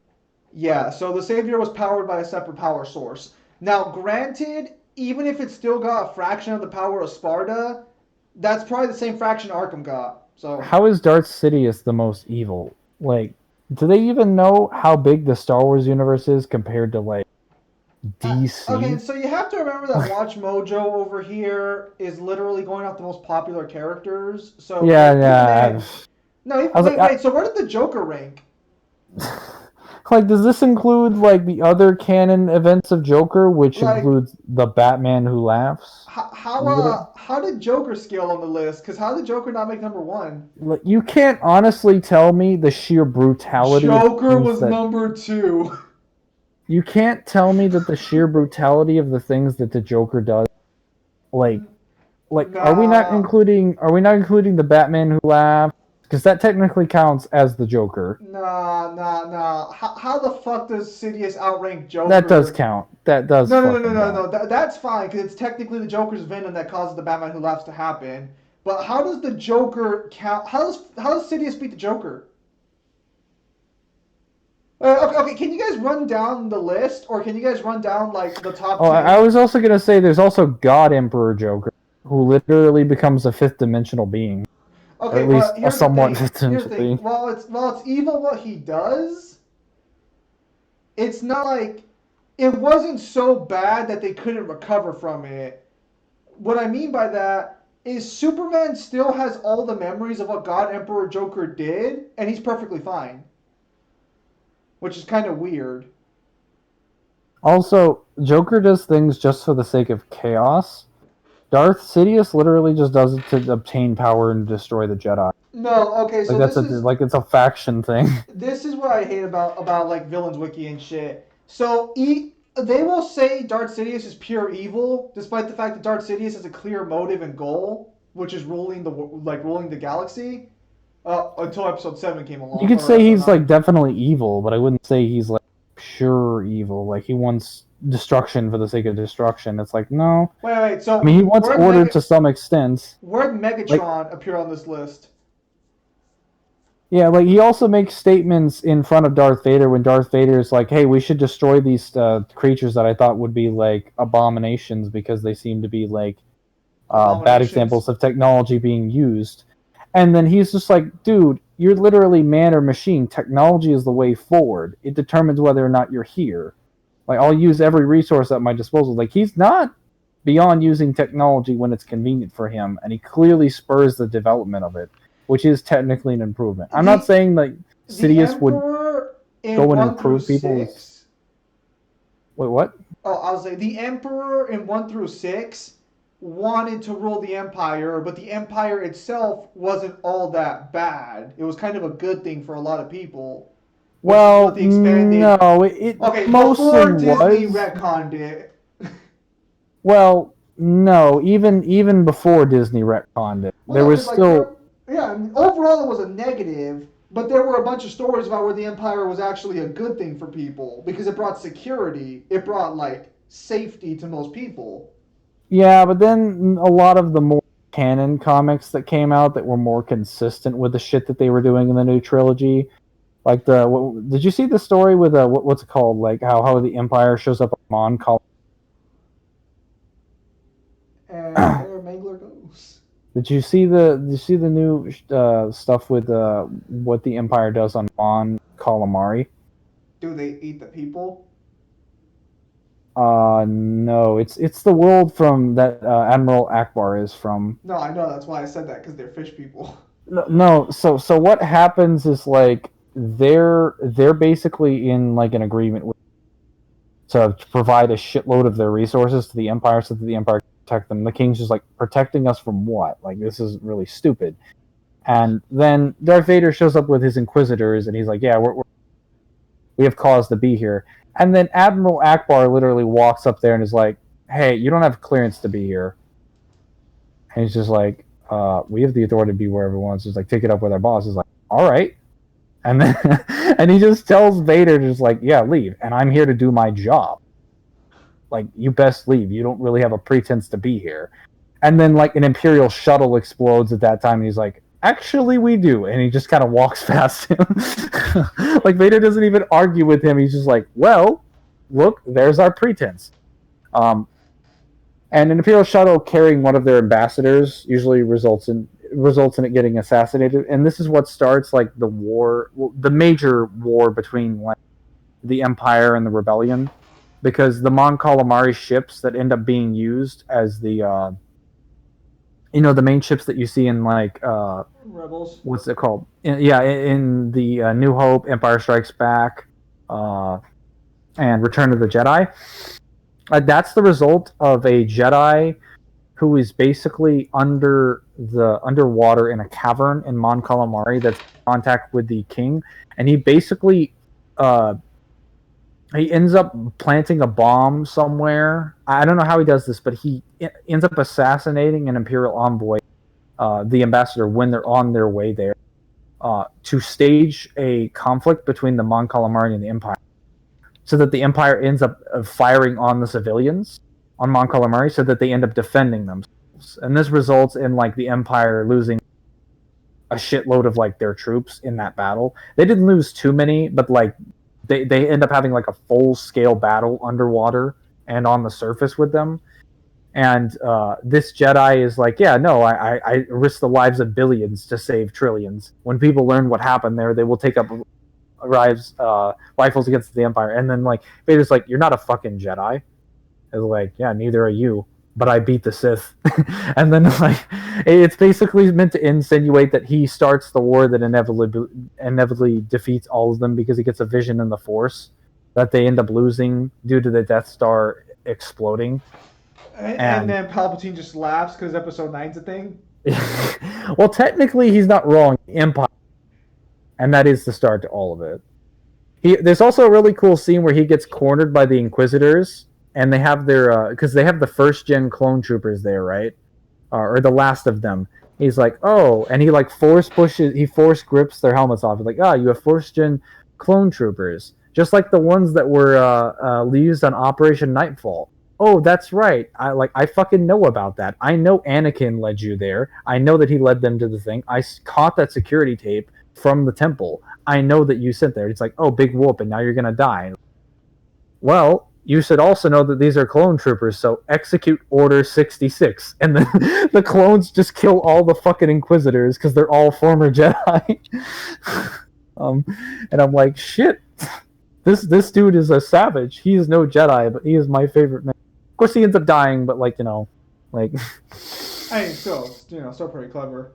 No, it is a really good thing. I wish I'd read the comics myself. I just read summaries of them, but I got to see all. Regarding Trunks over DMC, I have to take my dog. I have to go this time, so I'll be back in that's fine. 15 minutes. If I'm still on, I'll let you know. If not, I'll just leave the call.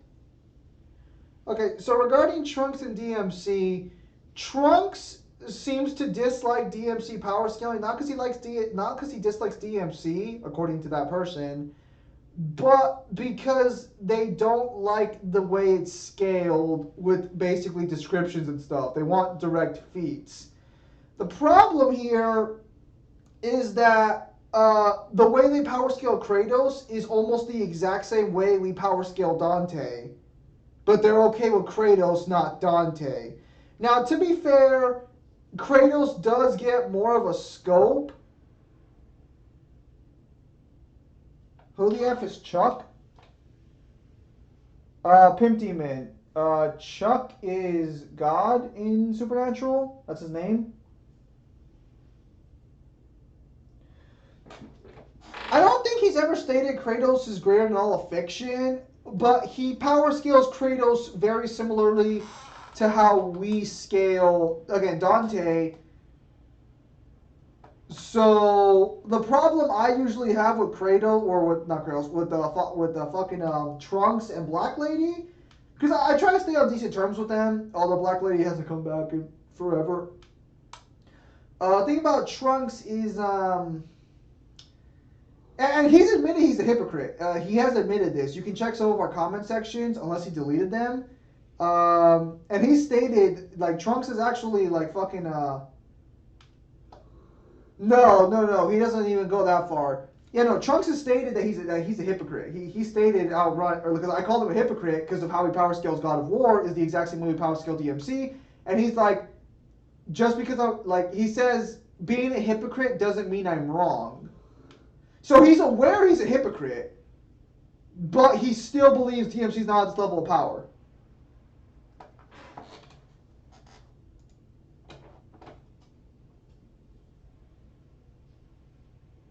Well, okay, look, I'm not saying he's right, but technically speaking, just being a hypocrite doesn't necessarily make you wrong. That's why there's a term for it. It's hypocrite. It's not being wrong.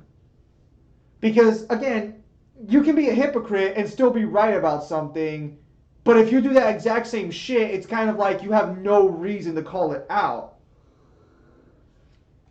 Well, okay, so anyway, as you can see on the screen, I'm in the middle of doing, like, a massive fucking farm with auto farming to get, like, because right now we have a double event going on for all these fucking drops, and these drops help the epic quest go faster. By the way, this is King of Fighters mobile game. I've talked about this game on occasion on stream. This is what it looks like, but this is low-end graphics. The higher-end graphics look a lot better. And I don't want to risk it crashing on me because this already is a process that takes hours on end to farm all these battles up because you can't sim ticket epic quest. Kind of, actually. Okay, I really enjoy this game. In fact, and all the character designs are great. All the girls look wonderful. All the guys look pretty cool. Honestly, of all the fighting game series I have been like witness to, King of Fighters I think has some of the best designs for all their characters. Because all the characters look interesting and cool for the most part. There are a few characters who don't. I'll be honest here. But for the most part, they all look pretty cool. This is Envy, or this is Blue Mary. This is how she turns into Envy form, in case you want to see the cutscene. Yeah, I actually have this version of the character, but she does not have this. She does not have this like giant fucking Susanoo form. The damage increase. Okay, so the good thing about this is because of how fast we are because we keep getting more points, we're getting stronger, which means this fight is going by faster. So pretty soon, this fight's going to be going by so quickly that the farming's gonna be a lot like holy shit, I think in less than 30 seconds he's already gonna clear it. This is Geese Howard. This is a New Year's event Geese. You can still get him because they brought back his banner as part of a new like wow. Holy shit, are we gonna get it under 30 seconds? No, we're not gonna get it in 30 seconds, are we? Oof, oof, oof, come on, Geese! Geese! Ah, just a little over 30. But holy shit, so that means we're getting 2 runs a minute. That's pretty, roughly 2 runs a minute. That's pretty fucking good.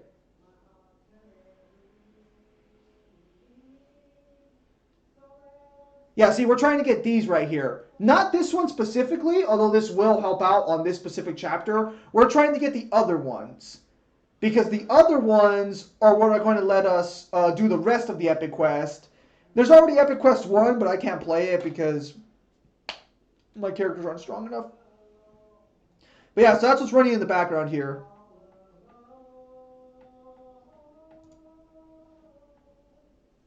I don't know what those notifications are. Are you referring to Black Lady in Trunks or are you referring to my grind? Because this is how the game works. Which is why I needed to get it on my computer so I could actually start grinding without destroying my fucking phone. Because this game heats your phone up a fuck ton. I don't think I'll ever play this game on stream. I think if this game is ever on stream, it'll be like this in the background, just auto farming. Because honestly, I can't see myself playing this game with this fucking control scheme. This control scheme right here looks fucking atrocious. Okay, yeah, so I figured as much. Gosh darn, my goodness gracious me, look at all that damage. Now, he's not even one of the best characters in the game, but the fact that we have so many buffs built up over all this farming is just... Oh! Right on 30! Oh, good shit, Geese, good shit!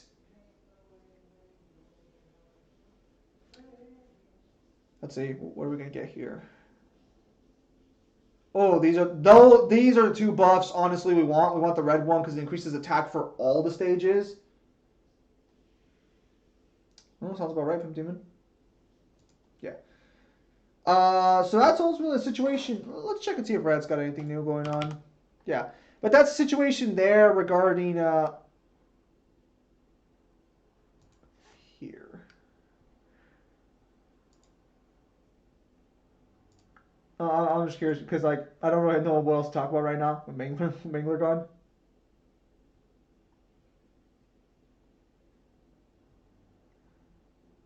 Apparently we will be getting these 2 characters pretty fucking soon. I don't know when specifically because I haven't gone on DFO today. But we'll see what happens. Let me check and see what's going on with King of Fighters Reddit. Just I don't know how far I can scroll down before like oh perfect. Okay, great, it's there. I mean the game is fun, but oh goodness gracious me.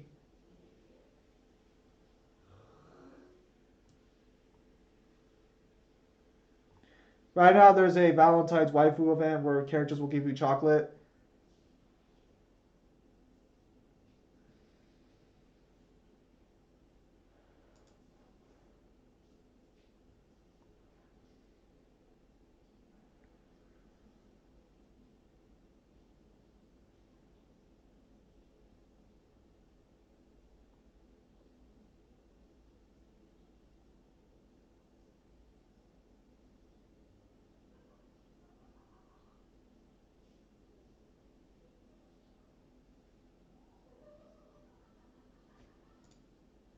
Honestly, the worst part about this game, no, I'm actually free. Like, if I wanted to, I could stay up all night. I'm actually free tomorrow. Tomorrow's like my one free day before I start working on the weekend. And actually, I work less. I actually work less days this week for some reason. Yeah, so I'm actually pretty free. I'm actually pretty free. And this isn't even my longest stream. I think like 2 streams ago I did a 5-hour stream. Again, the plan was just talk. Is Immaturne stronger than Seth? Okay, again. So I've debated a few people But there are a few problems I've come across that inherently make me kind of shit averse to debating when it comes to other people. Number one, no one fucking agrees on a fucking tier list. Some people, I don't know what to help you there, Red Dusk. You're gonna have to figure that one out. Some people, because again, so right now I'm stuck on dimensional tiering. Neo's trying to help me out, but then I was talking to Webcam Parrot, who's apparently, I guess, somewhat known in the verse community. First I fucking heard of it. And Webcam Parrot was like, okay, but that's not how time works. So right now, there are three schools of thought I'm aware of. Correct me if I'm wrong here if you guys know. Number one, time is the fourth dimension. Okay, great, makes sense. Number two, now if Neo sees the video and apparently I'm misrepresenting him, Neo or Parrot, whichever one of you guys, this is how my interpretation of what you guys told me. Neo did send me links I still have to read, but so Neo basically believes that time exists on higher conceptual levels. So like there's a fifth dimensional version of time, sixth dimensional version of time, seventh dimensional version of time. That was fine. That was fine. And then Webcam Parrot's like, no, time has nothing to do with spatial tiering, with dimensional tiering. It's completely separate from spatial shit. So space times don't work that way. It's like space, then there's a fourth dimensional space, a fifth dimensional space, and time is somewhere over here just jerking off. So I don't know what the fuck this all works out as. I kind of agree with Neo more from what I understand so far, that every dimension has a higher variation of time or a higher dimensional tier of time. That makes sense. But I don't know how these people get their fucking conclusions. Like, it's just all over the fucking place, and I'm just here like, agree on something, you fucks. Because he even said that Warrior of Light destroying the embodiment of time was not a feat. That did nothing. Like, how the fuck can you destroy the embodiment of time? Now it could be space time. I have to go back and look at the description again. But even if you kill the embodiment of time, that scales to nothing. Really? Now he did bring up a good point because in Final Fantasy 1, Garland creates a time loop, and Neo believes that's a universal level feat. And at first I didn't, but upon further context, I was like, yeah, all right, makes sense. And then Webcam Parrot's like, well, how do you quantify that? How do you quantify the energy needed to do a time loop into attack potency? And I'm like, okay, oh shit, okay, yeah, that's a good question. That's a good question. And so we went into a debate about it. Well, we went into a minor debate about it because it was already getting late, so we couldn't really hash it out. But so basically, my opinion on the matter is this. You guys can disagree with me on this one. Feel free to disagree with me.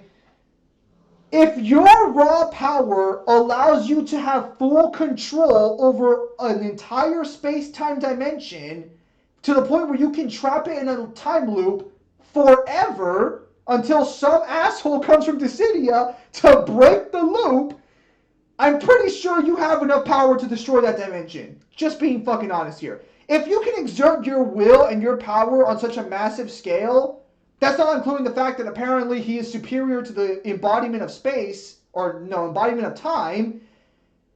And I believe also there's a statement where he says he could destroy the void with a single swing of his sword. I still need to find that one. Not important. Either way, for me, it's like if your raw power can do it, I'll scale you to that level. Because he brings up Dio. He's like, oh, well, Dio stops time for the universe. Would you call Dio Universal Level Plus? And I'm like, no, you wouldn't call Dio Universal Level Plus because Dio has a hacks ability, and it is stated in JoJo's lore that stands have different hacks abilities, and that's a third party involved. That's not him one-to-one. And he laughed at me and said that doesn't make sense. Sorry, Pimp Demon. I don't really work too well with myself without playing a game or something. And even then, you guys seem to enjoy conversations on here rather than just me commentating on things. So don't worry, Mangler will be back in a bit after his dogs come out. All I'm saying is I disagree with half the characters on Black Lady's list of who can defeat Dante in the DMC verse. Well, yeah, of course you're gonna disagree with that.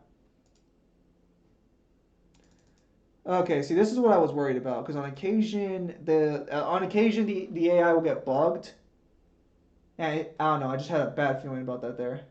All right, so I'll let him handle that. Yeah, that's why it's not over yet. This damage number going down like that is fucking beautiful. I really hope I can during this week of hard farming like this. I really hope I can secure enough resources to finally beat the Epic Quest 01. Because there are some cards I'm searching for. Because this game has a card system. Because of course it fucking does. I got there for now. Right. I don't have any of the fucking purple units. Which sucks because purple units are the best in the game.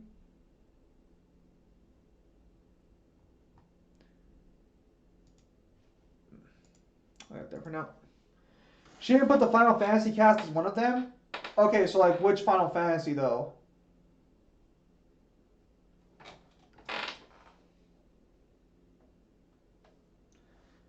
Who's the fastest being in Final Fantasy?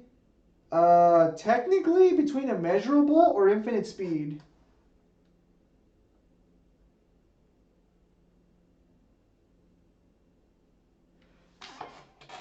Red Dusk, what are you referring to there?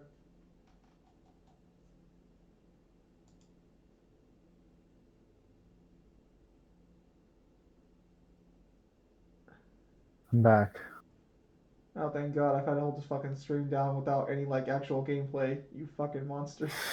Is it because they don't like your gameplay? Well, Aw. no, it's because I'm farming King of Fighters over here, so I can't play anything right now. Oh, that's the King of Fighters mobile game? Yeah. I was Okay. wondering what I was watching. I was like, this is some fascinating animations.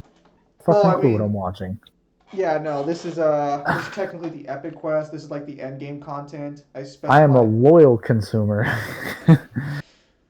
Technically, this is if we're talking about King of Fighters lore. Technically, this game has the strongest characters in the verse because because there are tuners who are stronger than Orochi. Because Orochi is a simulation within their world, but I'm not sure if that scales correctly. What were we talking about right when I left? They were talking about Black Lady's list and about how bad Black Lady and Trunks are at Power Stone DMC. Mundus versus the Savior. Based on current feats, I'm just reading one of your things from up above. Because that's the only one of the verses that I could answer. I'm pretty sure it's one of the only few up there. I've said that in a close quarters fight, that realistically, with the size of the Savior, technically, if he just grabs Mundus, he can like rip fucking wings. But like, again, like we'd have to quantify like physically how strong Mundus is, and assuming his physical strength is comparable to like the demonic power he has, we have nothing in feats that suggests the Savior is 2C. Like nothing. Yeah, you could be like, oh, he has a pocket dimension. Well, he has like 5. Yeah, like how big are those pocket dimensions though? If we're saying like they're the size, wait, are we using the pocket dimensions from like the rooms he summons you into? Well, no, because so the inside of the Savior is already bigger than the outside. So already when you're inside, it's a pocket dimension. But if you use, but you can't use the dice game rooms because the dice game can create anything within its rules, which are powered by the Savior. And the dice game created 5 dimensions, which should be, and I know this is going to get some hate, but they should logically be the same size as the actual original Battlefield, which is a universe. I mean, that's not a universe. Like the sizes of those battlefields weren't even. Okay, but we see a star in the background and everything too, so we know the size of this dimension. Yeah, but why would we assume it's a universe? There's many things on. Well, because why would you assume it's smaller than the actual original arena?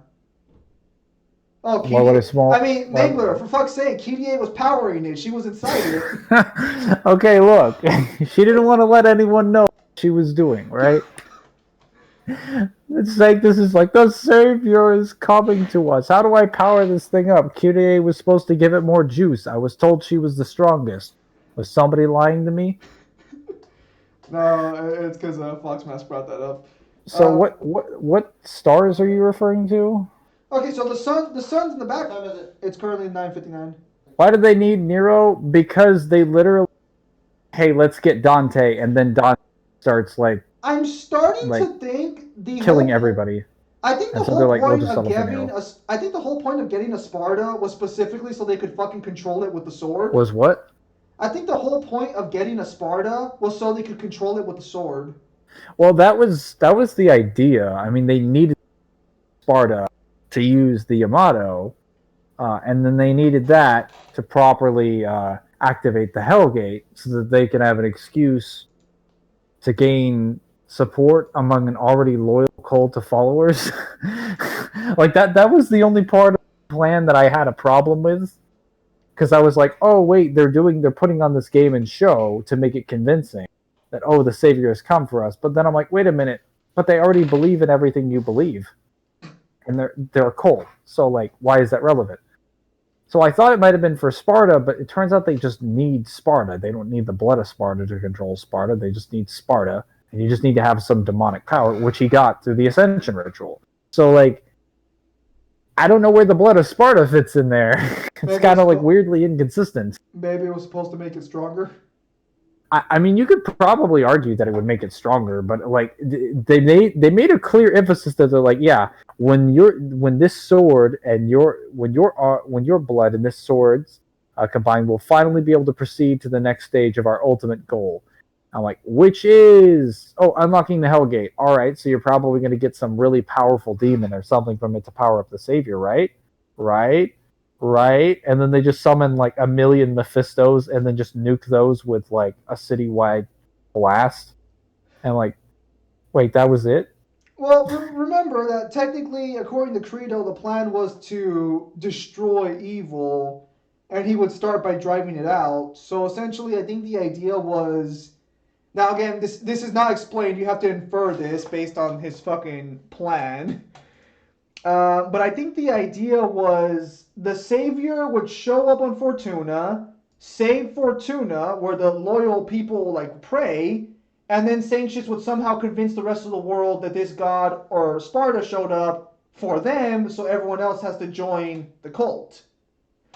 I And would when they assume do he'd do that, that. I would assume he'd do the same thing, but he'd have to summon more demons.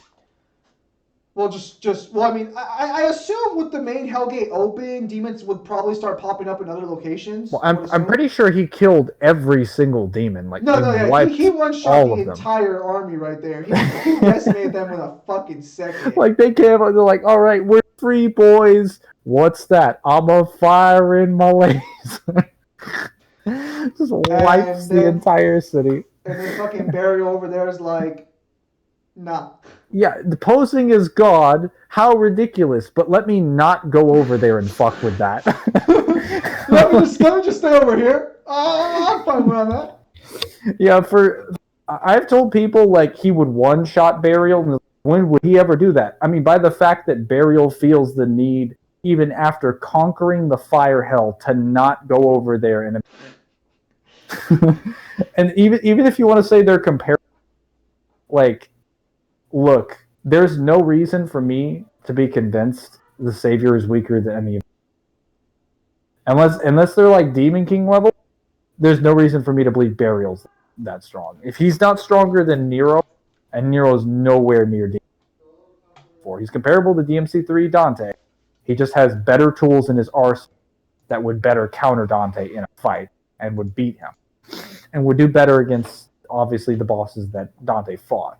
Burial embarrassed his father. Yeah, now we know why he wasn't on the island. So,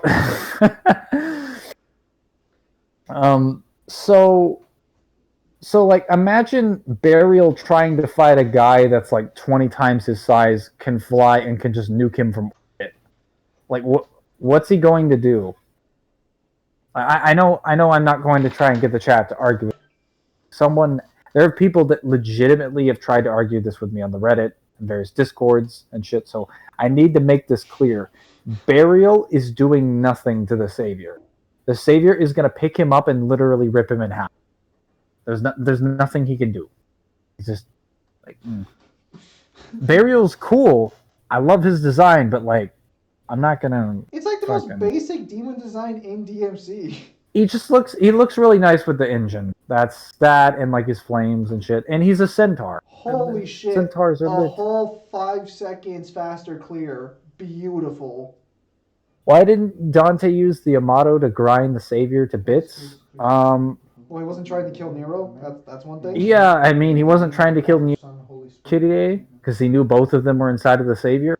Oh, dude, you know, if he even attempted to cut Yeah, she would destroy like I don't like, him. look, Dante is stupid. He knows Kyrie is some ancient level of power. He's not. He's like, yeah, I saw what the Beast Heads did to Chen. I don't want to. We're not gonna mess with this. I'm just gonna be very careful, and I'll just hit the crystals. There's no way if she's in. If she gets hit by it, I'll just tell her I was aiming for the fucking crystals. She'll probably forgive me. Okay, like. I'm gonna have to bribe her a little bit, but you know, I'm sure we can make this work. In all seriousness, though, he like again, Dante. You can look C4. Hang on a minute.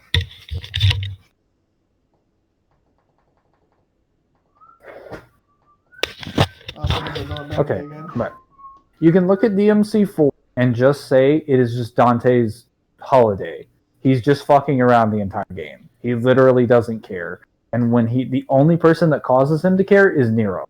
Once he realizes Nero might be released, he does everything he can to make sure that Nero is like safe. Safe being the operative word because he fucks off for half the game.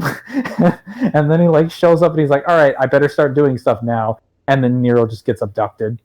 So like it's just gonna be inconsistent as hell sometimes. So you know it's kind of funny. Wait, what do you mean Reddit has OP characters that can blink away every mythical creature? Oh yeah, so I guess Mr. Smith is not coming back for the new Matrix? He's not coming back for the new Matrix movie? Apparently, He's gonna jump my bandwagon. Mr. Apparently, Anderson. according to my brother, he is not. Not Mr. Anderson. That broke my heart. Is he Wesker before Wesker was Wesker? Or Yeah. was Smith before Smith was Smith? Dante was half-assing pretty much the whole game. That's why his gameplay was so shit. I know. Like, he tried so little in the story, it transferred into his gameplay. Which is why, if you truly understand him on like a philosophical level, you can actually play him with inertia. It's truly, truly a wonderful, wonderful exercise. You know, I keep Developer forgetting intent. that it's Black History Month. Because YouTube was just playing a commercial right now, and I was like, oh, yeah, it is. Time to learn your history. Yeah, Mangler, you're right. It's time to learn my history. Look at me.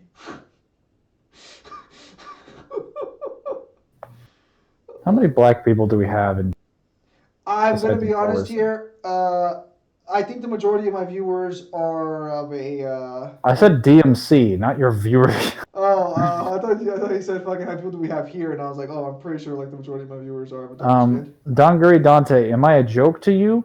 Until he gets put in Smash, he is a joke to me. Yes. Wow, Mangler, just because he couldn't make it into Smash and Because we all know, we all know, as soon as Dante gets put in Smash, Donguri is going to drop everything he's fucking doing, and I will be the reason he gets banned from tournament. So many times in Spanish, English, and everything. Now, I won't care. If Virgil gets put in Smash, I will single-handedly be the reason he... Well, I won't, maybe not single-handedly. I will be the greatest contributor, or at least as great a contributor as I can be, to him getting banned from tournament. Which, I mean, that will probably take, like, several years for that to happen. Final But, Fantasy. like, Throwback. by then, I'll have the resources I need to make the... I will find a way to make Virgil ban.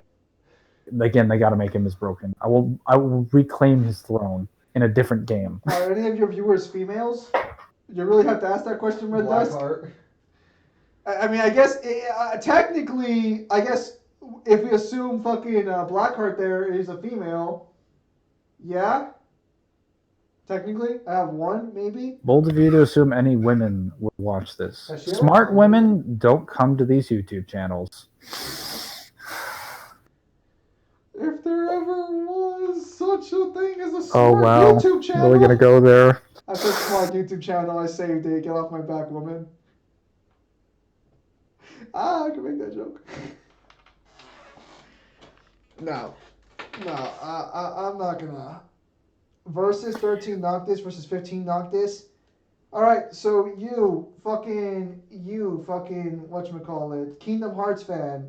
How good is Yep. Noctis in Kingdom Hearts, or how good is Yosharu or whatever? What do you mean versus 13 Noctis? Okay, so the character who looks like Noctis in Kingdom Hearts is technically a version of Noctis that existed before 15 in Final Fantasy. I haven't played Remind, so I don't know what his feats are. Oh my goodness!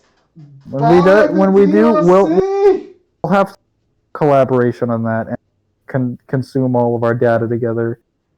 And I'll just be like, yeah, whatever. I have King of Kings, this other beautiful little form, and they interact to make non-beautiful death battles that result in X characters win. I don't know. I didn't really answer the Mundus versus the Savior, so I think it depends. If you could argue the Savior if you could prove definitively that he has like full-sized universes inside his body, you can probably argue in a close quarters fight, if that's the case, that like based on his like lifting feats and his strength feats, he could just rip off Mundus's wings. But then like Mundus could probably just make new ones. Like if Mundus can make like an entire universe, he can also just like make new wings. But like I feel like since the Savior is specifically designed to be a demon killing machine, all he has to do is like literally hold him, because like Mundus is big, right? But like Mundus arguably is only like a couple times bigger than Burial. You know how much bigger than Burial the Savior is? Like Pretty fucking big. 20, 30 times It's not bigger. an exact science, but I think I have a good answer. He's very, very, very, very big. Okay. Wait, hang on. I'm gonna talk about this one quickly. Okay, so Mangler, you've been around the power scaling circuit. Has there been a female power scaler you've run into? There's been a couple. There's been a couple? Alright, so Mangler confirms there's been a couple. I haven't seen too many women. It's because, like, actually, I think a lot of them are. I just don't think a lot of them like watch content that would like get flagged that would recommend them to power scaling content, because there are a ton of chicks. I mean, a shitload of chicks that are invested in like comics and like researching that lore and shit. So like there's so many like women and females that are like one step away from the power scaling community, which is kind of why it's weird to not see them. But I think it has to do entirely with the format of debating. It's kind of toxic. So even though they may like the research and the discussions, they probably don't really want to engage in all that shit. I mean, to be honest, most times I don't. Video? So like I can imagine a person much nicer than me. Bold you to assume she'd be nicer. And any woman on the planet. I'd imagine they're probably, maybe I'm generalizing, probably don't want to waste their time with that. Some of them probably do, but like most likely. I think. Yeah, and I'm making a lot of assumptions here. I think it would be just because of how fucking toxic power scaling as a whole is. Because let's say you make a video, you know how many people, if it's a popular series, are going to get on your ass about the video? Yeah. Like, look at the fucking Naruto guys. Whenever they fuck up, people get on their ass. I think Seth the Programmer's the only guy who doesn't get as much shit. That's what CGI? Yeah. He still does get some shit. Swag gets shit on all of his videos, but no, now we can tell. But even like the slightest stuff. So yeah. Nigga, as a kid, I couldn't even tell Mr. Smith was CGI. Sorry, my brother's watching a clip from The Mummy with Brendan Fraser. No, it's fine. Movies ever. It's what's it called? Like Swag gets like shit on by a lot for like any mistake he makes. To the point where he's got to reference like how many freaking, I don't know how many videos. So I mean, generally speaking, he's pretty dang consistent, but like at the same time, he's got a really high standard he has to rise to in terms of evidence. Okay, so hang on. So he was able to take away Sora's Keyblade, defeated endgame Sora. Hey, guys. I haven't fucking played Remind. Oh, right. I don't know how many times I needed to make that clear. Right, guys. Spoiler alert. Yeah, Mangler's one of those people. Leave it alone. Yeah. Yeah, alright. Mango's one of those people. It's not my fault Square Enix decided to be a little bitch and make it 1 month exclusive. I waited 10 years for your game. You do not fuck over a customer like that. Alright, so yeah, no more talk about Remind. No plot. You can talk spoilers. about Cage, just don't talk about Remind. Yeah, You so can talk about literally 99% of the Cage Dark canon. Sparta, Just I'm gonna not go that. ahead and delete your comment just in case it pops up. Well, hopefully that won't pop up. I haven't seen it yet. Yeah, so I deleted So- it. So hopefully when it comes to you, it'll be deleted. Thank God for lag. So I recently read a story on Reddit where there are these beings called the Dark Matters who, according to the creator, could just blink away Thor, Archangel Michael easily. Oh, we don't call those Reddit creatures. Those are called OCs, and they're terrible. I was just thinking of Supernatural when you said that, and I was like, I think I 'cause- would 'cause- remember Dark Matter. Yeah, this is the problem I have with a lot of OC characters, and this is why I have a problem with a lot of light novel characters. They get super fucking busted to the point where it's not really fun. And I think this is why most novels, or this is why most like actual like fucking light novels, they sell you on characters. Because if they did it, they couldn't sell you on anything else. Or they could sell you on hentai. Take your pick. I don't read light novels, so whatever. Or hentai with character development. We call that High School DxD, and it's pretty good. So Luke Skywalker sucks. Okay, I guess. Except when he's force pushing people. Well, actually, that's literally every. Well, first off, yes, he does. The Last Jedi confirmed Luke Skywalker sucks, but I mean, he can literally shoot like a fucking avatar of himself to another planet. Like, I'm sorry. I don't think that sucks. He literally died immediately afterwards. Yeah, because the dude was in so much like fucking stress and trauma, he just killed himself in the process. This was such a cool movie. But these were movies good. Because Lucas Nessie, every fucking character in fiction is an OC. Yeah, but here's the thing. When you talk about OCs on the internet, we're all talking about the OCs created by... And I understand your terminology here, because I agree with you. Well, But we know speaking what of the term Star OC Wars, means. Go ahead, Mangler. speaking of Star Wars, I've been reading a lot of Star Wars lore, and I'm ready to have more versus debates, but only on like the main like films and shit. I was going to say, careful, Mangler. You'll invite the Old Republic fans out, like myself.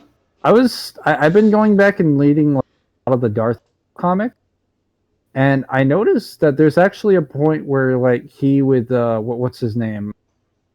What's her name? What's the name of the person who recruits Ventress? The planet where she gets recruited from.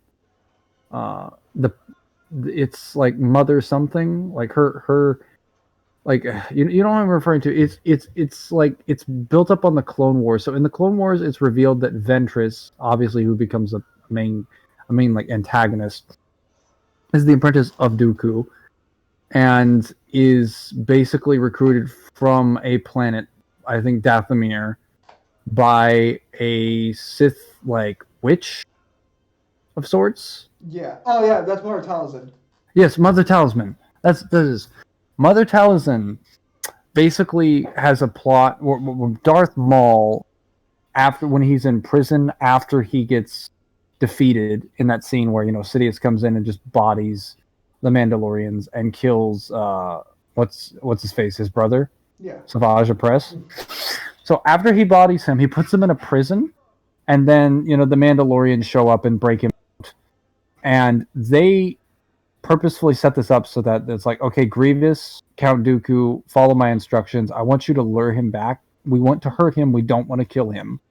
We just want to completely demoralize him by destroying his entire criminal empire. So they watch him, they like track him back to his base, and him along with like I think not Crimson Dawn. I'm thinking of a solo Star Wars story, but with the rest of the Pikes some of the Mandalorians and something else, like another faction. He basically manages to destroy like an entire droid army, almost, to the point where he exhausts literally like the rest of Grievous's fleet, then flees, then lures Grievous into a trap, ends up capturing him and Count Dooku, and has the opportunity to kill both of them, but doesn't because of plot. Yep. And then he's just like, well, there are Jedi at our hangar because obviously Obi-Wan, Mace Windu, and 2 other Jedi Masters sense them, or will have like a sort of like a beacon nearby and some disturbance. Well, they investigate the planet where the first battle happened, and then they track with some other outside information. They manage to track where he is. So what ends up happening is that I think there's a scene where Obi-Wan and another Jedi Master show up in the hangar and they're killing droids. And Darth Maul is just like, well, choose right now. You can either join Mother Tal's, kill those Jedi, or you can die here. And Dooku's just like, let's just go kill some Jedi. And he's just like, wise decision. And gives him his lightsaber. And they go down to fight. And Maul, if I remember correctly, has lost his double-bladed one, but he gets the black saber. Yeah. So he fights Windu and I think another Jedi Master in like several exchanges on his own. And Count Dooku fights Obi-Wan and some other Jedi Master. Just kills another Jedi Master in like one strike after force pulling her. After this chapter and after so many chapters, I'm beginning to think that there are characters that literally just lose to the Force because the plot demands it. Yeah, no, like it's very clear the Force gets involved way too fucking often. Like to the point where it's like you think Force choke or Force lightning would be the most powerful because they're used by no, Force push and Force pull determine fights. Like to the point where Force pull literally just determines whether you're being stabbed. Force push determines whether you fall to your death. Like it's way too much. Why? Well, I don't understand this. They don't even fight back. They don't even like tank it with their own force push or something. They're like, no, I guess I'm in free fall. Except for like Obi-Wan or Anakin when they tanked each other's. Yeah, no, Obi-Wan's the only one who's like, all right, if I force push, his force push. Ho ho ho ho. Like next level play. I think 3D chess. Or 4D chess. Could you force pull someone's heart out? Yeah, theoretically. I mean, I don't know if that's ever been done, but. Well, I mean, that's why I said theoretically you could force pull someone's heart out. Well, I mean, you can force pull a droid's arm off, can't you? Yeah, no, you can dismantle droids with your force pull. So yeah, but dismantling them is just a matter of like torque and like joules and how pull you're doing. So theoretically, are you saying the Force can't do that? No, I'm saying like if it's a matter of like force and joules and newtons, which is what you would measure to measure like how much a basic robot's arm is. We could argue the same amount of torque exists for pulling out a human heart. Darth Vader. Or not, maybe not the same exact amount, but it would just be a matter of like determining how much and measuring whether the Force has more impressive feats than the amount of resources necessary to pull that out. Yeah, see, that's the point I'm trying to get at here. Like, you could theoretically do it. It's just unlikely. Also, the girl in the white armor is a Kale from League of Legends. I play she's like my main in League of Legends, which I haven't played in a while. If I get done with the script for Garland tomorrow, I'll probably stream some League of Legends because the day after I work. So apparently, Vader stopped a person's heart. Yeah, no. Okay, Force users can. Oh, Ozra Lane. You ever played that mobile game or no? No, I'm not a huge fan of the like swarms of girls. Well, Mangler. No, wait, that's girls from right now. Yeah, Mangler. I don't think you play mobile games. I'll try it later. I'll let you know. I don't think I what? I don't think you play mobile games. I know actually 3000. I used to, but I don't anymore. Oh, it's a crossover with it's the crossover with the actual Battleships game. Yo, no, there is an anime Battleship game. No, I know. They come from the anime game, but this is their ships. Tarkin takes no shit from anyone, but I didn't realize until I read the comics. I mean, it looks great in game, though. Tarkin's So literally you're like, that "Hey, Darth Vader, I know Rebel you can Strike kill me Force at right any now time, but has the and highest I know that quota fear is a of powerful weapon, and notifications that from you're Strike more Force. afraid of him than I am of What the you." fuck happened So this time? Did you not get any in your notification feed? No. From a mobile gamer? What happened? you may I fire when haven't seen it ready. yet. I was hoping for it to pop up here. Yeah, when Tarkin gets sick of like Vader choking his officers and is just like, "Hey, the Emperor said to stop doing that." Stop that, or I'm telling Mom, and then Yeah, she'll he's like, tase "Stop, you. stop that." It's just like, it's like, what? You have authority over me? And he's like, "Actually, I do. The Emperor literally ordered me." So one of the funniest things about Tarkin, I'm not sure if you guys know this, but he doesn't wear pants, or at the very least, the actor did not wear pants when he didn't need to. So in every scene where he's sitting down or his bottom's not showing, he's literally wearing like beach What is- shorts. Wait, is he just wearing shorts or is he just wearing nothing at all? No, Like, well he has to wear something. I mean, Mangler, I get it was the fucking 70s, I get it was the 80s, wait, but so they you're telling weren't me that. he's just in a, Yeah, like yeah, just in like undergarments and like when underwear? he destroyed Alderaan, he was literally wearing beach shorts. There's pictures Kinda of this funny. on set. Yeah, it's one of those things that's super fucking cool. The officers' interactions with Vader are some of the most interesting shit in the comics because like you have the most like wide-ranging people who are like super jealous of Vader that want to kill him to become like loyal to the Emperor. You have people like Tarkin who are just like, whatever. I just don't take shit from anybody. And then you have officers who have literally never heard of Darth Vader that are like just doing their job, and they're like, "Hey, Lord Vader, that's your Okay. name? Yes, yes." And it's like, I'm doing my job here. I gave you the report as I suggested. I did everything you wanted me to do. Don't tell me how to do my job. There are literally people who have told him that in the comics, and he's like, "All right." Like he doesn't even kill them because it's literally just like, okay, fair enough, I and then he think just like leaves. Vader understands that competency is more important than like Yeah, sass. no. Competence is way more important. Seeing the reasons he kills people, he kills them entirely for either betrayal or things that are inefficient. If you were extremely efficient to him, I mean, yeah, if you're disrespectful, but like again, if he's telling you like, don't tell me how to do my job when I literally just showed you how effectively I do my job, Vader might get a little bit irritated by that, but he's gonna be like, well, He'll he just did throw give a bitch me the fit report. later. Yeah. But there have been officers that have told him that didn't know who he was, and like just the fact that like they didn't know that, he was like, all right, whatever. I let you live today. It's like you got some balls. All It'd be a shame if you lost him.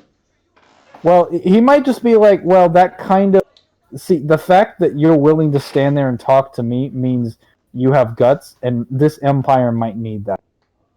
Because like Vader may be angry, stupid. Like there are some comics that might lead you to believe otherwise, but generally speaking, Vader's pretty intelligent. Hang So on. So hang on, Mangler. Here's something you can actually talk about. How powerful is Marvel vs. Capcom Dante in regards to how Tyrion? which Marvel versus Capcom Don Well, or technically three, or more Oh Lord. accurately, technically three and so Infinite are in the same canon. oh well, I didn't play Infinite because Zim was like, you don't need to do it because Well, okay. How do I specify this a little more carefully? It's Infinite seems to imply three is part of the same canon. Infinite needs to imply what? Infinite implies three is a part of the same canon. Well, now I gotta play Infinite. Thanks. Kind of. Again, you can play it for yourself to decide, but so the convergence happens. I've also never played Infinite, so I'm interested to see like Oh my what god, makes it just so go play bad. fucking Infinite then. Shit. Finally, I will. You know, I'm gonna download it right now. How Go about that? I'm ahead, gonna download do it right it. now. I'm gonna do it. And I'm doing it because it's my choice. I'm gonna do it because me. I do this for me and me alone. See, turning on my Xbox. Look at that. First step, doing it. um, so I can't answer Infinite Dante, but assuming he's stronger than Marvel vs. Capcom 3 Dante, I mean, technically, it's just Marvel vs. Capcom 3 Dante with the Soul Stone. I mean, like that. Just think of that, where Dante can literally just erase you.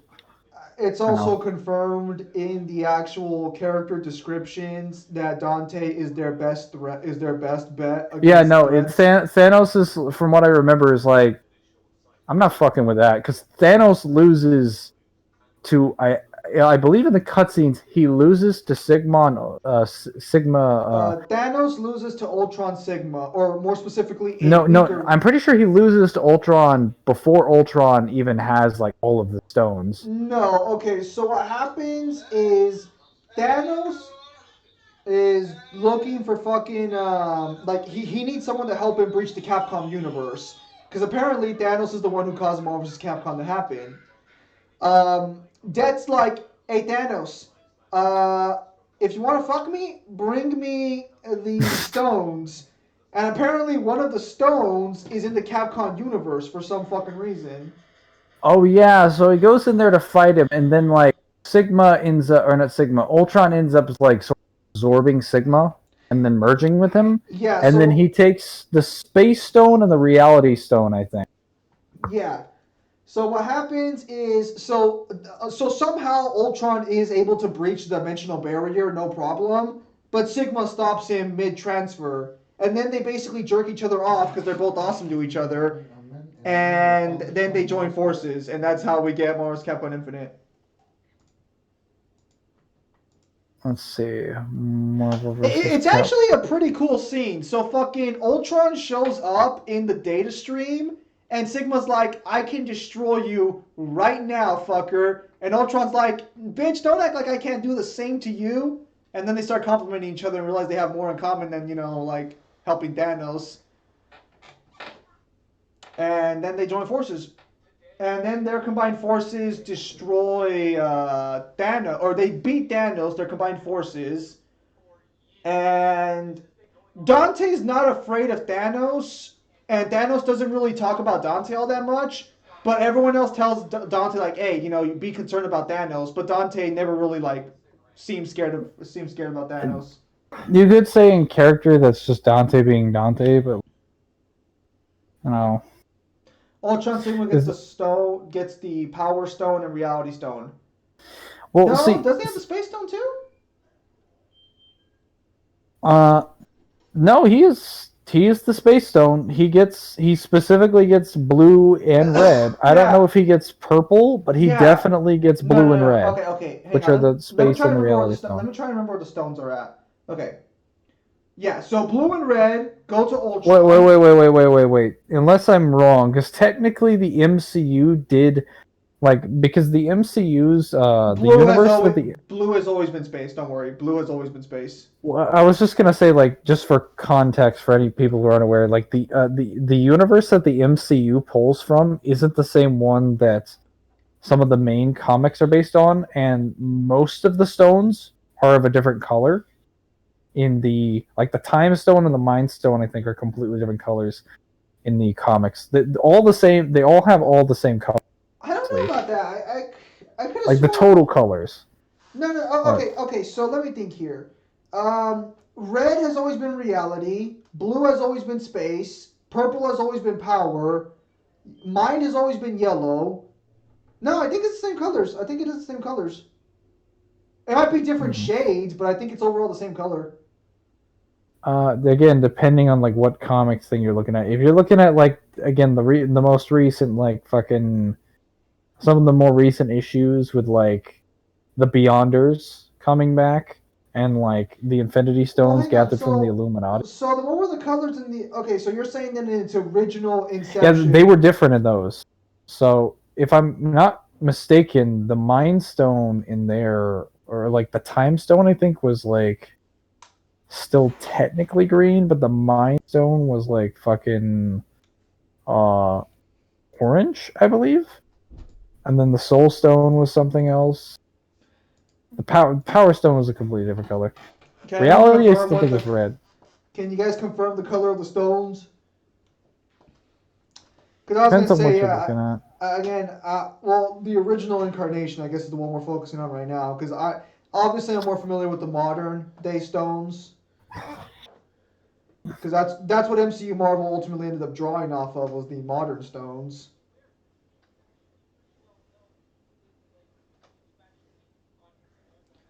I was gonna say Hang on a though, minute. yeah, no, Dante's technically the strongest character in, at the very least from Capcom's side, he's the strongest character in Marvel's Capcom Infinite. Uh-huh. This is also confirmed by the fact that the final fight has Dante and Captain Marvel fighting Ultron Sigma. Excellent. Yeah, because according to I guess an interview, this was meant to symbolize the two strongest fighters from each verse coming together to fight. Whether or not that's accurate, take that one as you will.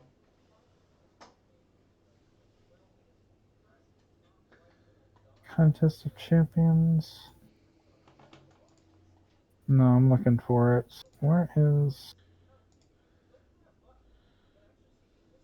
Because I'm looking in the there's an event where again it's like, what's it called?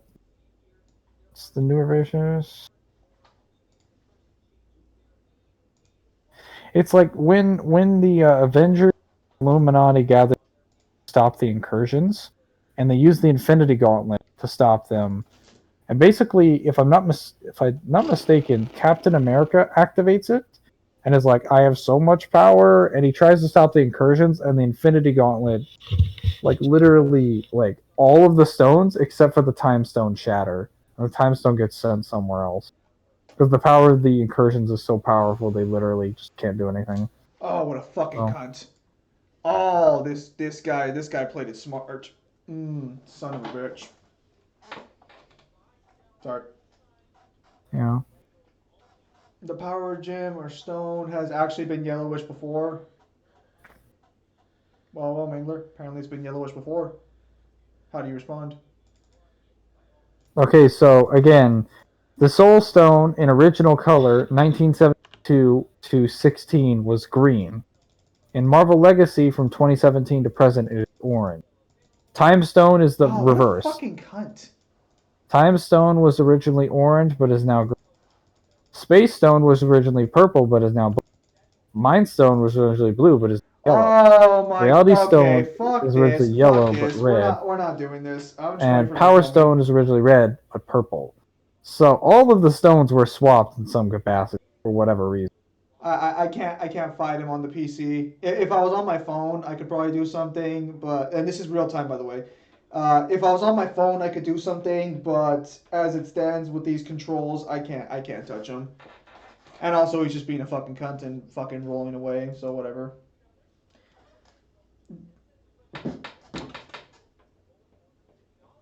Yeah, he's already realized it. Let's see here.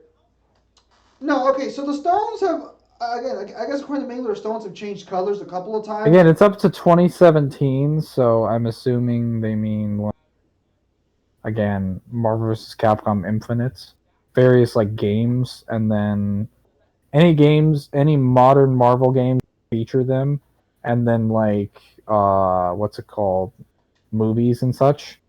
So I could be wrong, but I'm pretty sure if it features the Infinity Stones with Thanos, which it probably will, because what's it called, the what's Thanos's little, like, his children, aren't they like the Black Hand or something? Yeah. Okay, like if Uh, they're featured there, he probably might have the Infinity, because again, it's really popular, and uh, like they might just throw it in there. hang on, Mangler. Which if Uh, that's true, they'll probably include the normal one. Pimp Demon. You have to understand that these people, that everyone here is probably on a different time zone. Did the game bug? 7 a.m. It's morning. Oh wow! So the game fucking bugged. Yeah, Yeah. no, it's totally not 12:38 a.m. from 7 in the morning.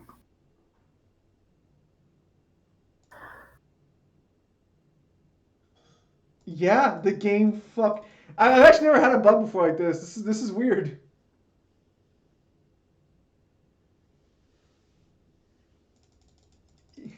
Yeah, I can't move for shit. Okay. So as far as Marvel vs. Capcom 3, Dante, I didn't really answer your question. Who asked it? Was it Red Dusk? Dust, did you leave? Oh shit, he left.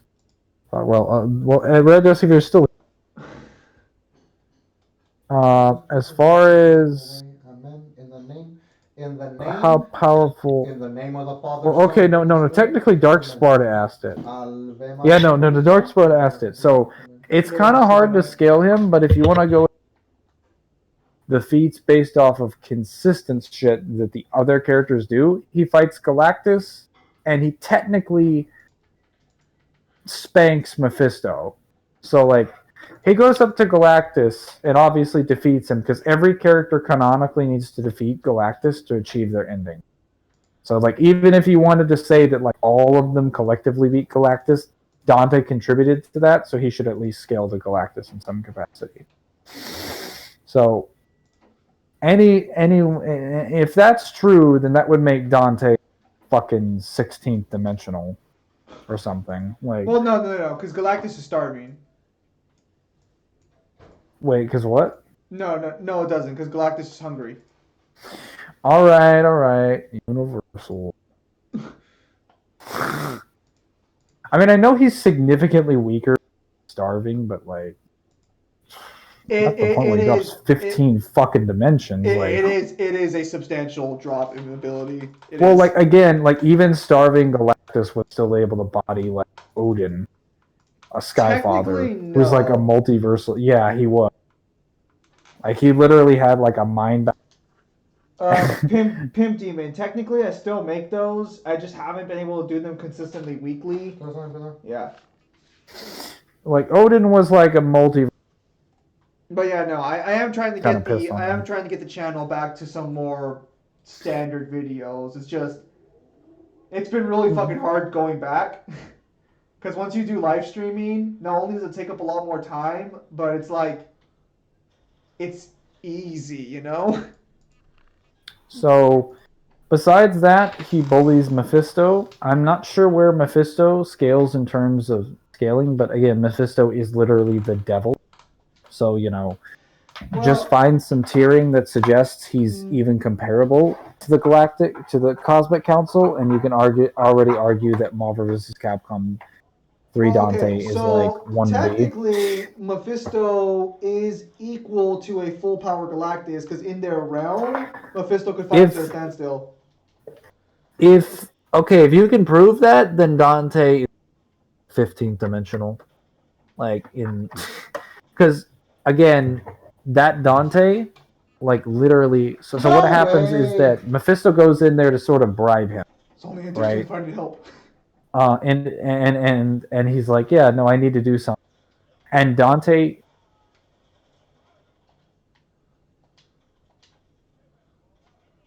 Mangler, do you plan on speaking? That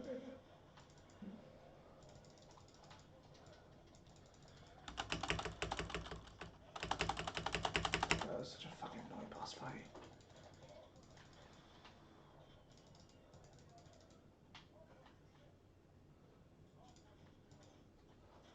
Mars Capcom Dante versus. Oh, did it crash? It crashed. Of course it did. That's fine. We already took care of our farming for the day. Mars Capcom Dante versus SMT Dante.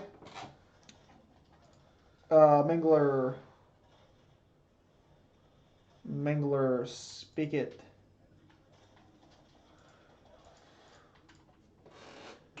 Well, this actually depends, because if we can prove Marvel vs. Capcom 3 Dante, SMT Dante being 1A there. I was going to say, if you go with more moderate power scaling, and you say, like, Marvel vs. Capcom Dante is, like, 15th dimensional, and we say, like, SMT Dante's anything less than 1A, or infinite, like, dimensional tiering, you could argue for it.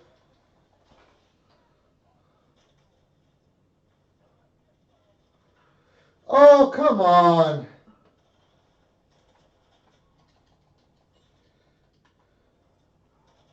I think what I'll do for this live stream in particular is I might take it down and I might just like upload certain sections. I think that might make the also live stream a bit more worthwhile. Not too sure. Let's come out. Oh, it comes out tomorrow.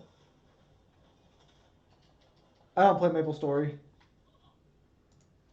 So I'm sorry, I can't help you there.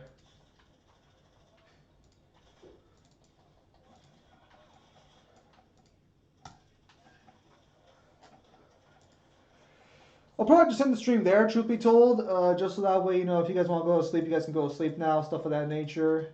Since it looks like Mangler has left without a word, so with that said, ladies and gentlemen, I'll go ahead and end the stream there. Thank you guys for your time as always. Have a nice day. Hopefully, again, the next time we meet, we'll be on a video and not a live stream.